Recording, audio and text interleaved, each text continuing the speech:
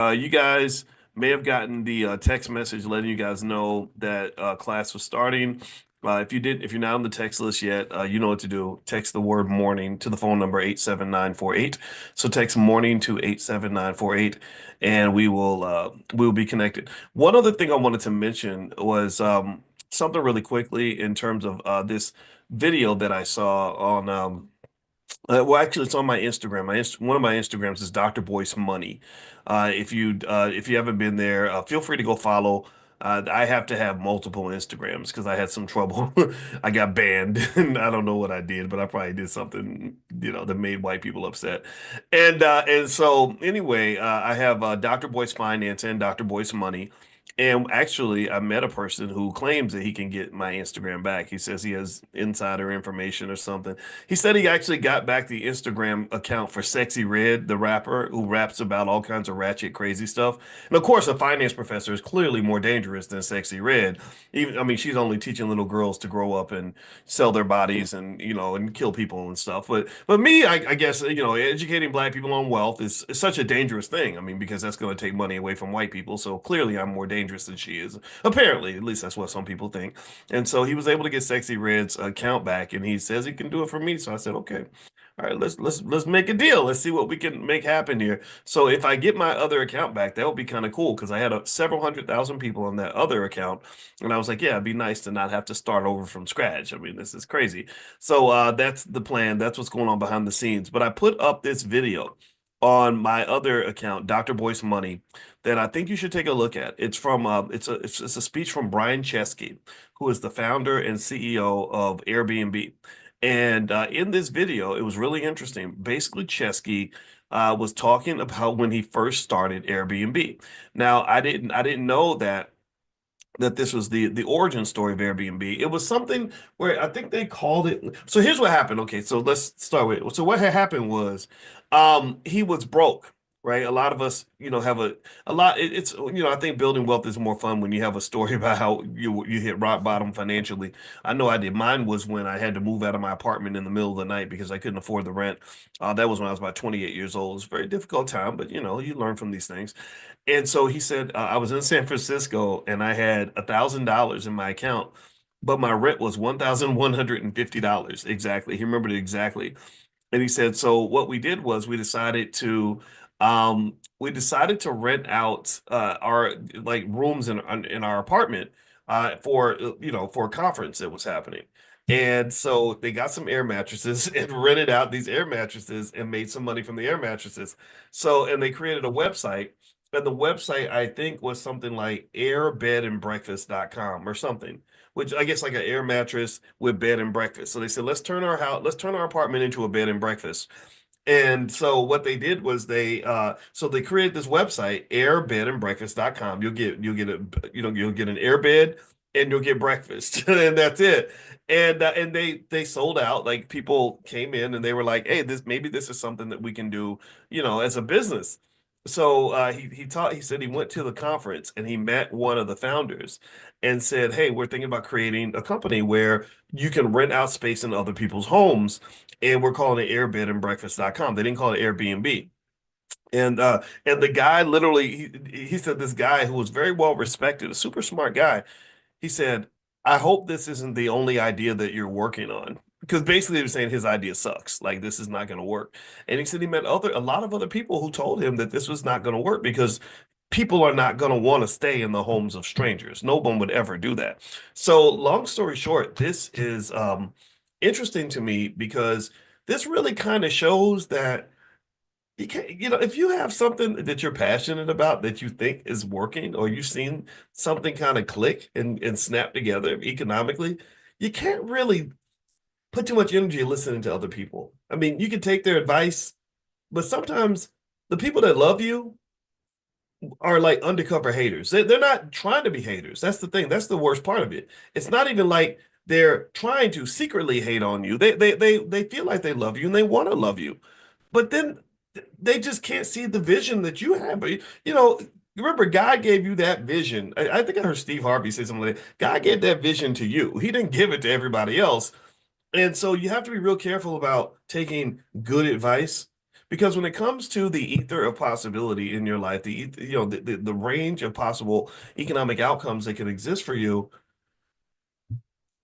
other people can't always see as clearly as you think. And because we don't have confidence in ourselves, we will take somebody else's opinion and value that more than we value our own opinion. But you kind of have an inside scoop as well. You know who you are. You know how resilient you are. You know how well the idea clicked together when you tried it. Like you tried it and it worked. And okay, at that point, you know that it worked. Like the minute he saw people renting those air mattresses, that's all the confirmation you need. You don't need everybody else to tell you that was a money-making opportunity. You saw it yourself. The man saw three people come in and rent an air mattress inside his apartment. So that right there tells you that there's a demand for this product. And so at the end of the day, that story was fascinating to me because what it reminds me of is that a lot of the people that appear to be the smartest don't really know a whole lot. They know things, but they don't know everything, and they don't know as much as we might think. And it would have been very easy for him to throw away a multi-billion-dollar idea because of what people had to say about it, right? And the worst part is for a lot of us, you getting advice from people that they never made a nickel in their life, don't even know how to make money. Right? Uncle Willie don't know how to start no business. Why is his opinion all that relevant right now? Your mama, she's sweet, she's wonderful, but if she's never done what you're doing, mama's opinion might just have to be corrected when you show up with the results. So sometimes you have to quietly work away at the vision that you have, and then everyone else will kind of see it, as you build it and you make it real. Because some people need something to be real for them to actually see it. Visionaries are a little bit crazy. To be a true visionary, you got to be a little bit insane. Because a visionary is someone that can see something before it's built, and then they will commit to building it. So then everyone else can see it and go, "Oh, that's what it is." And I can tell you, I can even say, even little things like me getting my PhD in finance. For years, my father thought that was a very bad idea. I remember one time I said to my dad, I love my dad, but one time I remember saying to him, I said, "Yeah, I was thinking about while I was in grad school, like going and learning how to be a plumber so I can make some extra money." And I think he said something like, "That's the best idea I've heard from you yet." And I was 24, 25 years old. Now pay attention. Now, at that stage in my life, I'd been teaching at the college level for 3 years. By 25, I'd been teaching 3 years. I was getting a doctorate in finance. I'd made straight A's all the way through college. And literally, the idea of being a plumber was the most impressive idea that I'd ever presented to my dad. Now, nothing wrong with being a plumber. I mean, believe me, we need more skilled people in the community, 100%. That's where real money's at, by the way. So I encourage you to look into the skilled trades, guide your children in that direction.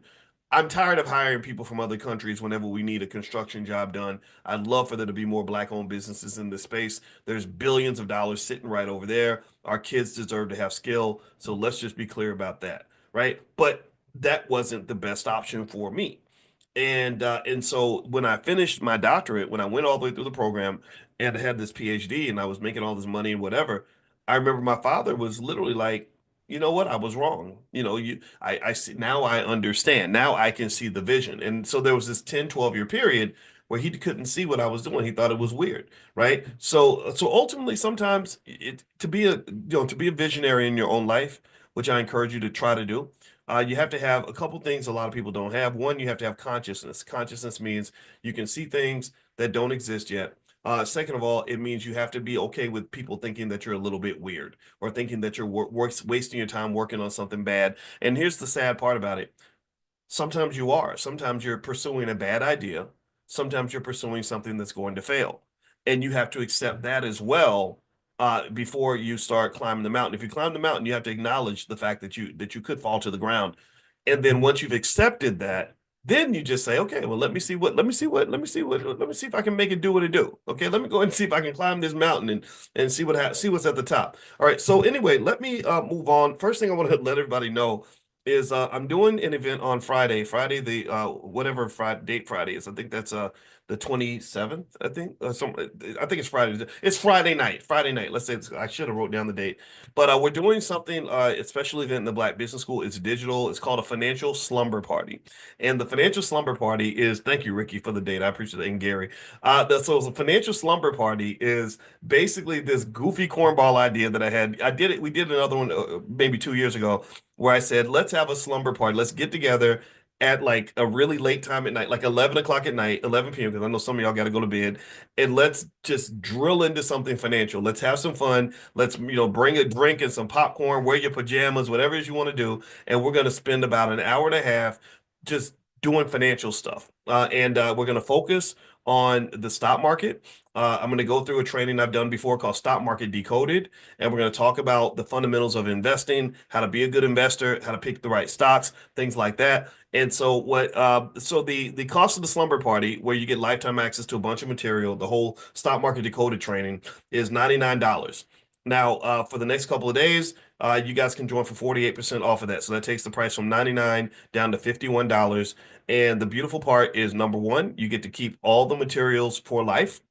They're yours for good. Number two, you can feel free to rip me off. That means it's buy one, get five free, meaning that if you have five relatives in your house that you want to expose to economic ideas, you can bring in the whole family for the cost of one membership. Okay, so we bring in the $51 because we're supporting the Black Business School. We're building our institution. You're going to learn more than you ever learned in college. I guarantee you that. If you haven't done that already, you will. I mean, this I already know that part because I was a college professor. But then thirdly, you can keep the price down and bring in anybody that you want, your family, your neighborhood, your whole church if you want to. I don't care about that. So the URL for this will be financialslumberparty.com. But since the URL, I don't even know if the URL is activated. So what I'll do is I will share a link right here in the chat where you can go ahead and sign up. Let's see, it's 48% off. So let me grab the link right now and put it in the chat for those of you that want to sign up. So it's going to be Friday night. I'm gonna try to see if I can get my wife to come out. Hopefully she won't act like an old lady and be like, I'm too sleepy.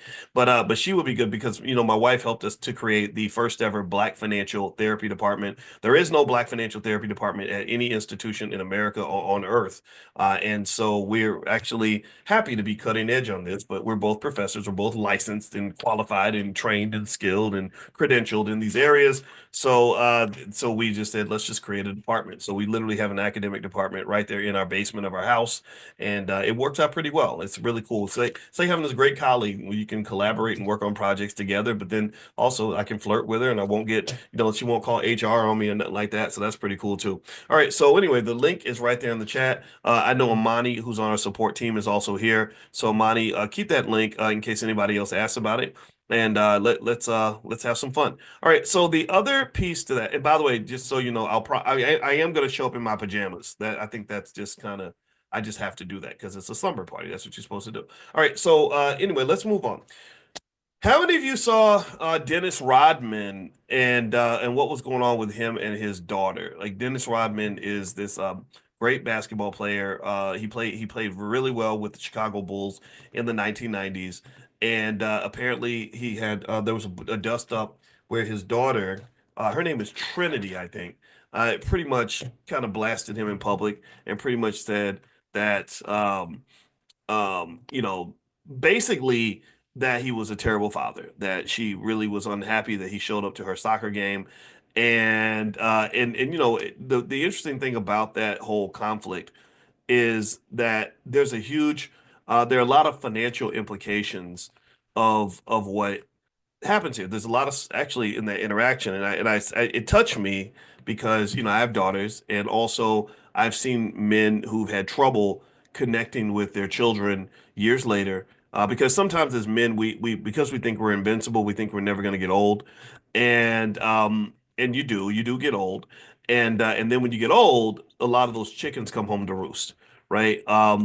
You know, it's one of these things where if you look at Dennis Rodman's daughter hating him, there's really there are a lot of deep angles to this that I think are very relatable, and they tie into investing in a major way. And let me just make the first connection for you.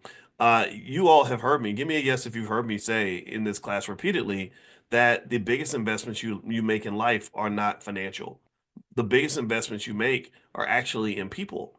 People people are your number one investment, not just money and wealth and all that.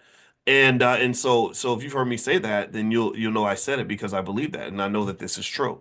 So and the thing about kids that's really interesting is, and I saw a lot of comments where people were saying, what do you have to complain about? You're rich, your dad, gave you this amazing life, and all these other things. You're kind of spoiled, and that might be possible, right? We know that kids get spoiled, rich kids have advantages that other people don't, things like that. But at the same time, the biggest thing about kids, if you have kids and you've been around kids, you'll know kids don't really care a whole lot about your money when they're children. They don't, you can't impress a 9-year-old by saying, hey, I went out and just made $1 million. They're just not going to care. They're going to say, well, but you didn't come to my ballet recital, or you hurt my feelings, the other day, or whatever, right? Or I asked you to play video games with me and you told me that you didn't have time because you had to work. And so that's the challenge, right? It's a tough kind of thing. But I actually made some notes on this Rodman thing, because I think that this is a big deal in the Black community. I know lots of men who've had trouble reconnecting with their children over the years. It's complicated. Sometimes it's because they weren't given the opportunity to connect the way they wanted to, right? And then sometimes it's because when we're young, and when we get older, we look back and say, "Oh, wait a minute, I got these grown-ups that are now judging the things that I did when I was in my 20s. They're saying, okay, daddy, why did you get 4 women pregnant? Hey, daddy, why didn't you make any investments for the future? Hey, daddy, why didn't you take care of your health when you were younger? And so you have to then explain, well, because I was 25 and I wasn't thinking about the future. I was thinking about how many girls I had and how much fun I could have, and I wasn't planning ahead. And this links back to the one of the core issues that I've actually talked about in many occasions is that the same reason that for some parents, I'm talking about the ones that didn't quite do everything they could have done, a lot of times that price you pay later on in life for bad choices you made when you were younger, that also fits into the same reasons why America is full of people that are obese and dying from preventable diseases, like the diabetes and the heart disease and all that, right? Because when we're 25, we're not thinking about our health. We're eating cheeseburgers and everything else, and you're not thinking about long term. You're golfing down the fried chicken without wondering how it's going to feel to be stuck in the hospital when you're 400 pounds and you're about to get your leg cut off because fried chicken has a price that's much higher than the 7.99 you paid to go to Popeyes that day, right? So you thought the price was 7.99. No, the price is a $400,000 surgery when you're 52 years old, right? The price might be the stroke you have in the middle of the day when you thought you had another 30 years to live. Okay, so the price of your food is not the price of your food. The price of your food is all of the consequences and pain and challenges that you're going to go through if you allow the world to convince you to only think about the here and now. Okay, so the same reasons that a lot of us have the health problems, or the same reason that a lot of us might struggle with our kids because of bad decisions we made when we were younger, that's also the reason why most Americans are not ready for retirement. Most Americans are not prepared for retirement, partly because they didn't think they'd ever get old. They didn't think retirement was really a big deal, or they always said, "I'll do it later. I don't have to think about that now because I'm only 29. Like it'll be forever until I'm 65." And then now you're like 62, and you're like, "Holy crap! What happened here? What did I do?" So this is an investing concept. See, what I want you to understand is I need you to get this, and I'm going to ask you to confirm to me that you're understanding what I'm saying here. Investing, number one, I mentioned it usually it's not about money. Money is like a tiny part of investing. But then number two, all investing really is doing something today that's going to have a benefit later on down the line, right? That's all investing is. All investing is having the consciousness, which consciousness is at an all-time low in our society. We're not encouraged to be conscious. We're not encouraged to be disciplined. We're not encouraged to have delayed gratification. So all the consciousness really reflects is that the willingness to sacrifice now so that things will be better later on. Do you understand? And I started to observe this lack of consciousness. I'm gonna get back to Rodman in a minute because I think this is because that's what brought me into this discussion. I started to notice a lack of consciousness amongst a lot of the black men that I grew up around when I was in college. I remember, I don't know I don't know if my parents were special geniuses or what. I have no idea, but I do know that it just seemed instinctive to me that if you're in school, you study hard so you can have a better life later on. Do you understand? Like it's like, okay, yeah, I study hard now, I make good grades now, I work my ass off for 3 or 4 years, and then I get to benefit for the next 40 years. That's a good deal. I'll trade 3 or 4 years of discomfort for 40 years of happiness. Like that's a nice little trade. Muhammad Ali, who's from my hometown of Louisville, he's my one of my greatest heroes, right there with Malcolm X. Um, he when he trained, yeah, anybody remember when he used to say, he would tell himself, "Suffer now, and then live the rest of your life as a champion." Anybody remember that? Ali used to say that. So that was kind of the thinking, like, okay, I suffer a little bit now, I pay a little price now, but I get big dividends that pay for the rest of my life. That was to me as simple as 2 plus 2 equals 4. But a lot of my friends didn't see the world that way. It was really interesting.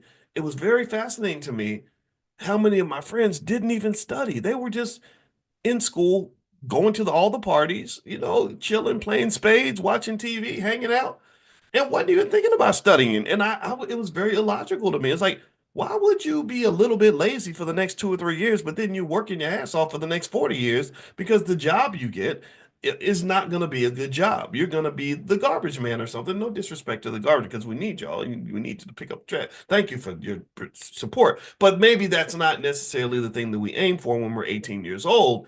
And I remember just thinking, you're going to have some horrible job that you hate and be miserable forever, and you're willing to endure all that because so you can be lazy for 2 or 3 years.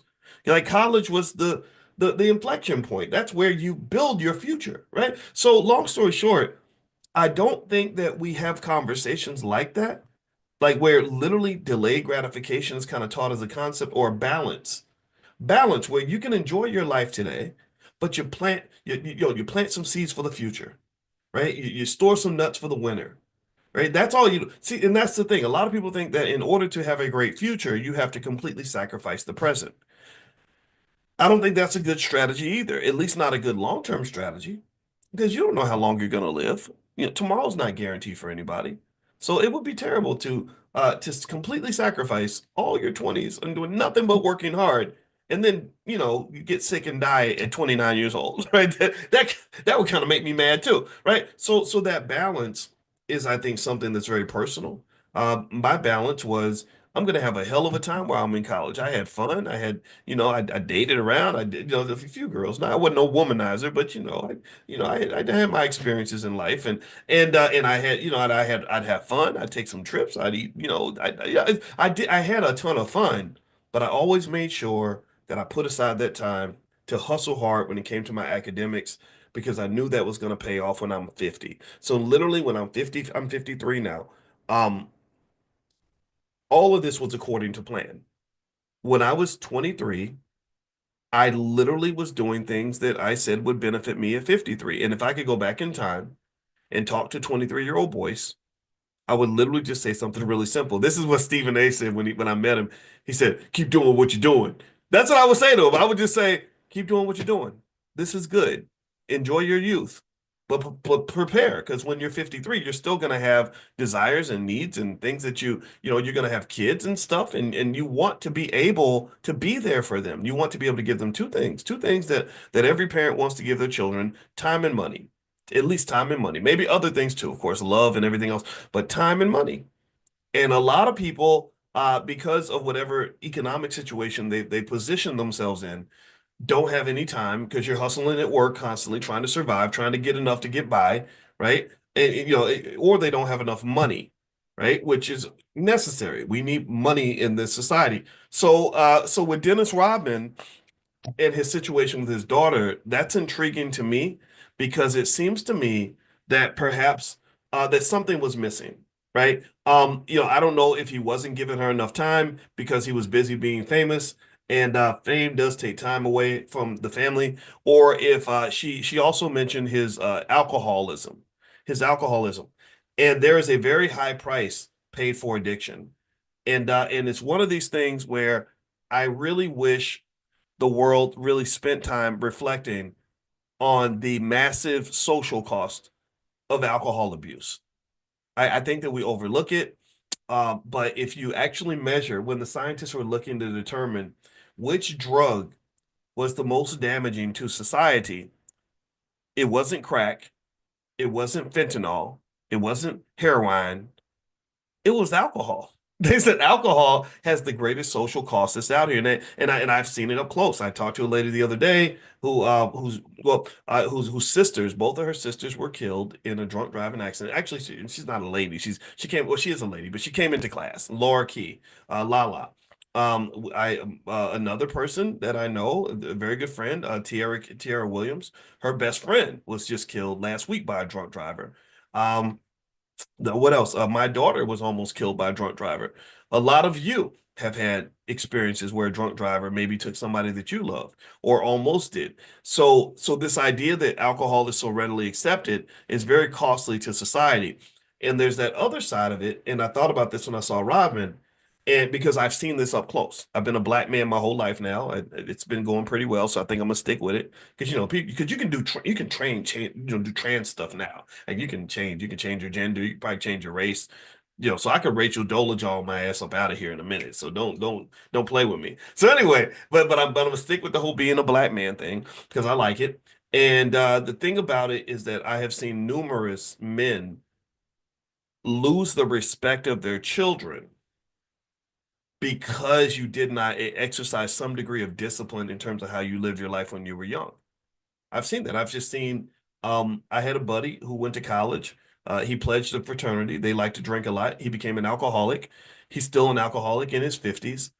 And I've talked to his children.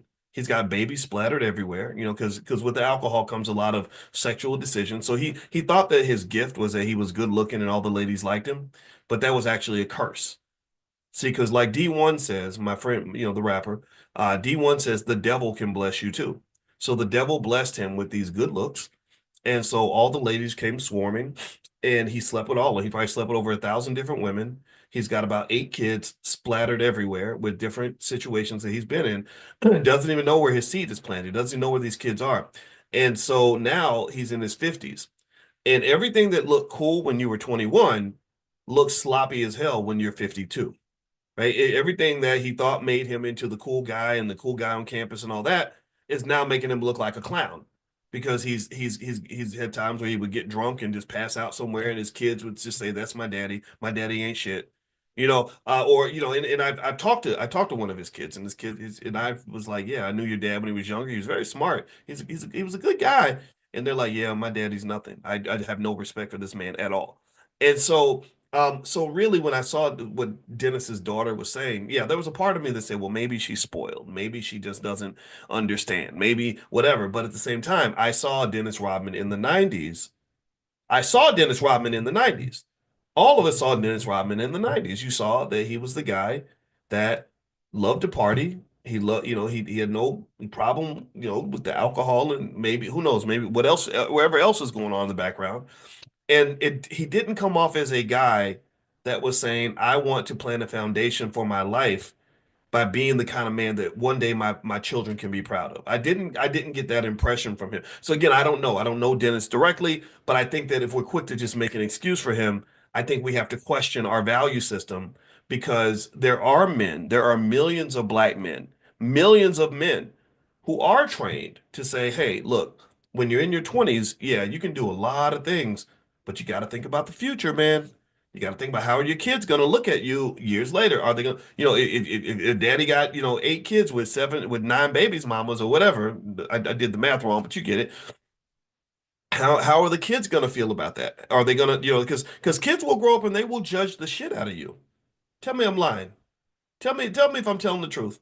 Kids grow up, and it's funny. Like people like, man, I got this baby. This baby, I don't really like this lady. This chick don't have my baby. Well, that baby ain't gonna be a baby for long. Well, that baby's only about 8 years old. They're gonna learn how to use the internet. And then the baby's going to become a teenager and they're going to need you and they're going to start looking for you and they're going to get to like college age and start looking at history. They're going to look at your timeline. And if you've been living life as a sloppy man, oh, they're going to be like, what the hell is this? What is wrong with you, man? Like, and here's the thing. Right. So there are people who have a belief, and I respect this, that things like alcoholism and drug addiction are illnesses or sicknesses, right? And that someone that's addicted to a substance is sick. And I agree, you are technically sick. But one of the things about that, though, is that acknowledging that you're sick when you have this addiction should not be a crutch that you get to carry with for the rest of your life. Like once you know that you're sick, you have a choice of whether or not you're going to do the work to get well. Do you understand?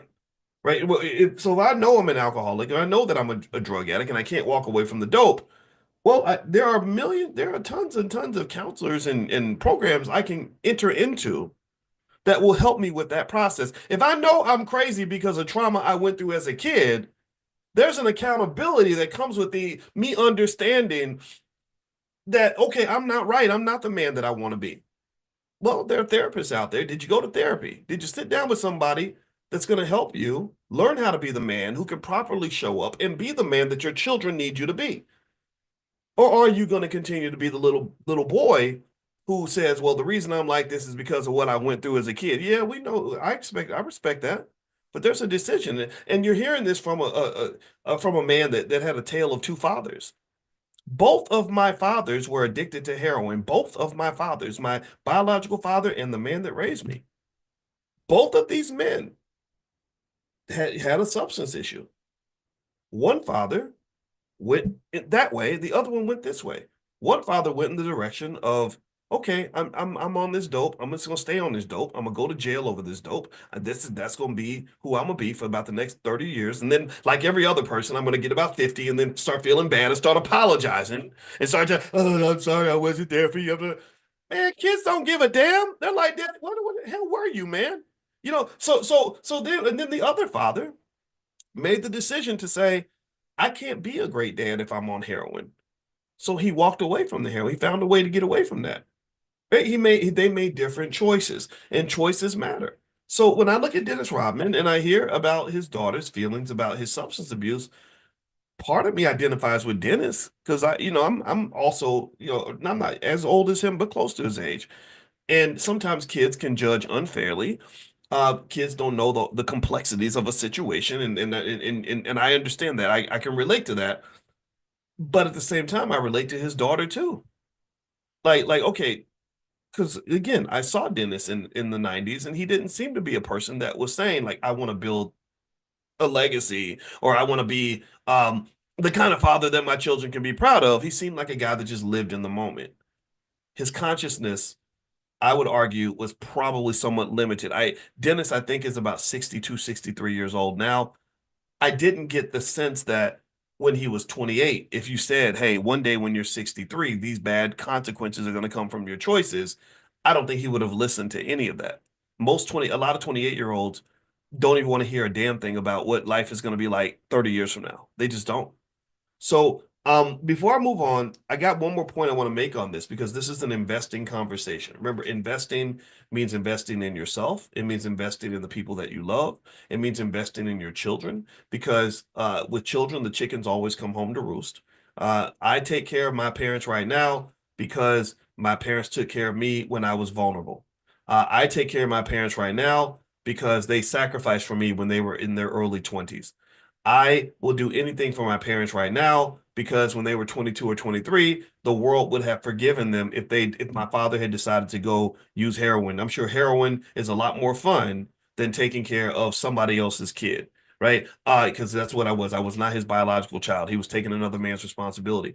My mother, I'm sure, running the streets and being a feminist and dating a whole bunch of different men might have been more interesting in her life when she was 25 and cute than taking care of this little big head baby that she could have easily aborted or abandoned or dropped off at the orphanage or whatever. There are mothers that have done this.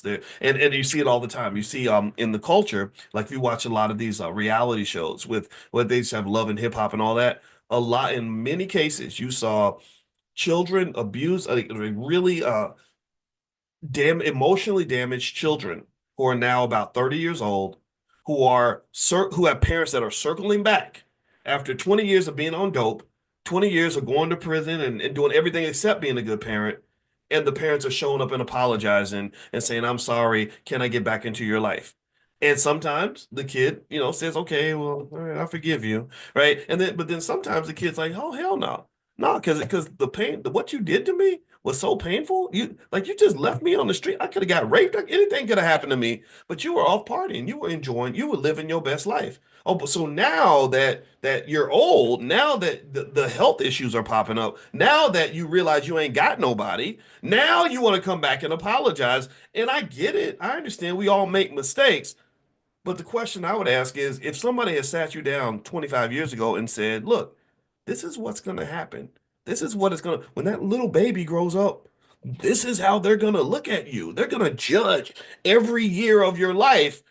Are you ready for that? I guarantee you that a lot of those people would have said, whatever, I don't care. Because they're not thinking about the future.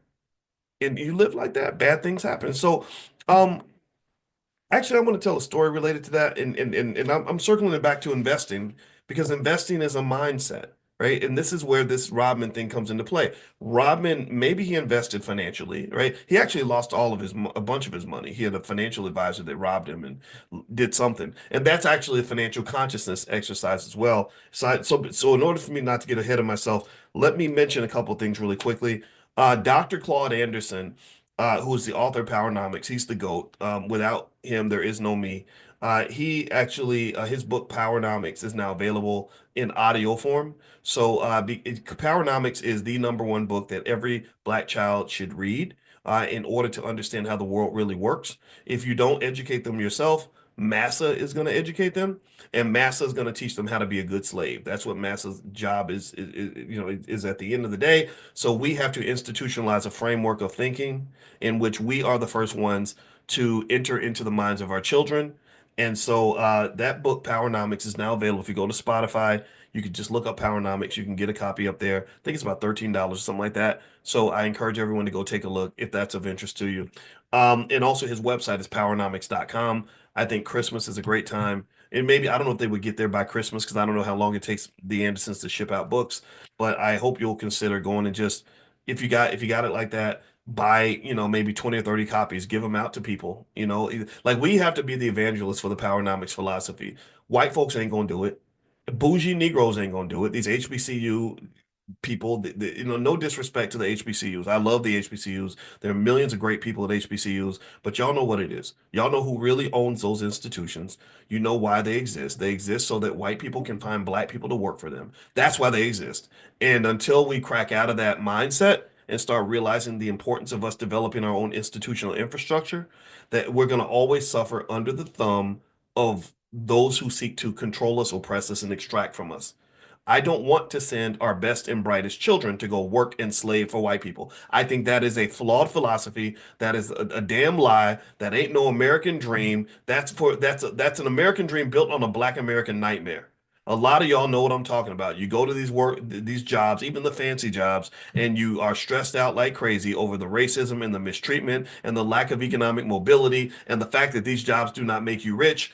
It's time to bust out of that. It's time to end all that right now. That's got to be thrown in the garbage. No, again, no disrespect to the civil rights movement and all that. What I love about right now is that people are learning that you were fed a big package of lies, that you were just given a bunch of BS through the years. Our dream back in the day, tell me if you know what I'm talking about, if you remember this. The dream back in the day was you go to school, work hard, make good grades so you can get into a good college, give them all your damn money, give them all your generational wealth, right? Go broke because you're damn near $200,000 in debt, and then hope that some other white person will hire you. And then they'll hire you and won't even pay you enough money to get out of the debt that you accumulated in college. So basically, what they've done is they tricked you into to becoming an educated sharecropper.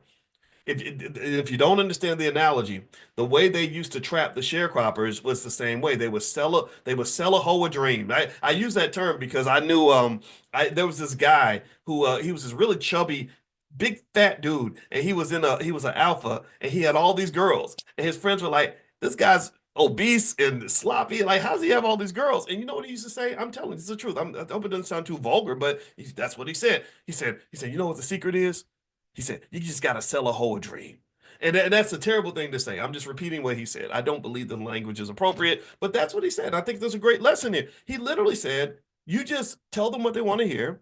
You tell them how much you love them, that you want to marry and have kids with them, and whatever little dream that, and you have no plans of delivering any of this. Y'all know Negroes like this. You know people that do this, right? And then they'll kind of just serve you. They'll give you what you want. So I believe that that's what they do. They sell us a dream that doesn't exist, and we fall for it lock, stock, and barrel. We fell for that dream back in the 80s and the 90s, and I did too. And then next thing you know, you find that it doesn't give you what they promised. And so I believe that the best way to make sure that your dream is fulfilled is for you to fulfill it yourself. The best way for you to have what you deserve is for you to go out there and get it. For you to create that. The best reality that you'll ever live in is the one that is created by you. Because there's nobody out here that you should trust more than you. Forget these damn black leaders. Ain't no such damn thing as black leadership. I talked to my sister's boyfriend. He's a great guy. He's a real estate developer and he owns a pickleball team, right? I didn't know what the hell pickleball was, but apparently that's making him millions of dollars because it's a growing industry. So anyway, this cool brother who does real estate and has the pickleball team, we were just sitting there reflecting on just how misled the black community has been for such a long time. How you had these individuals propped up as so-called black leaders, and he said, "What other community has leaders? Like who's the Jewish leader? Who's the Latino leader? Like we're the only ones who are like under this type of management. Like we got to manage the Negroes. We got to keep them lockstep. So they'll spend their money over here, give their votes over there, serve these institutions and believe in this false dream. And so this false dream that was fed to us with these black leaders, it's a bunch of crap. You know it's crap. That's why you're here. If you didn't know that it was crap, you'd be out there still chasing the dream that ain't never gonna happen. But you know it's crap. The boule and all of that stuff. I mean, I'm sorry. All y'all, you need to stop that nonsense. You're working on behalf of massa to control the masses. And so whenever one of us gets out of line, whenever one of us starts, speaking a different kind of truth, somebody gets on the phone, hey, you need to control this person. And then they go and you go and your job is to go out and chase down the black people that are actually looking for a different solution. And I hate to say, and I know some people may be offended by it, but I feel like that's what Barack Obama was doing during the election. I don't even think Obama wanted to go out and scold black men. You need to do this, you need to do that. I think somebody told him to do that. I think somebody said, "Hey, we need you to go and get your people." And I've seen this. I don't tell you all this a lot, and I don't want to make this conversation overly political because I know we have different political views. So before I move on and tell you the story, this is another Al Sharpton story. But before I tell you the story, can we get a yes in the chat to agree that I respect your politics, that this is not about me telling you to vote Democrat or Republican? Just give me a yes so I can feel better because I don't want people thinking like, oh, Boyce is telling people who to vote. I don't do that. I don't tell you what to do. I told you that you don't need leaders. That includes me. So stop accusing me of doing something that I don't do. I do not tell people who to vote for. That is not my job. As a free American, you should know these things. So stop it, please. Thank you. Thank you for the yeses. I want to know that we can talk about stuff and still love each other and not be like, well, I don't like you because you didn't vote for Trump or you didn't vote for that. Come do what you want to do, man. I love you anyway. I respect you. So here's the thing. So here's my Al Sharpton story. I don't know if I told this before or not, but it was really hilarious. So I didn't really know, like when I met Sharp, I like it. By the way, he's a smart man. I mean, I don't care what anybody says. That man is a genius, absolute genius. Because I watch how people process information. Smart man. But, he has a complex history, right? So like FBI and for all and so the time I was around him the most was around 08, 09, right? I was still on the faculty at Syracuse and I would get invited to New York, and I got to know some interesting people in New York, and I went to his Action Network conference, everything else, and one day out of the blue, he says, "I want you to meet the president of MSNBC."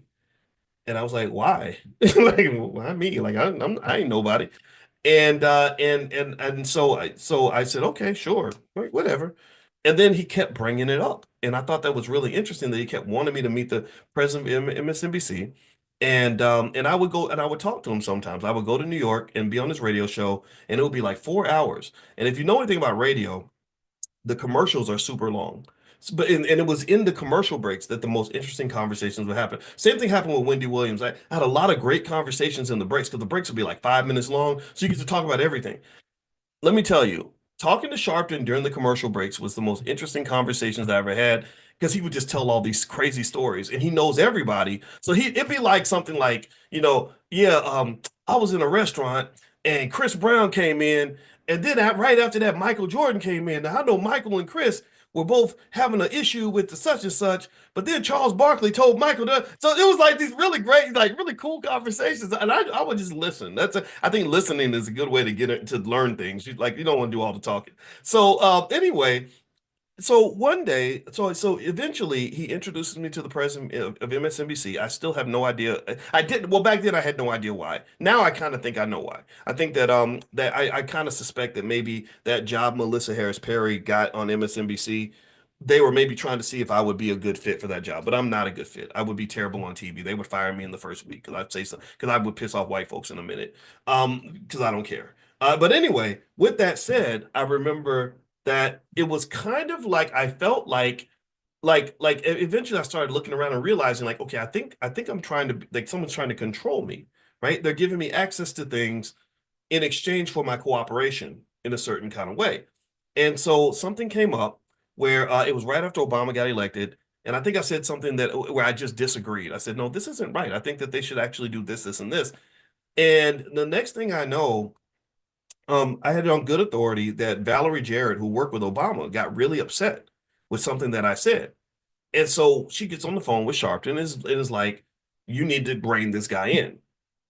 And if you know anything about me, I'm not easily reined in. That's not who you talking to? My parents can't rein me in. And so we got on this interview. I'll never forget it. It was like a radio thing where we were going to have a debate with me and Melissa Harris Perry, and Sharpton was the moderator of the debate.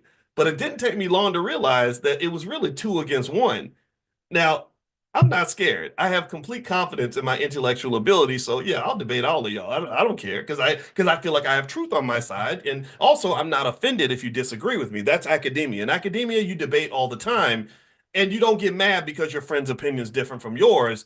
You just talk it out. Right. So I was like, oh, okay. Well, it seems like it's two against one because it seems like y'all both have the same opinion, but that's okay. Let's do it. And we did that. And I'll never forget, it almost got to the point where I was kind of told in no uncertain terms, like, you need to back away from this position.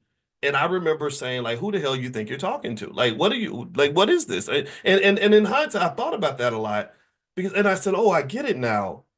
His job was to control me. His job was to be kind of like the manager of black people. Right. And so that was when I kind of walked away and said, no, I'm not participating in this stuff. This is stupid. This is not to the benefit of our community. This is to the benefit of the political elite. And so ultimately, I firmly believe this. I firmly believe that there are so many people that have a vested interest in managing and controlling black people.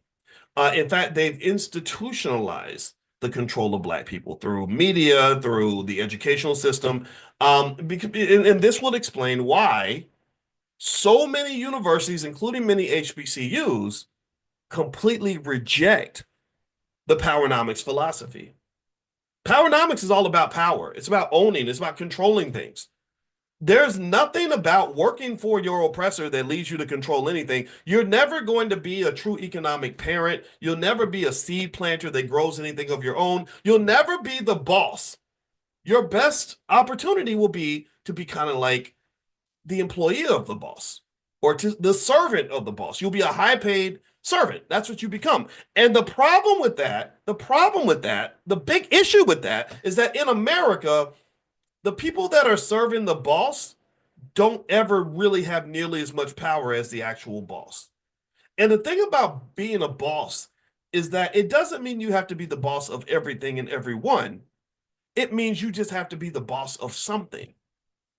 And because in a capitalist society, if you do not own something, then something will probably own you. You will be on thin ice. You will live your life on a slippery slope. You can be easily displaced. You can be easily moved around like a chess piece.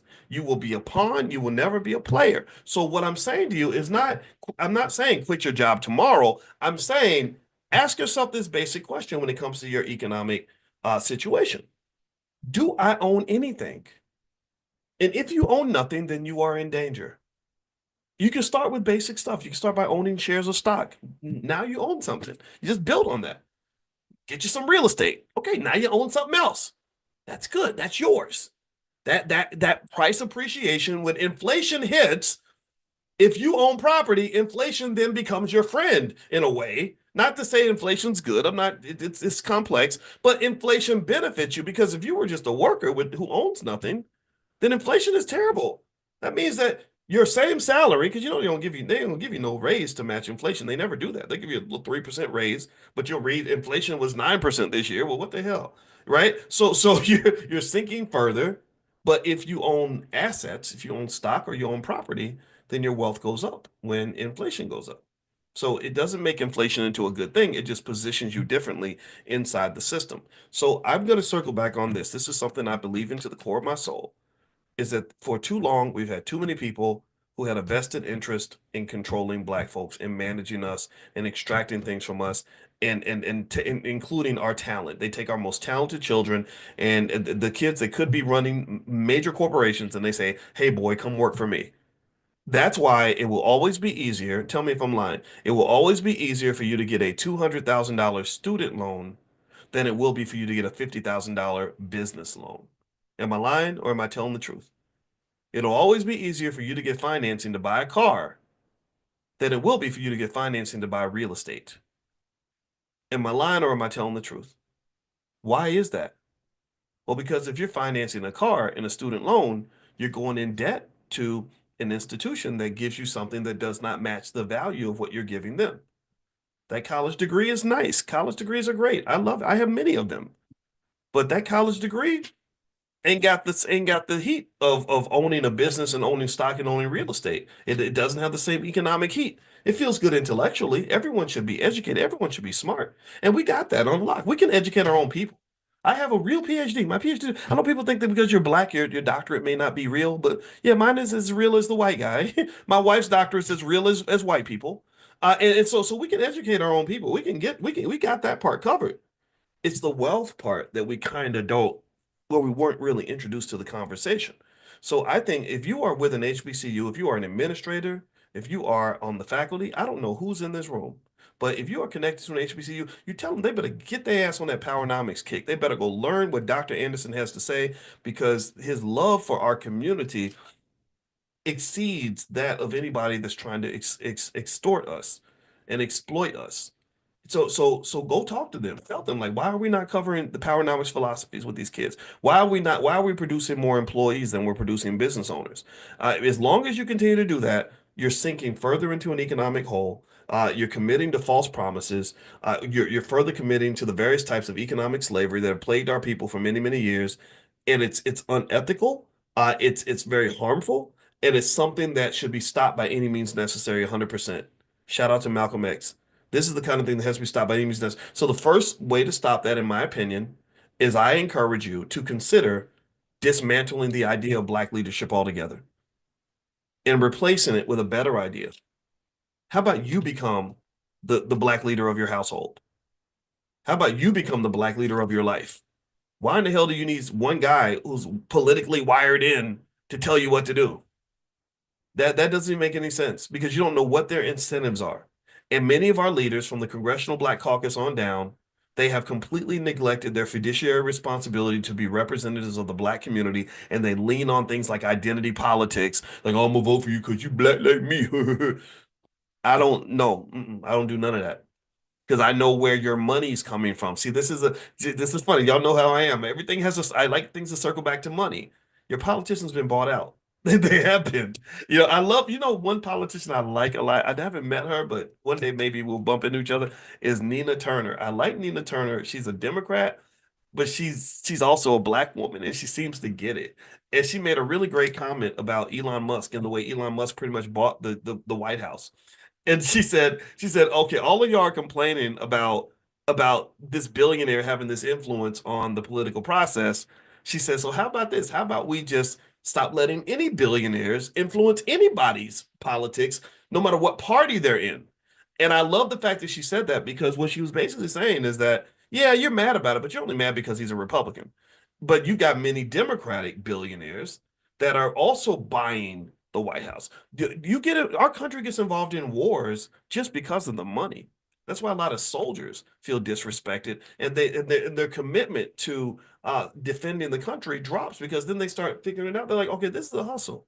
You made us into hired guns. You want to go into a country because they have oil, and then you make up some story that Americans are going to believe that their leaders need to be replaced or whatever. When really your whole plan was to make weapons deals with Lockheed Martin and all this stuff. So they're getting billions of dollars in government money to fight an unnecessary war. And then your other part of your plan is once you get there, you're going to let Exxon and all these other corporations come in and pull oil out of the ground. And then other companies are going to make money from the government by rebuilding the country after we destroy it unnecessarily because you just made a war up in your head. And that's very different from defending the country.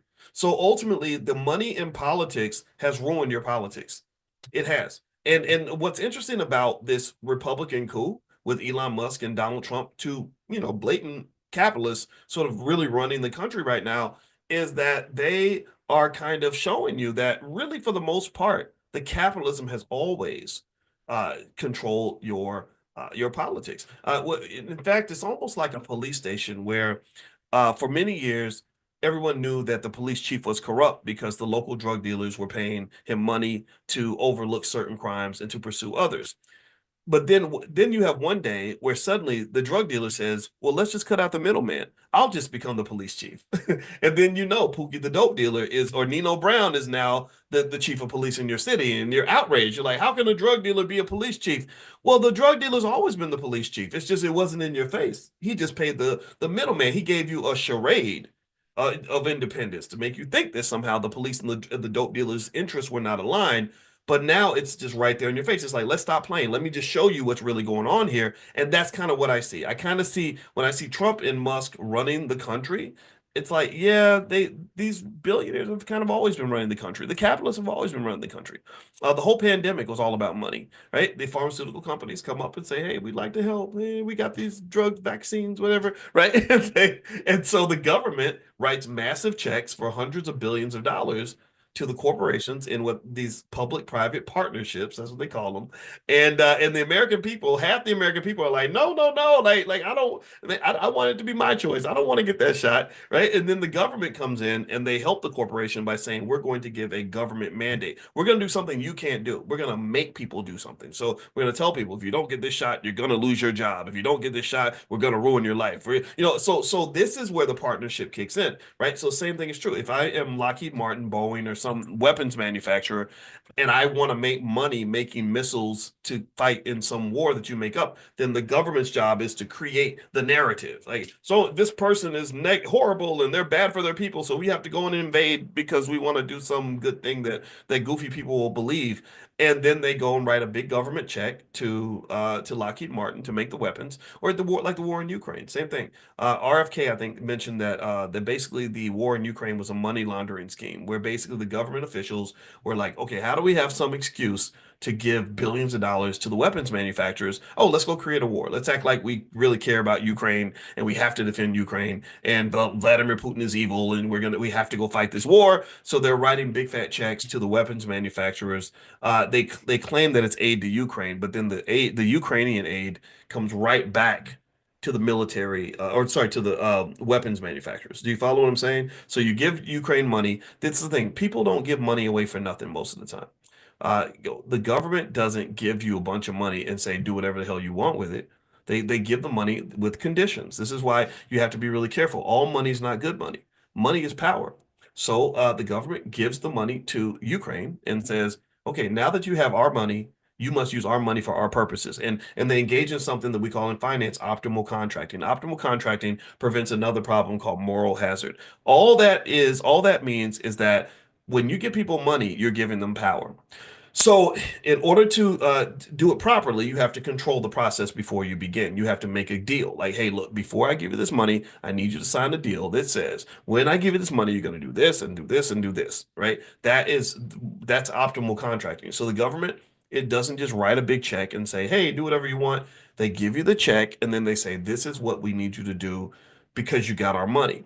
And this is why for when you're black in America and you're getting money, and we get to the point where we celebrate people just because they have money, you have to ask yourself, what did you do to get that money? What contract did you sign that allowed them to pay you so much money?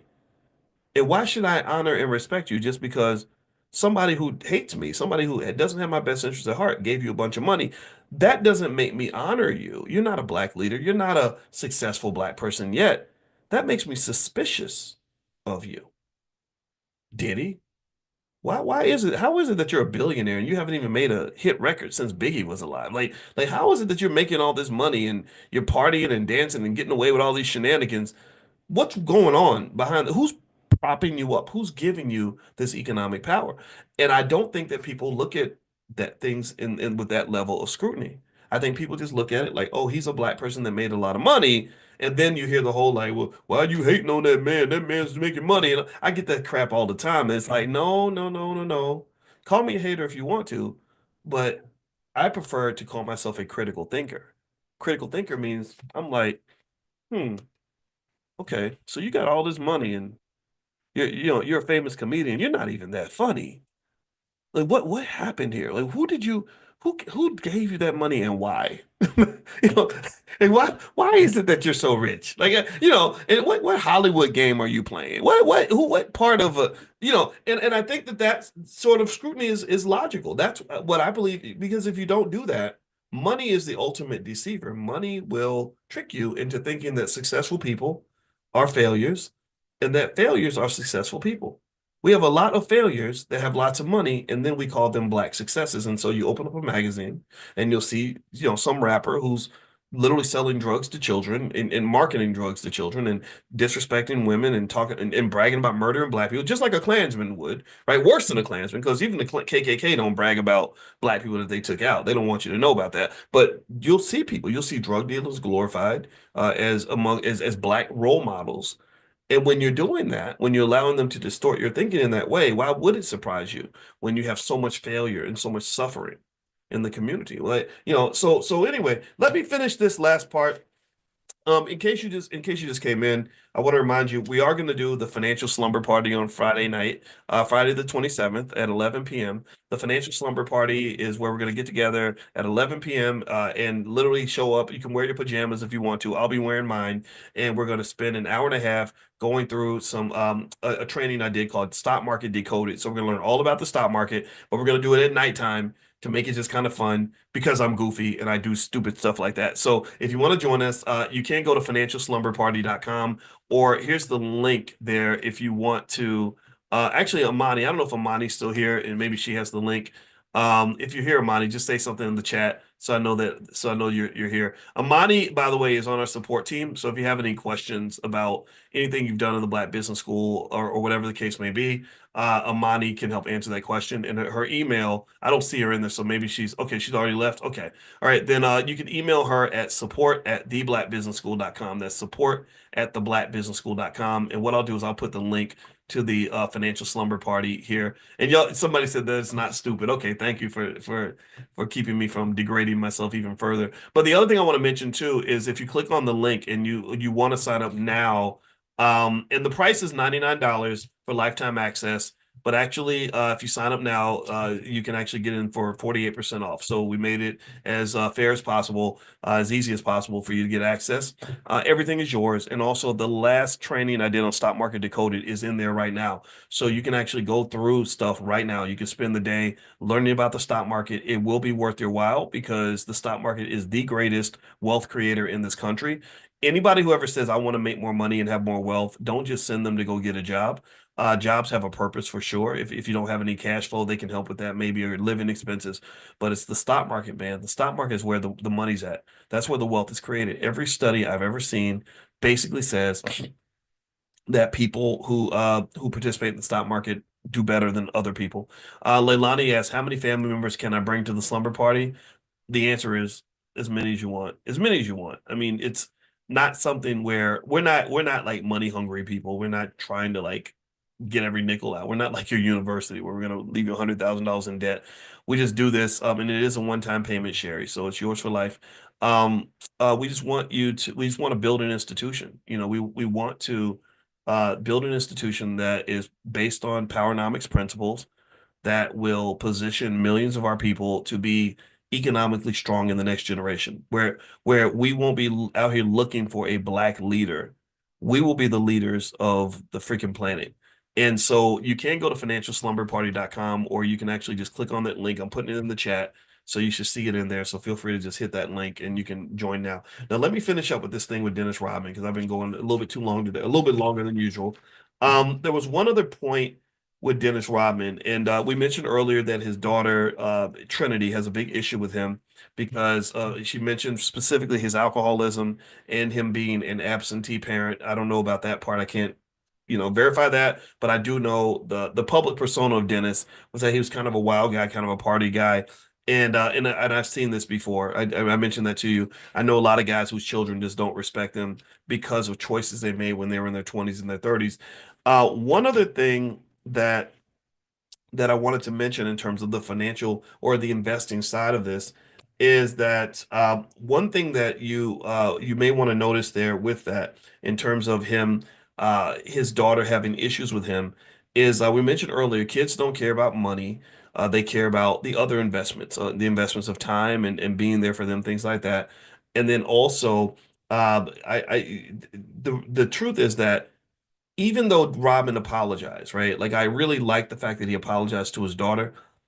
Sometimes an apology just doesn't cut it, or an apology doesn't remove the pain. So an apology is sometimes the best that we can do, and I think Dennis should be commended for apologizing to his daughter. But one of the things that I encourage you to consider is that if you knew better in the beginning, like if you just knew that there were going to be long-term consequences to your behavior and you did something to harm another person, an apology does not sort of clean the slate completely, and it shouldn't clean the slate completely. I'll give you an example of when I did something that was wrong when I was a kid. I had an addiction, and my addiction was Pac-Man. When I was, anybody remember back in the 80s and stuff when Pac-Man was like the biggest thing? I used to love playing Pac-Man, right? And I was really good. I memorized the little pattern. Remember the pattern? You memorize the pattern, you could just play it like forever. So I had the pattern down. I was really good. And I just love Pac-Man. So here's what happened. This is me giving a public confession to a crime that I committed many years ago. My mother gave me like $6 to go to the store, and I was supposed to use $3 for something that my sister wanted and $3 for something I wanted. Well, that was kind of the plan, but sometimes addictions they be calling me, man. They be calling me. So my I didn't have a crack addiction. I had a pack addiction. So my pack addiction to Pac-Man said, you could play a lot more games if you use the whole $6 for yourself. So I was trying to think, and I knew it was wrong. I knew it was wrong, but it'd be calling me, man. It'd be calling me. So I went to the store and I was thinking to myself, like, what can I tell my sister to kind of, because I felt guilty. I felt really guilty taking my sister's money. And I was like, I know what I can do. I could just apologize to her. I could just talk to her and tell her, that I played good and that I'm really sorry. I'll make it up to her. So lo and behold, I go into the store and I use all the quarters and I play all this Pac-Man and had a great time, right? It was a hell of a binge, hell of a time. So then I'm coming home and I'm scared. Now I'm like, crap, like I took her money and this wasn't right, blah, blah, blah. You feel the guilt after you go take the hit and you have the little crack binge, you start feeling bad about it, I guess. I'd never smoked crack, but Pac-Man felt like crack. And I got home and I did apologize to my sister and I was like, I'm really sorry I spent your money and I'll make it up to you, blah, blah, blah. And she kind of forgave me, but my mother still whooped my ass. like that, because I grew up at a time where getting kids getting whooped was not seen as like child abuse. You didn't, I just think it's crazy that kids can like call the police on their parents now. That's too much power for kids. I don't know. But then again, let me just stop because I don't want to. I don't think whooping kids is the best way to raise them. But I got many whoopings, and I don't know. It's I can't. Let's stop talking about that because I'm gonna get it wrong. But anyway, so my mother whooped my ass. And I think I deserve to be punished 100%. I apologized to my mother, and I think the apology might have been accepted. I mean, I don't know if she did or not. My sister accepted my apology, my mother didn't. But my mother punished me. And so, what that really says to me is that in this moment, I made this decision knowing that it was wrong, knowing that there's going to be a long-term consequence, but the instant gratification of playing Pac-Man and feeding my addiction was what I chose to do, but it was still a choice. And even though I came back and I made a full-throated apology and I was really sorry for it, I was genuinely sorry for what I did, and maybe even planning to change my behavior. Who knows? I was 8, I don't remember. Um, I still got punished for what I did because I deserved to be punished. Maybe I didn't deserve to be spanked. That's debatable, but I deserved a punishment, right? Because I'd hurt somebody. So I kind of feel like when somebody is not thinking about the future, when somebody's not thinking about you, when somebody makes a conscious decision to feed an addiction as opposed to feeding the child, or feed, and I'm not talking about feeding them with food, I'm talking about feeding them with love, right? Or chooses to run the streets as opposed to cater to their family, there's a consequence to that. There's a pain that comes with that. There's an irreversible harm that occurs with that. And so years later, I think like, you know what? I'm gonna live my best life. And then when I get 50, I'll just apologize for everything. And then at that point, maybe you'll treat me as if it never happened, or you'll treat me like I'm a regular dad, or give me the respect and authority that I believe a father should have, even though I did not earn it. I think that's highly illogical. I think that when I look at a Rodman situation, again, I see this as an investment scenario. I really do. I see this as okay, you didn't make an investment over here, but you're kind of seeking credit as if you did, but you really didn't. You didn't invest in her. Yeah, you gave her the DNA, you gave her your last name, you probably wrote a lot of child support checks. I give you credit for that. But when it came to the other investments that are required, the more important investments, the emotional investments, something appears to be missing. And so now you want to circle back and say, I'm really sorry. And then it's like, poor me. Even the internet's backing you. The whole internet's saying that little spoiled girl, and at least he's apologizing. He's apologizing. Well, an apology doesn't always fix it when you knew better. I just really, I think that this idea, I think forgiveness is very powerful, by the way. I want to just be clear about that. If you're ever mad at somebody because they did you dirty, you should forgive them, not for them, but you should do it for yourself because carrying anger and resentment around, it's only going to hurt you. Like they say, that resentment is like drinking poison and thinking the other person's going to die. No, they're not going to die. You are. So stop drinking the damn poison. Learn how to forgive. Forgiveness is a superpower. I've had to use forgiveness a lot in my life. But once I forgive you, it's between me, myself, and I. It ain't got shit to do with you. And so don't you dare come over and try to cash the forgiveness check with me. Like, hey, now that I'm forgiven, can we do the whole thing again? Can I just get credit as if I did everything right the first time? No, you can't. You can't. Because now, now I'm a grown up and I just don't love you like I would have loved you if you had spent time with me instead of chasing the drugs or the women or the lifestyle that you wanted to have. And I'm gonna tell you like this too, and because remember, this is an investing conversation. I'm gonna make sure that's clear so you don't think I'm just talking about life and things. There's a lot of young people I see who are living lives in their 20s where there's gonna be a hell of a price to pay when they get in their 50s and their 60s. They're getting caught up. The internet in the world fills you with the desire, an incessant, insatiable desire for instant gratification to the point that you're not even thinking past the age of freaking 35. You ain't making no investments. You're not getting no education.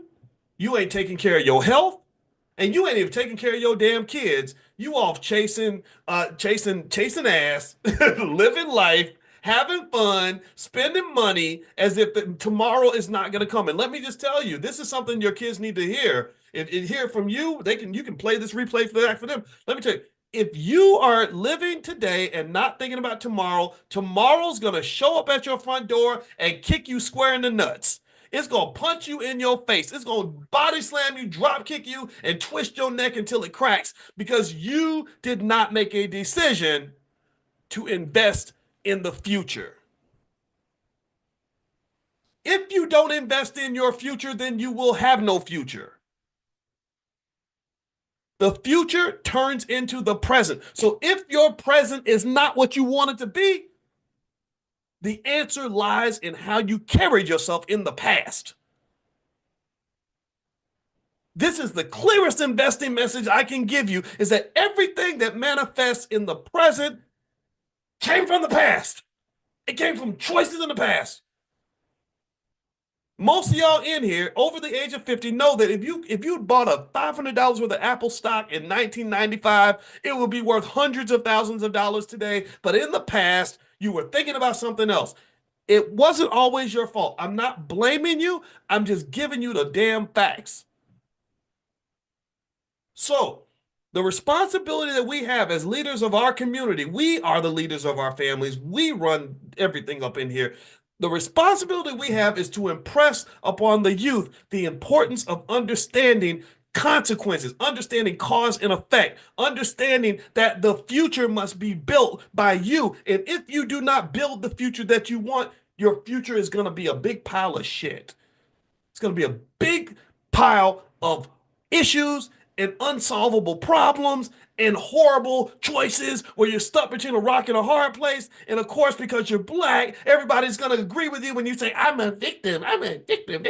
Life is so hard.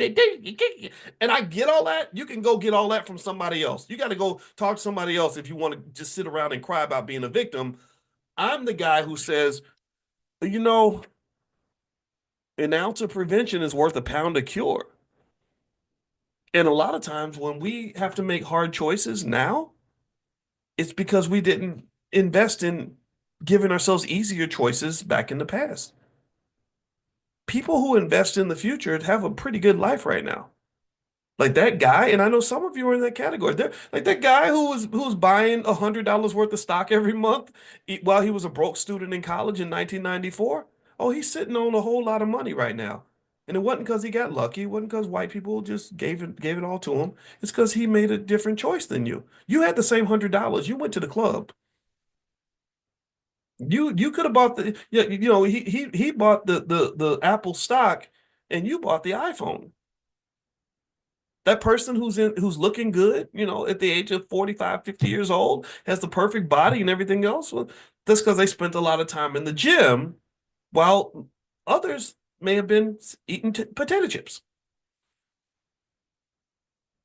That person who has a whole bunch of children around him that love him and are there for him when he goes to the doctor and gets the cancer diagnosis. Well, he spent thousands of hours investing in the love that he's receiving as a 55, 60, 70-year-old man. When a lot of his friends were off chasing women and just trying to get as much ass as possible and trying to live their best life. They went to the liquor, the weed, and the women.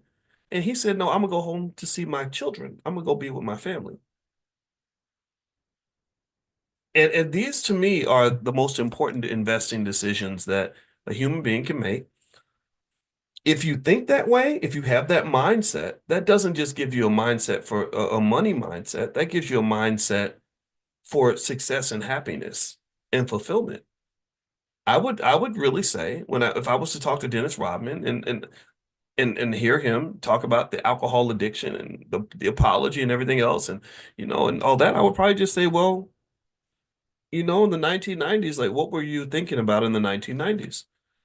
And I can just tell you for a fact that um I know a lot of these guys back then when they were younger and you could tell that some of them, you could just say, hey, you're gonna pay a big price for this later on in life. And they would have ignored you. They would have thought that you were being corny, you were being a nerd, you were blowing their high. You're so serious.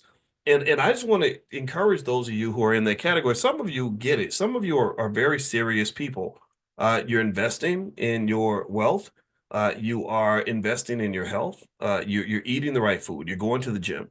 You're investing in relationships. Maybe you're 25 years old and you could have a bunch of women, but you say, no, I'm going to invest in this family. Um, And it is hard. And I think people will, the unfortunate thing about our society, because culture is everything when it comes to wealth. The unfortunate thing about our society is that we define these people as square. You know, I can't tell you my good investment, the good investment. I mean, I didn't do everything right. I made mistakes. There are areas that I wish I can go change. But one area that I did it right was I invested like crazy in my education. I invested like hell in education because I felt like education was the key to my future. And it worked. It damn sure worked. I have a lot of education. I have a great life. I can kind of do what I want a lot of times. Um, and most importantly, I developed critical thinking skill that started with decisions I made when I was 18 years old. And so when it works, it really does work. And the thing is, I can't tell you how many times I either lost friends or there were maybe women that were not interested in me because I wasn't fun. I wasn't a guy who was going to go throw his life away over something stupid. I didn't want to go to the club and become an alcoholic because I knew friends that went to the club, got drunk, and got shot that day or ended up going to prison because somebody got killed. I didn't do stupid things. And the reality was, for a long time, I had a lot of people say that I was too serious. And I didn't understand. The only thing that saved me was the fact that I had no fear of going in my own direction and disconnecting from people that saw the world differently. Because to me, I said, well, what's more serious in this world than being a black man? I said, I feel like I feel like they're trying to kill me. I feel like they don't want me to grow old. They don't want me to be happy. They don't want me to be free. They don't want me to be successful. So yeah, hell yeah, I'm serious because maybe you don't know that you were born in a war zone, but I do. I don't think that that white man wants me to be to fulfill my destiny. I don't think he wants that, and I don't expect him to help me do that. I wish he would. I wish I could get more support, but I didn't get any support. There were so many times where I had to do things all by myself. Like that's why I appreciate you all. That's why I went out and found you all because I wanted to find people who understand this and other people who can benefit from this, right? People who would hear it and say, "Okay, that makes sense," right? Because I don't feel like the whole world feels that way. I feel even to this day, I go into a lot of spaces and I'm just like, I don't think I fit in here. I actually want to win. I actually want Black people to be successful. I want our children to be happy and healthy. I want our families to be well off. I want us to be in a good situation. I want us to be and the problem though is that the whole damn world is built on a couple of things that become very harmful to us. One is this incessant belief on Black victimization. You let something terrible happen and then you just cry victim. You just cry about it. That's it. Like, oh, it's so hard to be Black. Oh, the racism. Like for example, during the pandemic, there was all this conversation about how Black people needed the jab the most because we have the most pre-existing conditions. And not a damn person was talking about, well, where did all these pre-existing conditions come from? In fact, the very same people that encourage you to get the pre-existing condition are the ones who are selling you the jab to protect you from the pre-existing condition that they pretty much encourage you to go pick up. I didn't that to me was as simple as one plus one, but it made me sound radical. It made me sound crazy. But I'm like, who's out here talking? Wait, you're giving us this shot because you care about us, but you didn't care about us when you were selling us all like dang fried chicken. You didn't care about us when you was trying to get us to drink sugary, fatty food so we would all be fat and sick by the time we were 40. You didn't care back then. So what you don't care about us, you care about the damn money. That's what you get. It comes back to the money. There's billions of dollars made every year selling Black people food that's going to kill them. Right? There was billions of dollars made selling them those shots to protect you from the fact that you've been eating food that's going to kill you all this time. So you're in it by yourself. Like you really kind of like, culture, the courage to make your own decision is so important for so many of us because the wind is headed in the wrong direction. There's not a massive culture preparing young people to really prepare for the future. Because if we had that, we wouldn't have kids getting hooked on drugs. We wouldn't have rappers rapping about Molly Percocet and all this other stuff. There's not a culture encouraging people to have healthy relationships. They just go look on the internet and look at how many there are millions of people. There are millions of men who become anti-family. There are millions of women who are anti-family. There's not a courage that supports and promotes family, even though we know families survive better in this economy than people that are out here stranded all by themselves. There's not a massive culture encouraging financial security. It's a consumer culture. It's not a culture encouraging economic power. It's an employee culture. And if you say anything about it, then you get accused of being uppity or whatever. Say, no, I'm not uppity. I just want you to understand how this damn thing works. So I don't believe in the culture. I believe in the counterculture. And I believe that the counterculture needs to be a culture where you look at those three key areas: your health, your wealth, and your relationships. And when you're young, if you're smart, you will make decisions that will strengthen you in all three of those areas. If that was a consistent part of the culture, let's go back to Dennis Rodman, then we'll close up with that. If that was part of Dennis's culture, then number one, he wouldn't have had all his money taken by the financial advisor. She probably took advantage of his lack of financial consciousness. I'm not blaming the victim, but I do think that there are some people that are easier to victimize. And let me just tell you, a drug addict, alcoholic is a very easy person to steal from. If you have somebody that's a scammer, they're probably gonna want to scam the person who's easily distracted, who's not focused. People that are financially conscious, that doesn't happen to them. But when you're off at the next party and you're distracted by getting high and drunk and whatever else you're doing, then yeah, somebody in the background is going to be taking your stuff. It happens all the time. If Dennis had embraced that culture, I think Dennis would have gotten some help. He would have said, I need to go to rehab because I want to be there for my child. I want to be a better man. I want to prepare for the future. But unfortunately, that doesn't happen. That's not what people are encouraged to do. And then years later, that's where you get the retirement crisis from.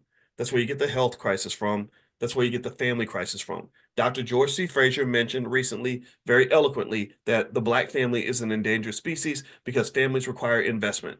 People don't want to invest. They want to go have orgasms and have fun and live their best life, but they don't invest in family. They don't invest in people, don't invest in their kids.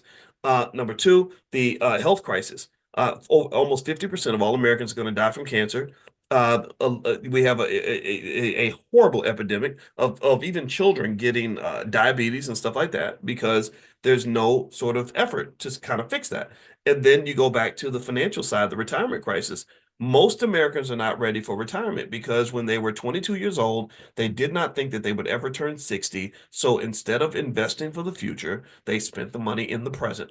So all that money that's supposed to be in your retirement account, that money it lives in 1992. It lives in 1988 when you chose not to max out your 401k. And I hate saying this, I don't hurt nobody's feelings. I'm just telling you the truth. It lives back in 2001 when you got a new cell phone, as opposed to taking some percentage of that money and putting it aside for the future. So you have to think about the future if you want to have a good life. Your life lives in the present, but the present is prepared for in the past. And when you're living in the past, you have to be thinking about the future. If you're not doing that, then it's very, very hard to be successful. So anyway, guys, I gotta go. My cue, the maid was back there banging on the door. So that tells me I've been talking too long. I hope this discussion has been helpful. I hope I did not sound too harsh. I don't want to hurt nobody's feelings. Please forgive me if I did. I want you to know I appreciate you and I love you, and I will see you all tomorrow morning. So if you're not on the text list for this class, pull out your phone, text the word morning, MORNING, to the phone number 87948. Text morning to 87948. Also, if you want to join us for the Financial Slumber Party, the URL should be financialslumberparty.com. That's going to be this Friday at 11 p.m. We're going to go through a training I did called Stock Market Decoded. And also, if you log in right now, there's the link in the chat. If you log in right now, actually, the recording of that training is in there. So you can go through it now if you want. But the way I'm going to teach it on Friday will be different because I always teach things differently each time because I learn things. I see things from a different perspective. So the lifetime access fee for the slumber party is $99. If you buy it in the next 48 hours or sign in, you can actually get it for 51, so 48% off. Also, everything is yours for life, and it's buy one get five free. You can literally bring your whole family for one membership, and it's yours forever. So, feel free to take a look at that. And I will be there in my pajamas. So, and don't make fun of me. Sorry. So, have a good day, guys. Love you, and I'll see you soon. Take care, everybody. Bye bye.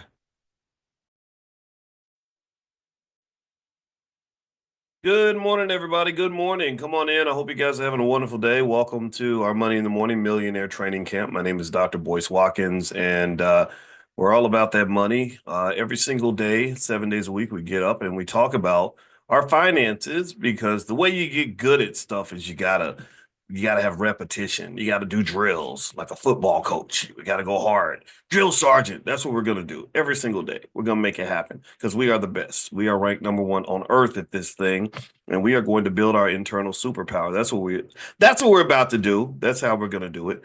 All right. So anyway, how's everybody doing? Um, this is a beautiful Saturday morning. Uh, and let me tell you, this buddy, let me tell you this. There is something that I was thinking about stuff that was financial that we could kind of talk about in terms of things that I've seen. And I wanted to speak on this guy. I think his name was Jack Whitaker. And Jack Whitaker won the lottery. He won a $340 million in the Powerball. And he actually, so one thing that he did was he actually chose to do that whole, they give that option where you can get all the money at once or you can get it in payments over time. And it's kind of funny because they always ask you that before you buy the ticket. In some states, they'll ask you, like, if you win, do you want to get your money now or do you want to get it broken into pieces? And you can see people kind of fantasize and be like, oh gosh, I don't know. I don't know. And they're always smiling, they're looking in the air. And I said, oh man, they are just playing with people's heads because what they're doing is they're creating this sort of anticipatory dopamine injection that's going to make you want to buy the ticket because when they ask you a question like that, about fake money, money that doesn't actually exist, it feels real. The brain, my wife, as a therapist, she's an expert in the subconscious mind and all that. And what she's has always told me is that the mind doesn't know the difference between real and make believe. Like the mind, if you fantasize about something, there's a part of your mind that really feels like it's real. That's why, for example, if somebody had a traumatic experience as a kid, and you say, imagine that experience. Tell us what happened when this terrible thing happened to you. They'll start to feel emotions. Their brain scan will show that they're going through the same feelings that they had when they had the experience. And then also when you imagine an experience, it's kind of similar. It's like a contrived artificial memory or something.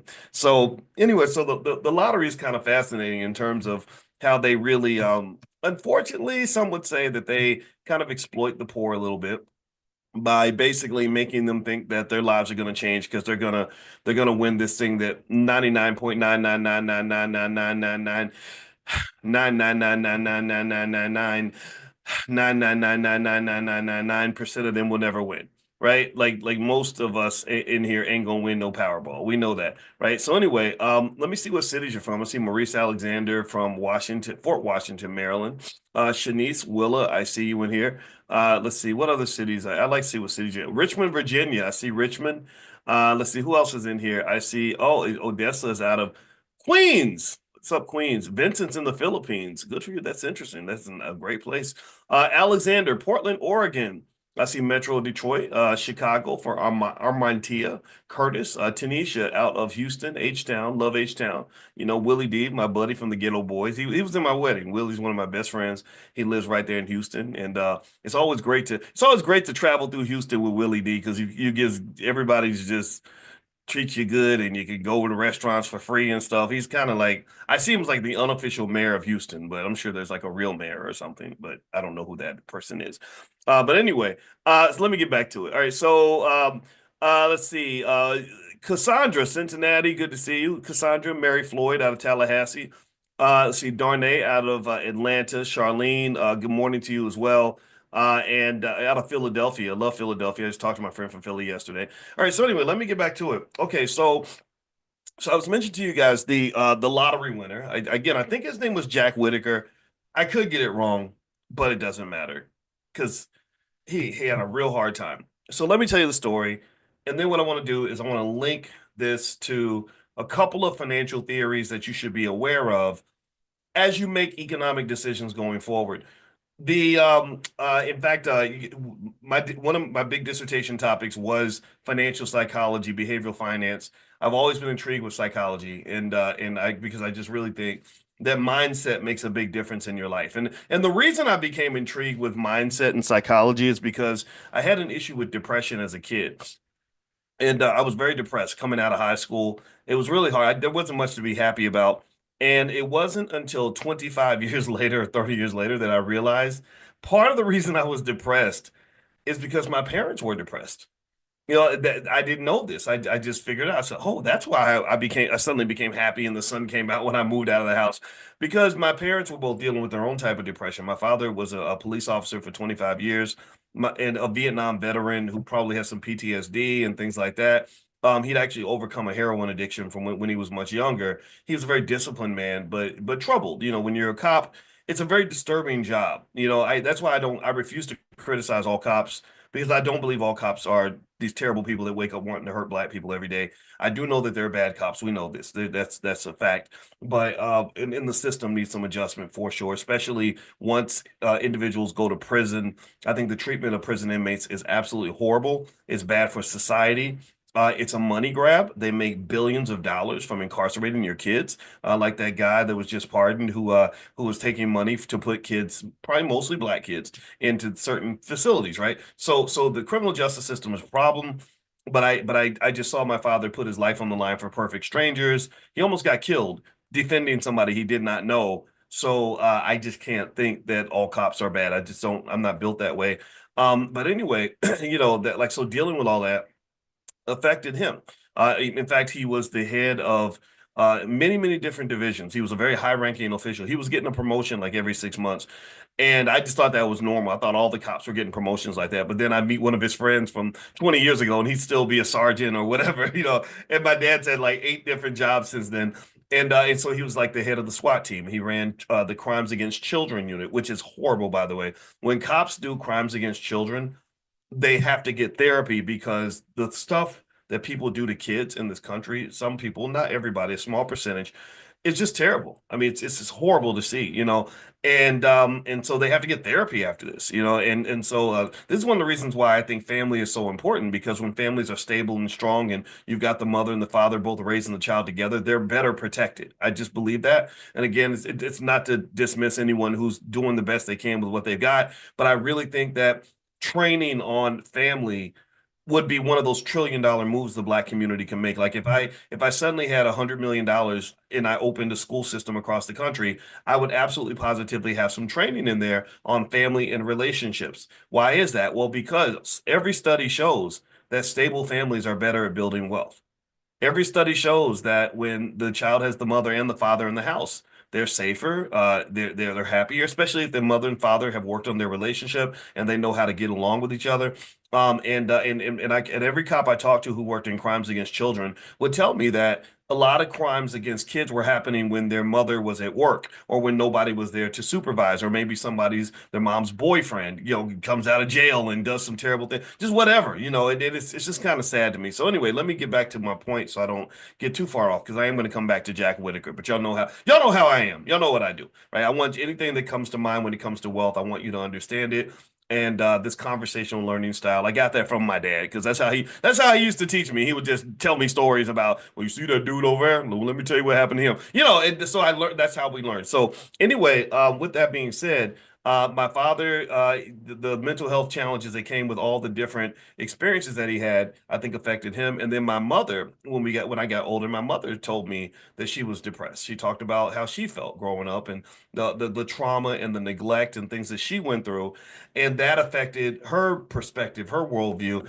And so everything was like sad. Everything was like you come home and say, "Oh, guess what? I'm gonna do that." And then it's like, well, that's gonna cost a lot of money.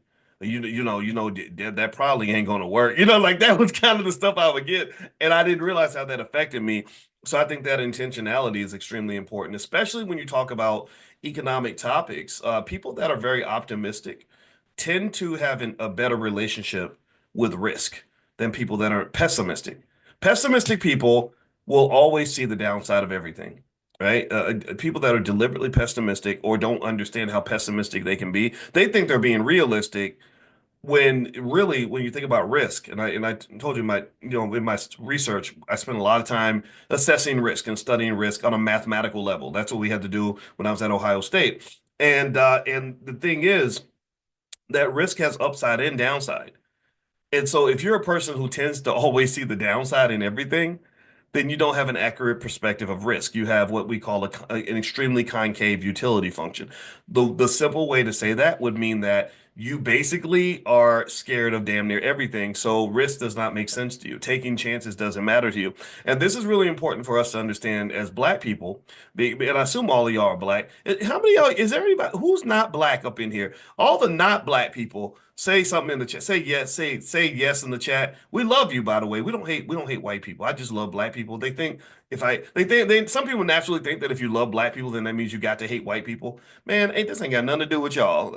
You are not that important in my world. So I'm thinking I'm gonna waste my energy trying to hate on somebody. No, I want love. Love is what I lead with. Period. I lead with love. Okay, I see some yeses. All right, Ken and Lauren and Kimberly. All right, so we got some white folks. So that's all right, and that's cool, Susan. Susan, we love you, by the way. Everybody say hi to Susan. She's black. Oh, black British. Okay, so you're not you're well, black British is black. Come on now. But anyway, so anybody who's not black, it's cool. You're welcome to be here. But because everybody can learn. I taught lots of people that are not black through the years, but people are just scared of me because I'm pro-black. When you become pro-black, people are like, "Oh my God, you must be dangerous." Or I'm not dangerous. I'm a dad.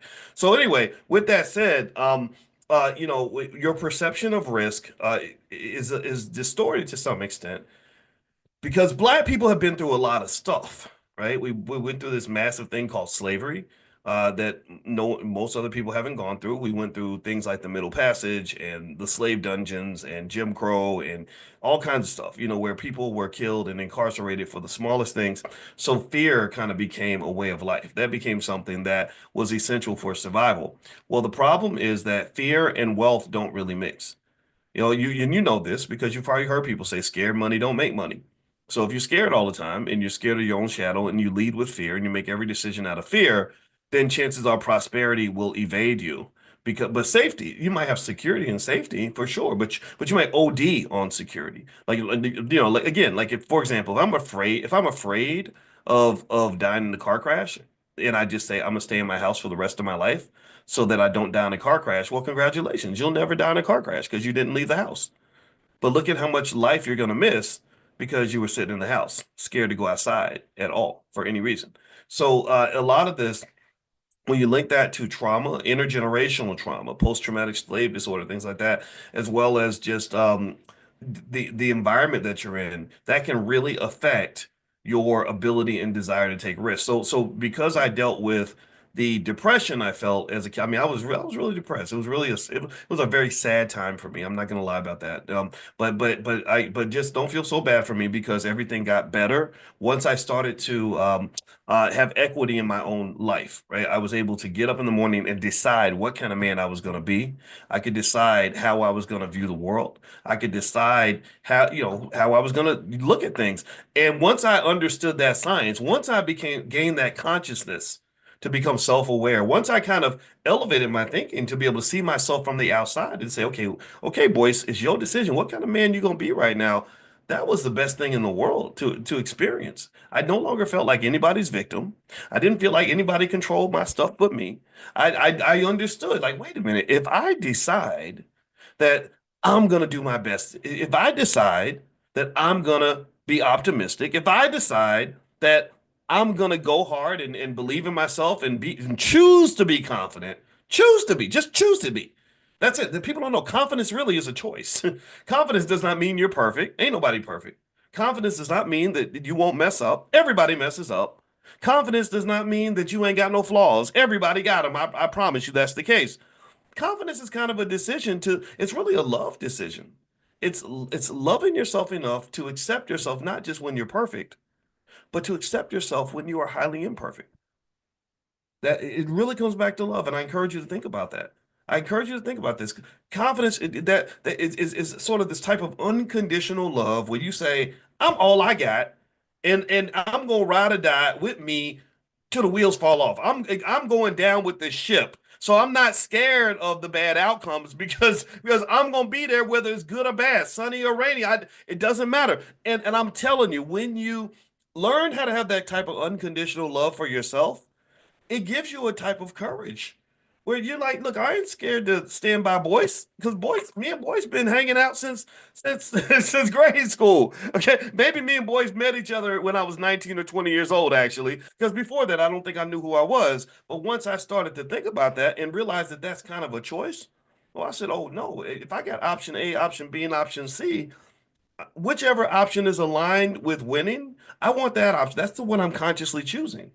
Right. So think I want you to go back and think about this in terms of investing. And we're going to get to the a lottery winner in a minute. That this is something that's just flowing through me right now. I got to share this. I really encourage you to understand that linkage between self-love and self-confidence, and then the linkage between self-confidence and taking risks. A person who is confident will take risks. Not because they know it's going to be fine. That's if you know it's going to work out, then that's not a risk. That's not a risk. That's easy. Anybody can shoot a layup, but can you shoot the 3-point shot? Can you do that? Right? And if you shoot a 3-point shot, even if you're the best shooter in the world, you're only going to hit maybe 50, 60% of the shots at best. But you also know that there's such a thing as calculated risk, meaning that if I'm a shooter, I take a good shot. I don't take a bad one.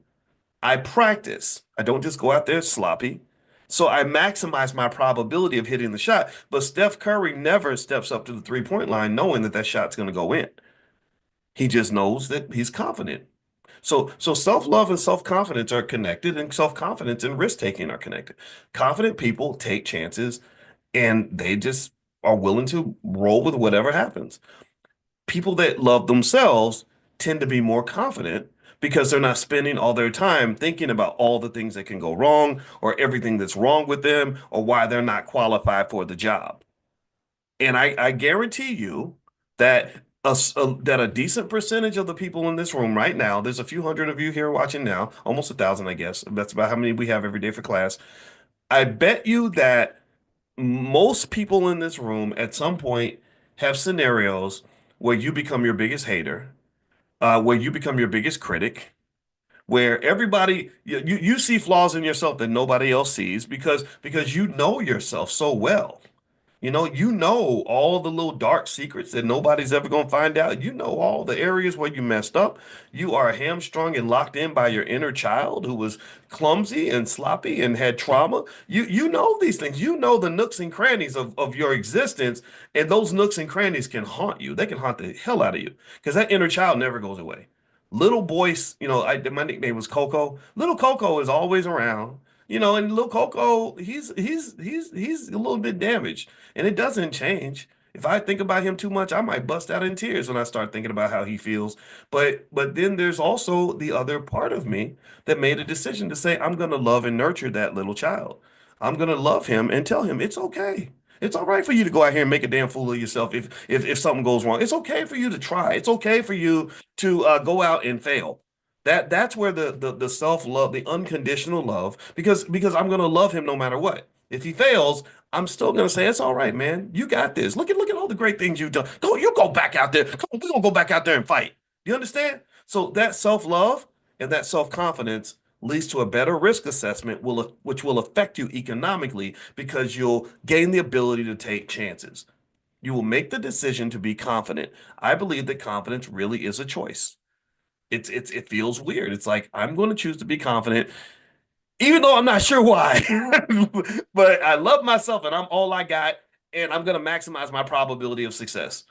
You have no idea how many times I've had to have that conversation with myself before maybe I would go on a CNN or something or give some big speech or go into some meeting or go have to try to do something where I'm not sure if I can do it, but I'm thinking, oh God, I'm the leader. I guess I got to figure something out here. And then you always surprise yourself every time, right? Especially, like I kind of think I believe in being of substance and not flash. I see a lot of flashy people that, deceive with their flashiness. I'm not trying to be flashy. I always believe in having substance. And so sometimes if you don't see the substance that's there, it can cause you to hesitate a little bit, where someone else will go and take something that you could have gotten if you'd simply been more confident. So don't let that happen to you. That those are some of my biggest regrets in life, and I encourage you to love yourself enough to take the chances you need to take so you can have the life that you want. And I don't know what that looks like for you, but I encourage you to do that. All right. Now, before we move on, I want to mention really quickly. Later on, I'm going to send out some stuff on some stocks and crypto that I just saw. There's really some interesting things happening in terms of investing, and I know that quantum investing's kind of been taken off lately. A lot of those quantum computing stocks that we talked about last week are doing really well right now. And I'll probably send that out to you again in case you didn't get that. And also, I had that list of real estate investment trusts as well. And so, all that, if you are on the text list, you'll eventually get a chance to receive all that stuff. So make sure you get on the text list for this class. The way you can do that is on your phone, text the word morning, MORNING, to the phone number 87948. So text morning to 87948. And we got some other stuff coming up for you in the Black Business School. In fact, Thursday, we are doing a meeting of our crypto club. And so we're going to bring in an expert that's going to talk about what's going on with crypto, where the opportunities are, things like that. So if you'd like to participate in that, I'll send you guys a text and invite you in if you'd like to try it out. Okay, so here is the story about Jack Whitaker. Jack Whitaker was this guy who won the lottery, and he won 100, well, he won 340 million, but I guess they give you the option of getting it all at once. So he chose to get his money in a lump sum, and he got 113 million dollars. Now, the interesting thing about Jack was that Jack seemed like a really cool guy. He would give massive amounts of money away. First thing he did with 113 million was he gave 14 million dollars to a local charity. I love the generosity of that, but I would be deeply concerned that you would give away 10% of the money just right off the bat. I think that was a little bit much. But anyway, in addition to that, what Jack would do is he would just give like 10, 20, 30, $40,000 to people just for whatever reason. Like if you met a waiter that he liked their personality, he would give them $50,000 or whatever, which I love that because he was really changing people's lives. But as you can imagine, that's not really sustainable. And so, anyway, as you probably know, what's going, how this story is going to end. It ended very badly for Jack. In fact, there was a time where they asked him about winning the lottery, and he actually said, if I could go back in time, I would tear that lottery ticket up." And I think the thing that probably affected him the most was what happened with his granddaughter. So his granddaughter, he just gave her a bunch of money, and that's the danger when a young person gets a lot of money and they don't have a purpose, they don't have anything to do, they don't have to go to work, they don't have any reason to just be motivated to do anything. Well, this poor girl, she got hooked on drugs and she died from a drug overdose at the age of 17, very young. And so that probably was a big catalyst in terms of him regretting what happened, but also other things happened. He became once people kind of got to know that he had this money because he was kind of loud about it. And I've talked about this a lot. I say this a lot to my rapper friends. I say, why are y'all so damn loud about money? Like when you're loud with money, in fact, there's a billionaire, Michael Roberts, who he's going to teach a class in the Black Business School at some point. I got to call him. But he came in and one thing he spoke about was he said, rich people are loud, but wealthy people whisper. He said wealthy people whisper because they don't want you to know how much money they have. They don't need to prove to you that they're the boss. They know they're the boss. They don't need to prove to you that they're rich. They know that they're rich. Their goal is to stay rich. So part of staying rich is, look, I don't even want to be a target. I don't want to be a target of the feds. I don't want to be a target of criminals. I don't want to be a target of scammers. I don't want to be a target of beggars. I don't want to be a target of anybody. So no, I don't need you to know how much money I have. And to some extent that is a mental health sort of issue, right? If you are a person that has some sort of emotional deficiency where maybe you've never gotten enough attention and you haven't overcome that, then perhaps attention seeking behavior might be something you would engage in, which could be detrimental to you and the protection of the things that you value. So basically, Jack was a guy that liked the attention. In fact, he carried around a briefcase with $545,000 in the briefcase just so he could give money away to people when he saw them. Well, the criminals also heard that he had $545,000 in a briefcase everywhere he went.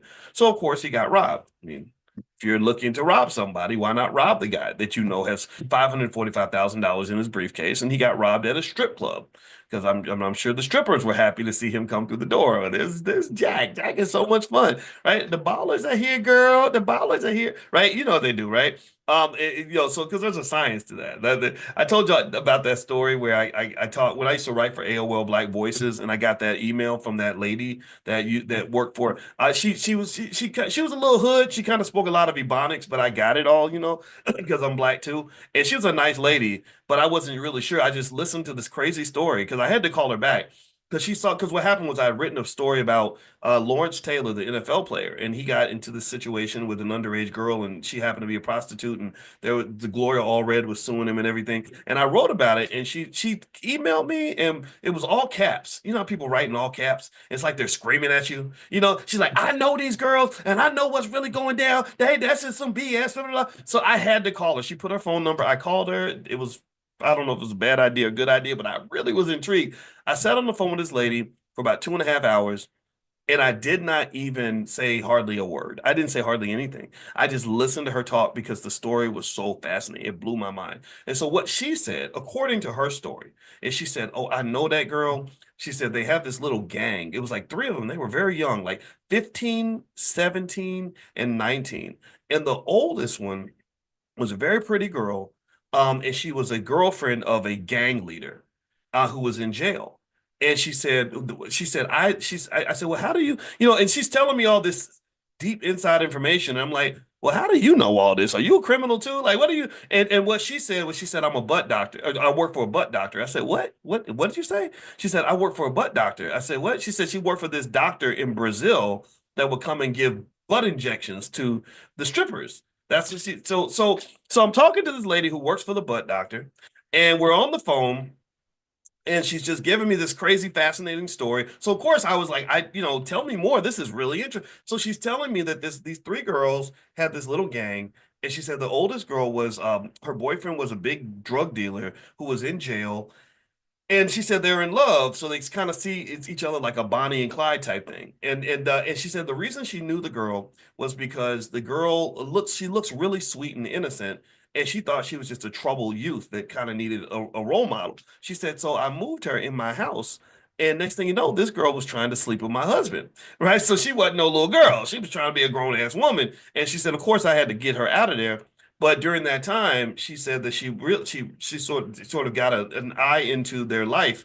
And so what would happen is that the boyfriend in prison would tell his girlfriend, "Hey, this guy I want to kill, he goes to this barber shop, and here's what I want you to do. I want you to show up. I want you to look sexy, and I want you to get him to think that he's gonna get some, you know what? Get him back to the hotel room, and I'll get some people in there that will come in and take him out." And that was how they would kill people. It made me think about just some of the things you have to do in order to protect yourself in terms of dealing with the fact that there are people that will exploit a vulnerability that you have.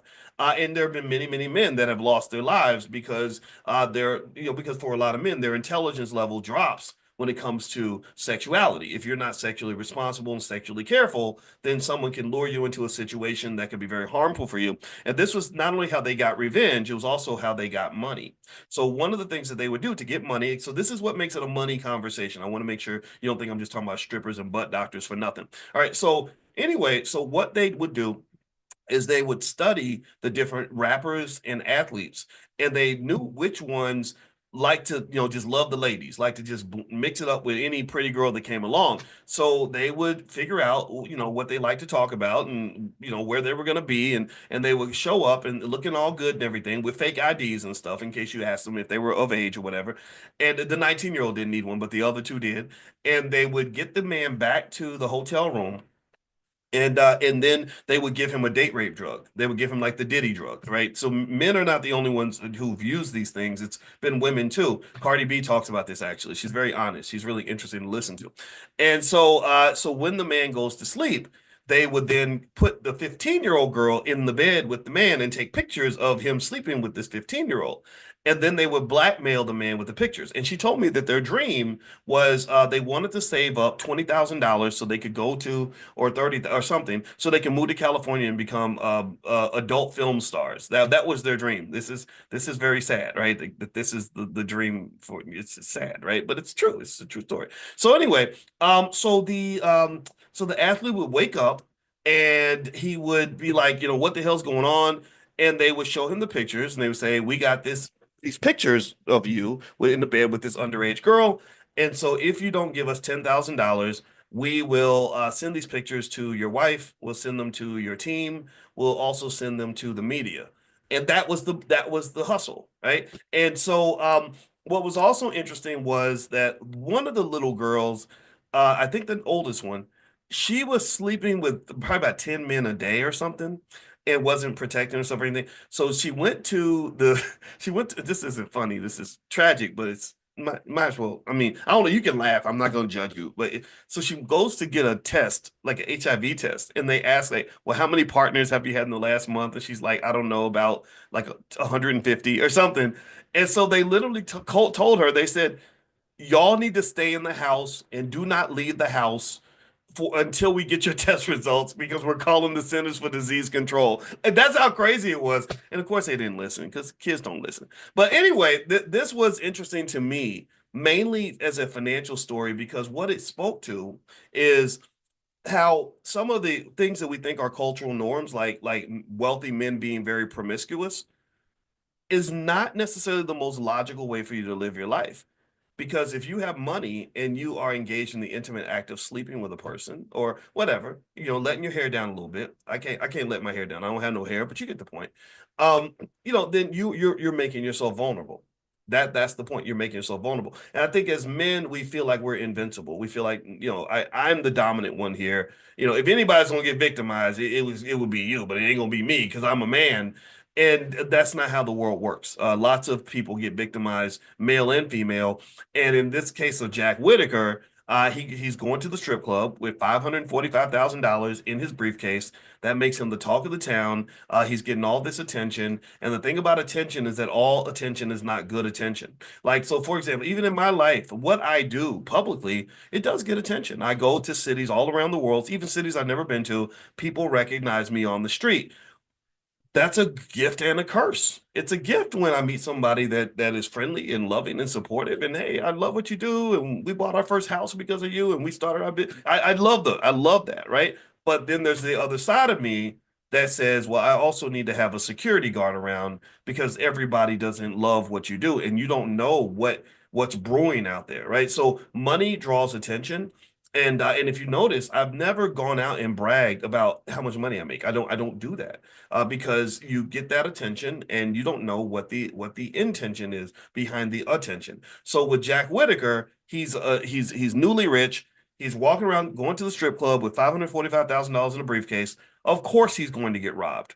Of course, the strippers are going to try to scam him. Of course, these things are going to happen. So all these things occurred, and it ruined his life. It made him say, "I wish I had never won the lottery because now my life is worse because of the money than it was before I even had the money." And so don't ever think that money always makes your life better. Money is powerful, right? Money has the ability to accelerate the direction of whatever you're already doing.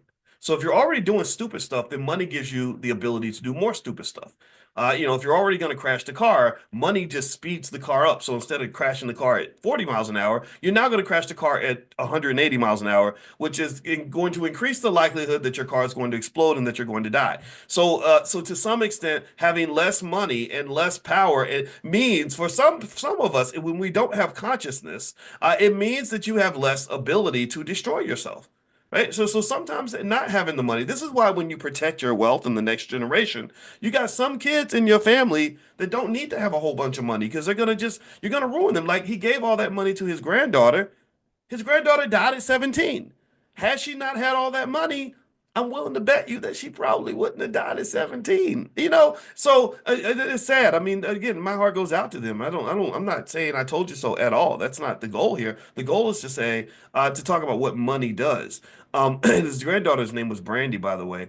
What else? Also, he didn't really have much of a financial plan. So what he would do is he would make another crucial mistake when it comes to money, which is investing in a lot of bad business ventures, right? So somebody comes along and they say, I need $50,000 because I want to open a liquor store, and they have no experience running a business at all, but it just seems like a good idea. You give them the 50,000, the money just disappears like that.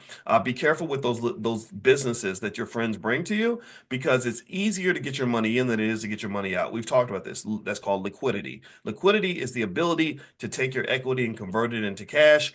Uh, what I have found is that when you put your money into something, typically it's very hard to get it out. That's why I like the stock market because I can put my money in and I can pull my money out, and it only takes a matter of seconds. Now, a couple of things you want to consider here is there are various financial theories that this relate to. I'm not going to cover them all because I don't want to make your head spin. Let's see, who was it? Tammy says, "What's a butt doctor?" Oh, a butt doctor gives you the injections if you want to get the silicone. The strippers got they got the unnaturally big, you know, things. You know what I'm talking about. I'm not trying. It's Saturday morning. I ain't trying to gross you out, but you know what I'm talking about, right? You got something to shake back there, and so they get the injections, and that makes me sad. Just as a side note, I mean the health effects, Lord Jesus, and I don't know. I just wonder how that's going to feel and what that's going to look like when you're 65 or 70 years old. But I'm not judging. God bless you. Whatever you choose to do, I support that. All right. So anyway, there is something that people talk about called the lottery curse, or a type of or the impact of what they might also refer to as sudden wealth syndrome. And basically, this says that people they have sudden wealth and they get this massive dopamine injection. Remember, money affects the same region of your brain as cocaine, so it feels like a drug. You're going through this high. You feel like it's going to last forever, and it doesn't. It never lasts forever. When I was in grad school, I was broke. I was flat broke. I didn't make that much money. I made about minimum wage. My first job at Syracuse, I made $115,000 a year. I could have got more if I knew how to negotiate.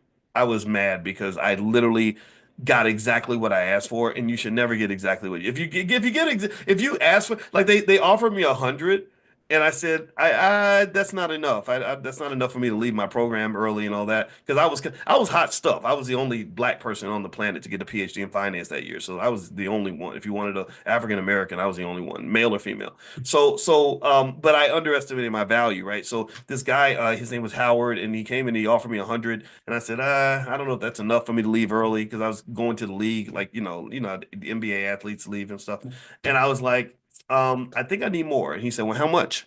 I said, I don't know, at least 115. And so the next day he calls and he says, guess what? I got you 115. And I said, damn. Like, I should have said like 150 because you got to make it hard. There's something in negotiation. Sanford Grossman, who's a professor at Wharton, talks about something like how to negotiate. You're supposed to negotiate, not where you don't want to negotiate a deal where the other side is super happy that you took the deal. That means you left money on the table. You negotiate to what they call the point of indifference, the point where you've literally pulled out every nickel to the point where they're kind of like, okay, I don't care if you come or not. If you ask for another dollar, I'm gonna say no, right? Then you say, okay, I'll take that, right? So I probably should have asked for like 160 or something because I literally could have gotten probably 140 or something. My friend got 140 because he asked for it. But anyway, that's a lesson in life. But I got that first job, and at that time, 115K was a ton of money. For it still is. It's still great money, right? And so I got that first paycheck, and I was doing cartwheels in the hallway. I felt like, Pookie the crackhead from New Jack City. I was feeling real good about life. And the second paycheck felt really good. The third one felt really good. And then eventually it kind of levels off. You kind of normalize. And literally by the end of the year, my sense of gratitude for that money I was making had kind of disappeared. But I had an addiction to it. I needed it. Like, if you cut my paycheck, I would feel anxiety because of that, but there wasn't like that same excitement to get that money that I had when I first started. So this kind of happens in sudden wealth syndrome. You just get a bunch of money, you're like, oh, this is great, my life is better forever. And the problem is, and it's just like love, you ever have those people that are deeply unhappy and then they find somebody and they're like, oh my God, I'm happy now because I met the right person. But then give it like 9 months or so. They're not gonna be happy anymore because if you're not happy when you walk into the new relationship, you're never going to be happy. You have to be happy before you get there in order to be happy because that happiness has to come internally. And Will Smith talks about that. I like Will Smith. He's a smart guy. I respect him. And the same thing is true when it comes to finances. It all affects the same region of your brain. So when you get the money, you can't ever get trapped into thinking that, oh, that's it's something external that's going to make you content and complete. It's definitely got to be internal. So you think, oh, if I'll be happy if I can get a nicer house, or I'll be happy if I can make more money. I can be happy if I can get a car. Sure, money matters. Money does not, but money does not buy happiness. However, losing the money you have can cause financial anxiety, which can affect your happiness. And then also money, when it's intelligently applied, can affect your happiness, right? So if money helps me remove an obstacle to my happiness, like if I need to meditate every day in order to be at peace and to be happy, and having a little more money allows me space to meditate or exercise or do whatever I got to do to find my balance and my peace, then yes, money can open the door for happiness possibilities, but it has to be a thought out process. It can't be something as silly as like, oh, if I get me a Corvette, I'm going to be happy. You won't be. Deion Sanders, when he was a football player, he had all the money in the world, he had all the women, he had all the fame, all the power, all the respect, and he was ready to kill himself. That was, and to me, that is similar to probably what a drug addict feels when they get to the point where no matter how much of this drug they take now, it doesn't give them that high anymore. So then they go into that depression. So that intelligent use of money is extremely important. Sudden wealth syndrome is something to look out for. The second piece is there's something called loss aversion, and loss aversion kind of says that generally speaking people fear losing money more than they desire making more money. That's a natural thing. This creates what in finance we talk about is what they call a concave utility function. All that means is that when you get to the point where you're taking risk, it's natural to think about the downside as much as you think about the upside. Sometimes we think about the downside more than the upside, and that's okay. That's actually fine. But what happens is that as you get wealthier and as you get a lot of money in your pocket, you're not thinking as much about the downside. You're thinking about just the upside. So effectively, his investing behavior was what might be seen as very overconfident. It's like, okay, I've got like NBA players go through this all the time. You got this $100 million contract, so who cares if you invest $300,000 here or throw away $200,000 there? You're very confident because you feel like the money will never run out. I used to go through this every 2 weeks when I got my paycheck from Taco Bell. Tell me if you've ever gone through this. I used to get that check and I would go cash it because I was a teenager and that's what teenagers kind of do, I guess. And I would get this big pile of money. I get a bunch of 20s, and it felt like so much money.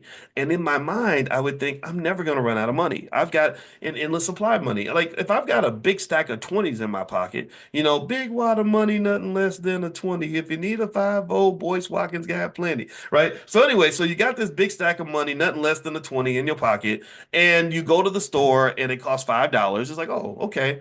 This thing costs $3. Okay. Oh, well, let's go to McDonald's. This is going to cost $7. Okay, okay, right. And then next thing, and it was crazy. It was almost like a magic trick.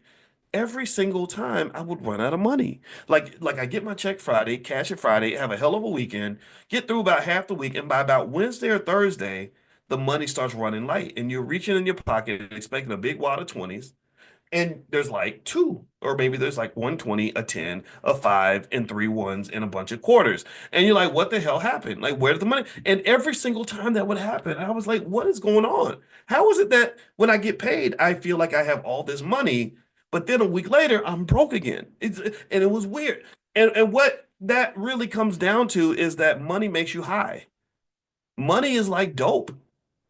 And what dope does is dope has you feeling like you're Superman or Superwoman. Dope. It gives you what in finance research is referred to as investor or spender overconfidence. You are overconfident in how much money you have, and that overconfidence leads you to make faulty decisions.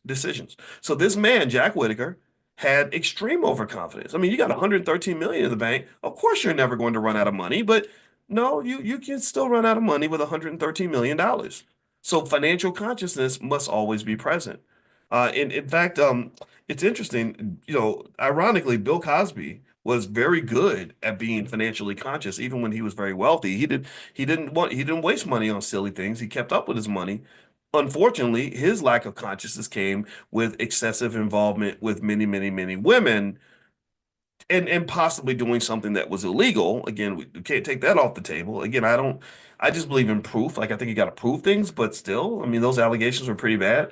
And Cosby probably, I'm gonna guess he's probably over time gonna give away at least 400 or 500 million, maybe $500 million away due to the inability to control that one area of his life, right? And I think that's where his flaw. I mean, I guess a lot of people have flaws. I also know, and this is interesting. This kind of fits with that theme that I think for men, that just that sexual thing and the fact that we live in a society that doesn't encourage sexual discipline for men, especially if you have money. Like people really kind of feel like, and I've seen this up close because I was single for many years before I married my wife where people sometimes feel that because you have money, you should just do whatever you want with whoever you want. And I never felt I believe in things like karma. I kind of think if you live a sloppy life, that's going to eventually catch up with you. And so it's kind of a theme, right? Tiger Woods, for example, because of his inability to control that one section of his life, it cost him probably, I'm gonna guess, 500 million. Because I know his wife alone, she got, I think, 250 million. But then there's the women he had to pay off from the lawsuits and all that. Um, but then on top of that, it cost him much more than money because one of his greatest dreams was to break Jack Nicklaus's record for the number of majors. When I think Nicklaus had won 18 majors or something, Tiger was up to 15. He was on his way to breaking that record. I was a big fan of Tiger Woods. I loved his excellence. I loved what his dad did with him. But there's that one area they did not cover, which was sexual discipline. Look, son, I know you love the ladies, and the ladies gonna love you, but you gotta put a cap on it. You have to have some degree of moderation. If you don't have, if you are too extreme, this can destroy you. And you saw that what happened with Tiger in 2009 when the little thing happened with the women and it came out. I mean, this man was all over the place. I mean, porn stars and just crazy stuff. And I'm gonna tell you, I think the problem was him as a 21-year-old hanging out with Michael Jordan and Charles Barkley. That was bad right there, right? You should have hung out with somebody like me. I'm nerdy. I would have got you. I would have had you playing video games or something. I mean, but to be out with Jordan, that's gonna.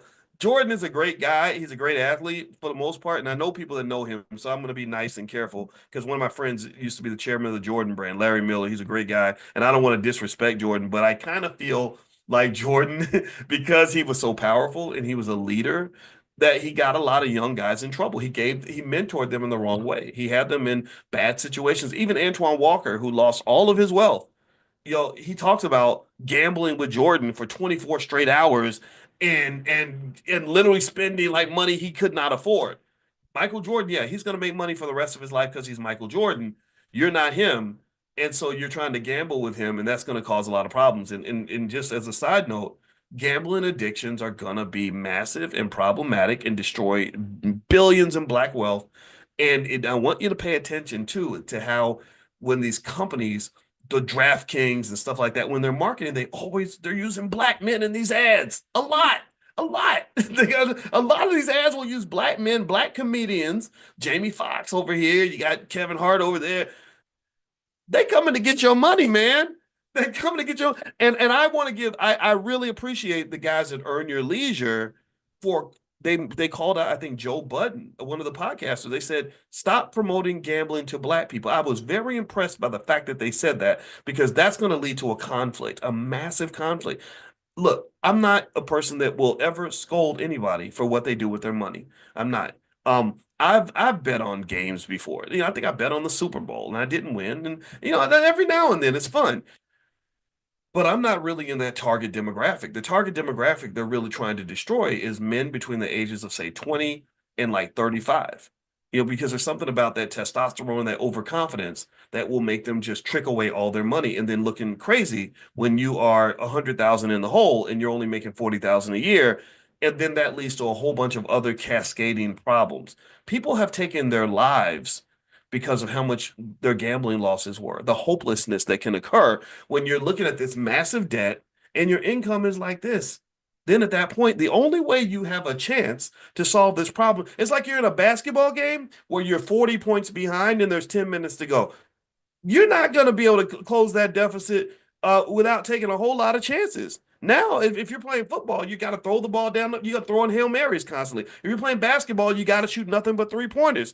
And if it doesn't work, it's going to just increase the deficit. So what happens with the gamblers? This is the trick.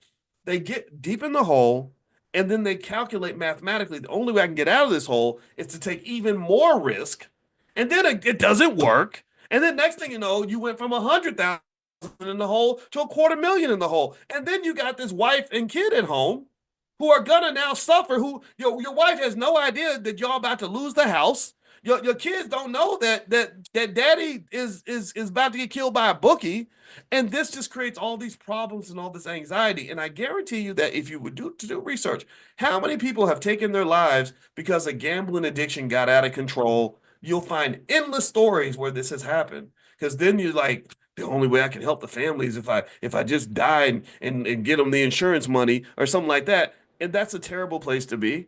And I just beg anybody that's listening to warn your sons, protect yourself, because this has happened before. We've allowed this kind of we've allowed sports betting before, and it was tragic when they did it the first time. They've had games, the World Series, I think 1919, the World Series got fixed. Pete Rose got a lifetime ban. There are so many. Art Schlichter was one of the greatest quarterbacks in the history of Ohio State. That's my alma mater. Well, I think Art Schlichter, I think that was his name. He got this addiction in college that ruined him. He got banned from the NFL. He all the money that he made, he tricked it all away in 2 or 3 weeks. His whole signing bonus was gone in less than a month. So my point is to say that just because everybody else is doing it doesn't mean you should do it. Just because they make it legal does not make it good for you. This country has a lot of things that they legalize and encourage, and they encourage and legalize those things because capitalism works best when your customer is an addict. Capitalism works best when you can get people addicted to your product. They study how to get you addicted. Social media, they study how to get you addicted. They use the same methods that the casinos use for gambling addicts. When it comes to sports betting, they want you addicted. When it comes to the liquor, they want you addicted because addicts are excellent customers because they're going to pull out their last nickel to feed the beast that has been born inside of them, and that is damn near demonic. That would be almost like a type of demonic capitalism that just allows society to run rampant with all these addictions that are very harmful to people. We talked about the sports betting, but also just the alcohol. Look at how many people. One of my best friends just lost one of her best friends last week because some drunk driver was driving down the road and rammed into her, and suddenly everybody's life is all messed up. My daughter almost got killed by a drunk driver, but yet we just think alcohol is fun because this is so much fun. Party over here. No, it's not a party. It's sometimes it's death, man, and it's insanity to me because when you're not a leader, when you're just a follower, you just think it must be okay because everybody's doing it. And I hope that you understand that that can't be the case. You have to have your own barometer of what intelligent behavior looks like. You have to have your own compass for that. Society will not give you a good compass. They will guide you right off a cliff and destroy you. And then when you die, they'll just start taking money from your kids.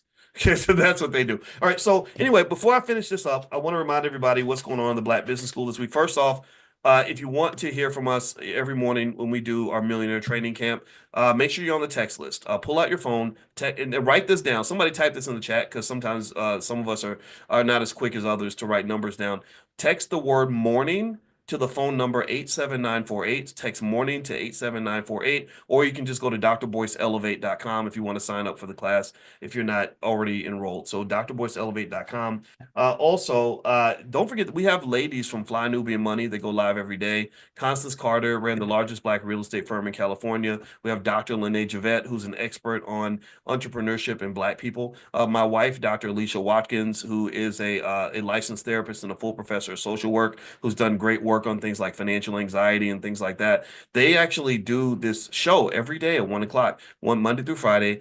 And if you want to be notified when they go live, you can text the word Queens to the phone number 87948. And I hope you'll support them. I think we should really listen to our women because our women are smart and they're capable and they're amazing and they're the most educated on the planet and they're just doing big things. And I really think that as men, just a great tribute that will enhance your masculinity, in my opinion, is to really honor and respect all the great women that are really holding it down and doing great things in our society. So starting with my wife, I honor all the women that are doing this, but then also there are so many women that are not going to get the attention they deserve because they ain't twerking. They ain't taking their clothes off. They're not setting up an OnlyFans. They're actually accomplishing things that are really beneficial to society. So the ladies of Fly Nubian Queens do that. Fly Nubian Queen do that. So if you text the word Queens to the number 87948, they'll send you a text notification when they go live every single Monday through Friday at 1 o'clock, and they talk about really interesting topics that relate to our community and our wealth. And there's others in there. Athena Gardner, who is an expert on artificial intelligence, and there's Lala. Lala is Laura Key. Laura Key, who actually, ironically, we were talking about drunk driving.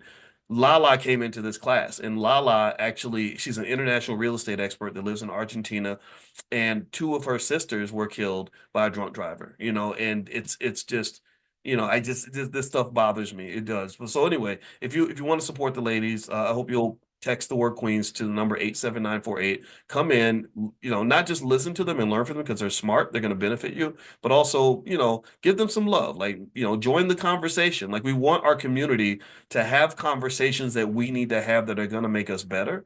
There are a lot of conversations that don't make anybody better. There are a lot of conversations that are interesting but not healthy. And I think healthy, intelligent conversations will help our people become great again. Right? Just to steal the term, not just from Trump. Trump ain't the first person to say "Make America Great Again." Actually, Bill Clinton used to say that, and I think even George Bush said that. So that term "Make America Great Again" is an old term. Lots of politicians have used it. Well, I want to make Black people great again because I know that we're great and we're extraordinary, and I believe when it comes to economics, starting there, we're going to take the lead on Earth. Like we're going to be the best on the planet because we're getting our kids ready at 4, 5, 6 years old, and that to me is the win. That's the holy grail. All right. So anyway, one more theory. So let's finish up this conversation about Jack Whitaker, and then I'll let you guys go for the day and until tomorrow. So one other financial theory that might fit with this situation with Whitaker, who won the $113 million lottery, lost all the money, and then eventually died. I think he died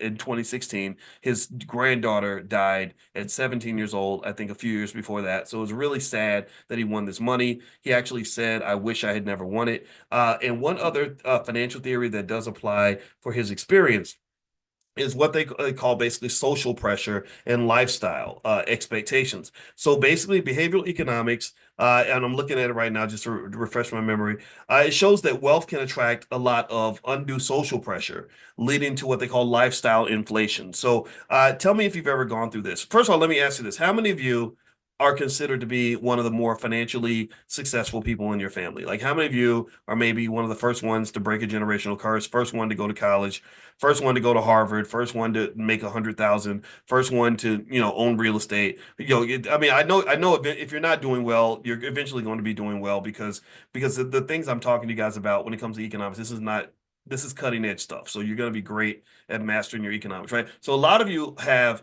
that expectation that because you're doing well, that you're going to pay for everything, right? You go to dinner with your friends and they look at you when the bill comes because they know that you're going to cover the bill, and you feel like you're supposed to do that because maybe you have survivor's guilt, or maybe you just feel like, well, because I'm doing well, I should be covering everything. I should be big balling all the time.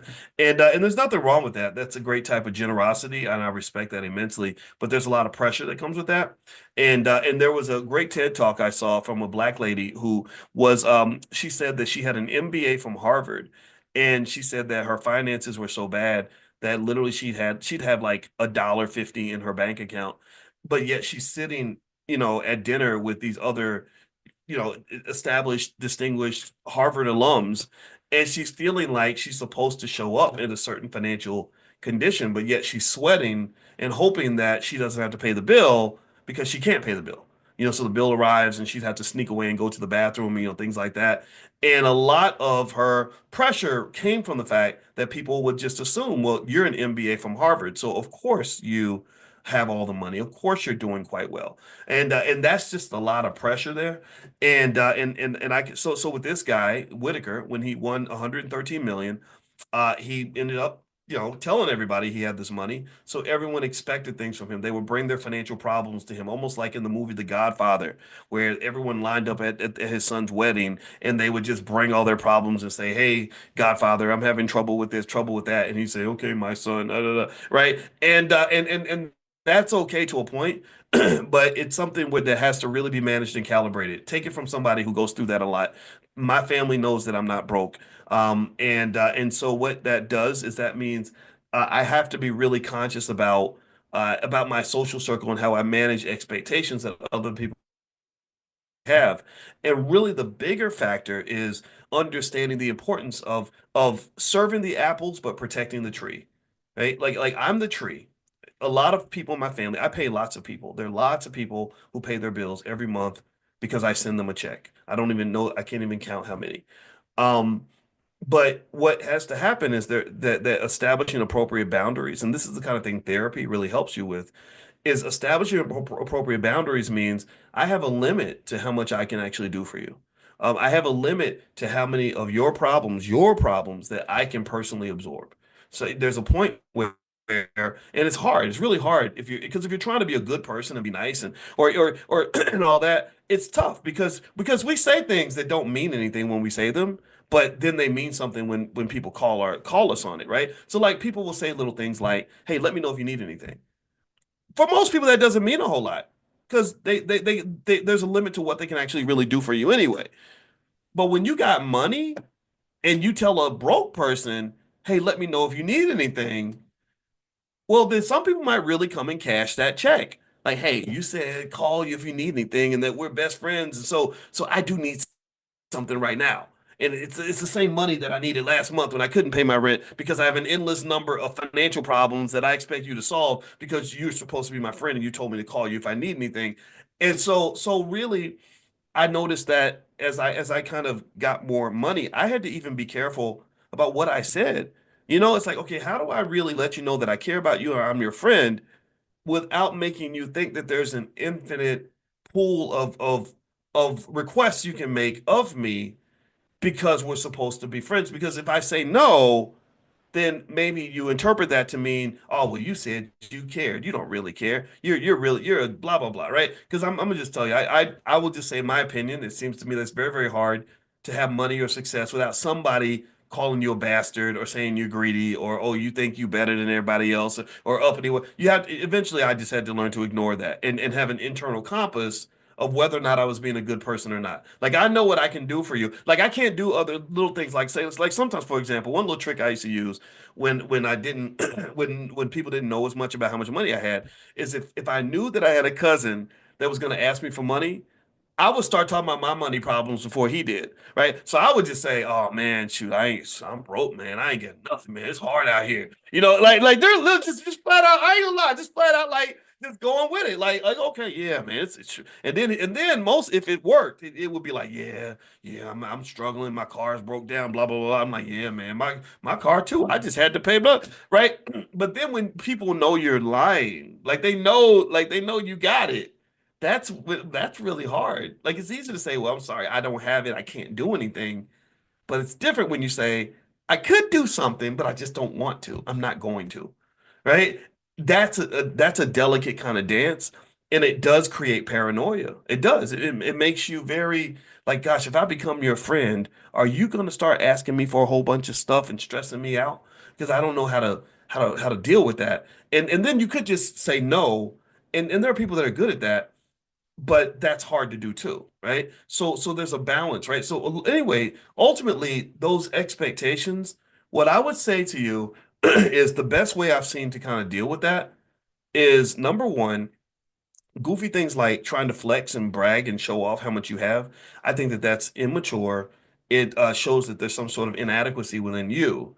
That's a self-esteem issue. I don't think you have to show people how much you've got or put it on Instagram or show your new Mercedes with a big bow on it and put a hashtag blessed, where you're doing these like, humble brags. Nobody want to see that crap. It's only going to make people feel worse about their lives and they're not going to like you because of it. Um, then the other piece of that too is living below your means. I think that's the ultimate flex. I think living below your means is an amazing flex. for you and for the world, I think that it shows you to be a person of substance and character who doesn't define themselves by how much money you have. It also keeps you financially safe, right? You just, I met one of our kids' friends, and they came to the house, and I guess for them it was a big deal that Dr. Boyce Watkins lived at the house. The kids, the parents found out, and they were like, "Oh my God, I didn't know, this is cool." So I met the dad, and we were sitting on the porch talking, and he's a cool guy, and he said. And we were talking to, and there's somebody else there. I don't remember who was there. And he said, yeah. He said, I was really surprised that you lived in my neighborhood. And I was like, well, why is that? He said, I don't know. I kind of thought you lived on a house on a hill somewhere, like on a mountain or something. I knew you lived somewhere, but I didn't think it would be here. And I was like, in my mind, what I'm thinking is, I love this house. This is a nice house.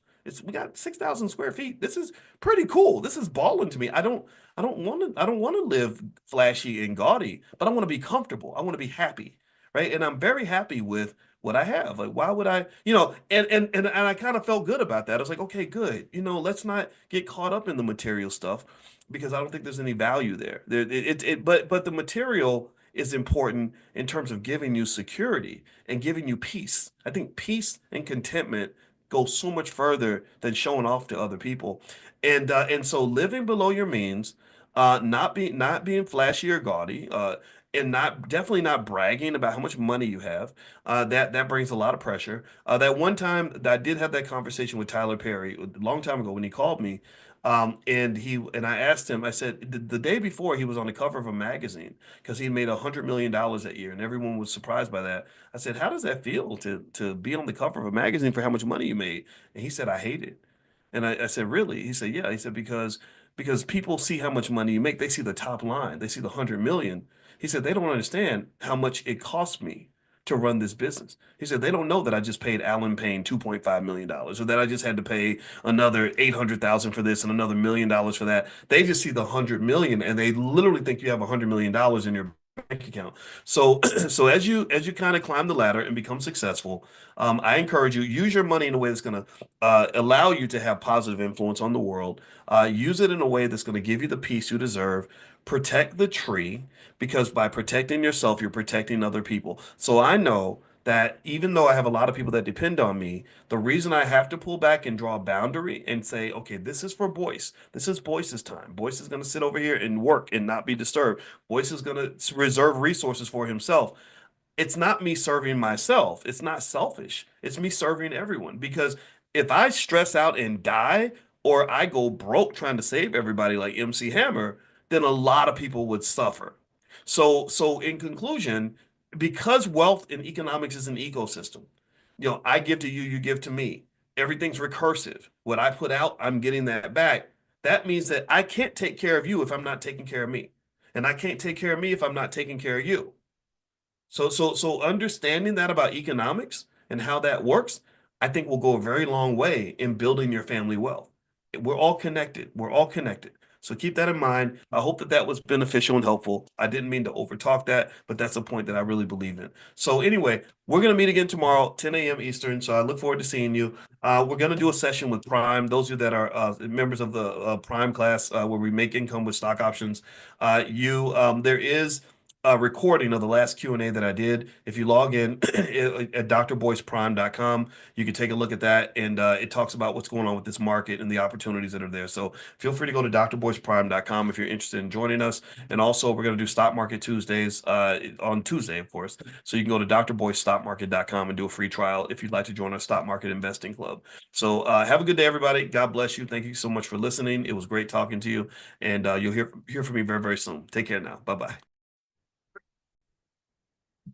Good morning, everybody. Good morning. Welcome to Money in the Morning, our millionaire training camp. My name is Dr. Boyce Watkins. It's so good to see you. I hope you're having a great day. Now, today is an interesting day because, in case you haven't noticed, the stock market appears to be crashing. There appears to be lots of decline and lots of reasons to be worried. And what I'm going to do is break some of that down so you can fight through the myth and not get caught up in the BS and not let the fear grip you to the point where you miss this golden opportunity to build a massive amount of wealth for your portfolio. Everybody deserves to be rich, and there is a easy pathway to wealth, but you got to know where to look. And that's my job. My job is to be your friendly neighborhood finance professor and break it down for you. So, anyway, I hope everybody's doing well. And just so you know, I'm sending a text out right now to let people know that the class is starting now. I'm sending that out. And by the way, just so y'all know, I actually changed the class a little bit because I felt like there were too many notifications coming out from Zoom. So I shut down a couple of the notifications. So you won't get as many of them. And for some of you, that I'm sure that's quite a relief. But I just want to make sure that you were constantly reminded that we meet every morning for class and all that good stuff. So I shut some of that down. I will send out the text message almost every morning, not every single day, but I'll send that out just to let you guys know. But for the most part, some of the notifications I slowed down on a little bit because we want to engage you, we want to support you, and I want to be consistent with you, but I don't want to annoy you. So if I ever annoy you, just so you know, you can get off the text list anytime. All you gotta do is type the word stop and it'll automatically take you off the list. And also, just so you know, if you don't open a text for a while, we will automatically take you off the list for the class. And given that we're almost full for this, in 2025, we may actually limit membership. We may just put a cap on it because there are a few thousand of you that signed up, and I think that's kind of a big enough number for us to focus on each other. All right. So anyway, how's everybody doing? How are you feeling? I hope that all of you are investing. I hope you are investing, because and if you're not investing, this is a great time to go deeper or to start investing for the first time.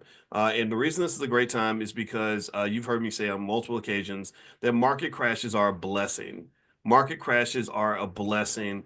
Market crashes are a blessing. That is an opportunity. That is a chance to make money. Again, I'm not saying this as a financial influencer. I don't give a damn about being an influencer. I'm a financial scientist. My PhD is in this stuff. You can look at, I put up a picture of my doctorate on my Instagram page yesterday just to show people like stop questioning the credentials. I got this. Like I'm like a surgeon that went to medical school, has real credentials. It's not like I made it up or got an honorary degree and went to a 6 month program.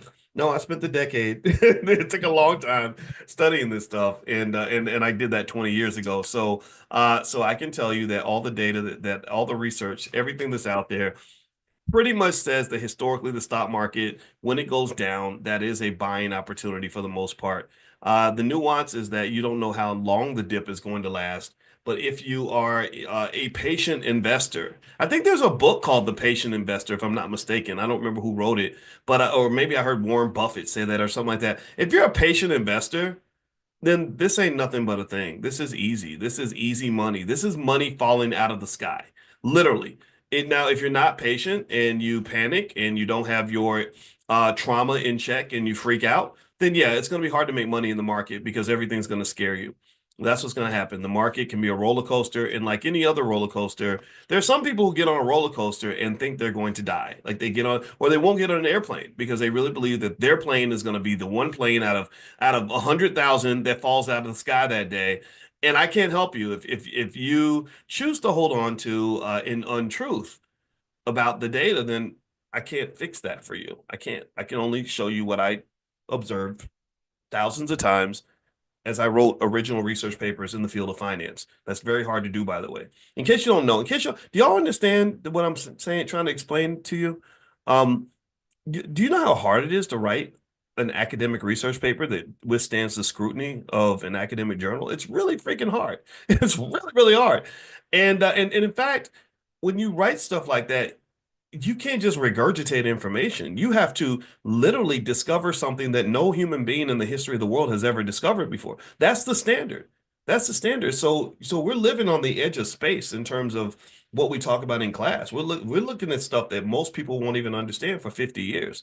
So what I want you to just realize is that there are just some simple truths about investing that I wish everybody knew. I wish more people would listen. A lot of people don't listen, and then they stay broke and they don't know why. And I just say, well, maybe you should not listen to your cousin who never took a class in finance. Maybe you should listen to someone who knows what's going on. So I can tell you that all the data going back over 120 years, and that's all I used to do when I was at Syracuse. I was a complete workaholic.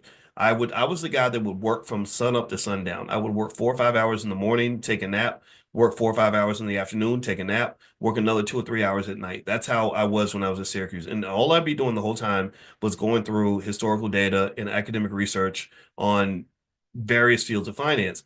And I can tell you that that market declines like this historically are an amazing opportunity to make money.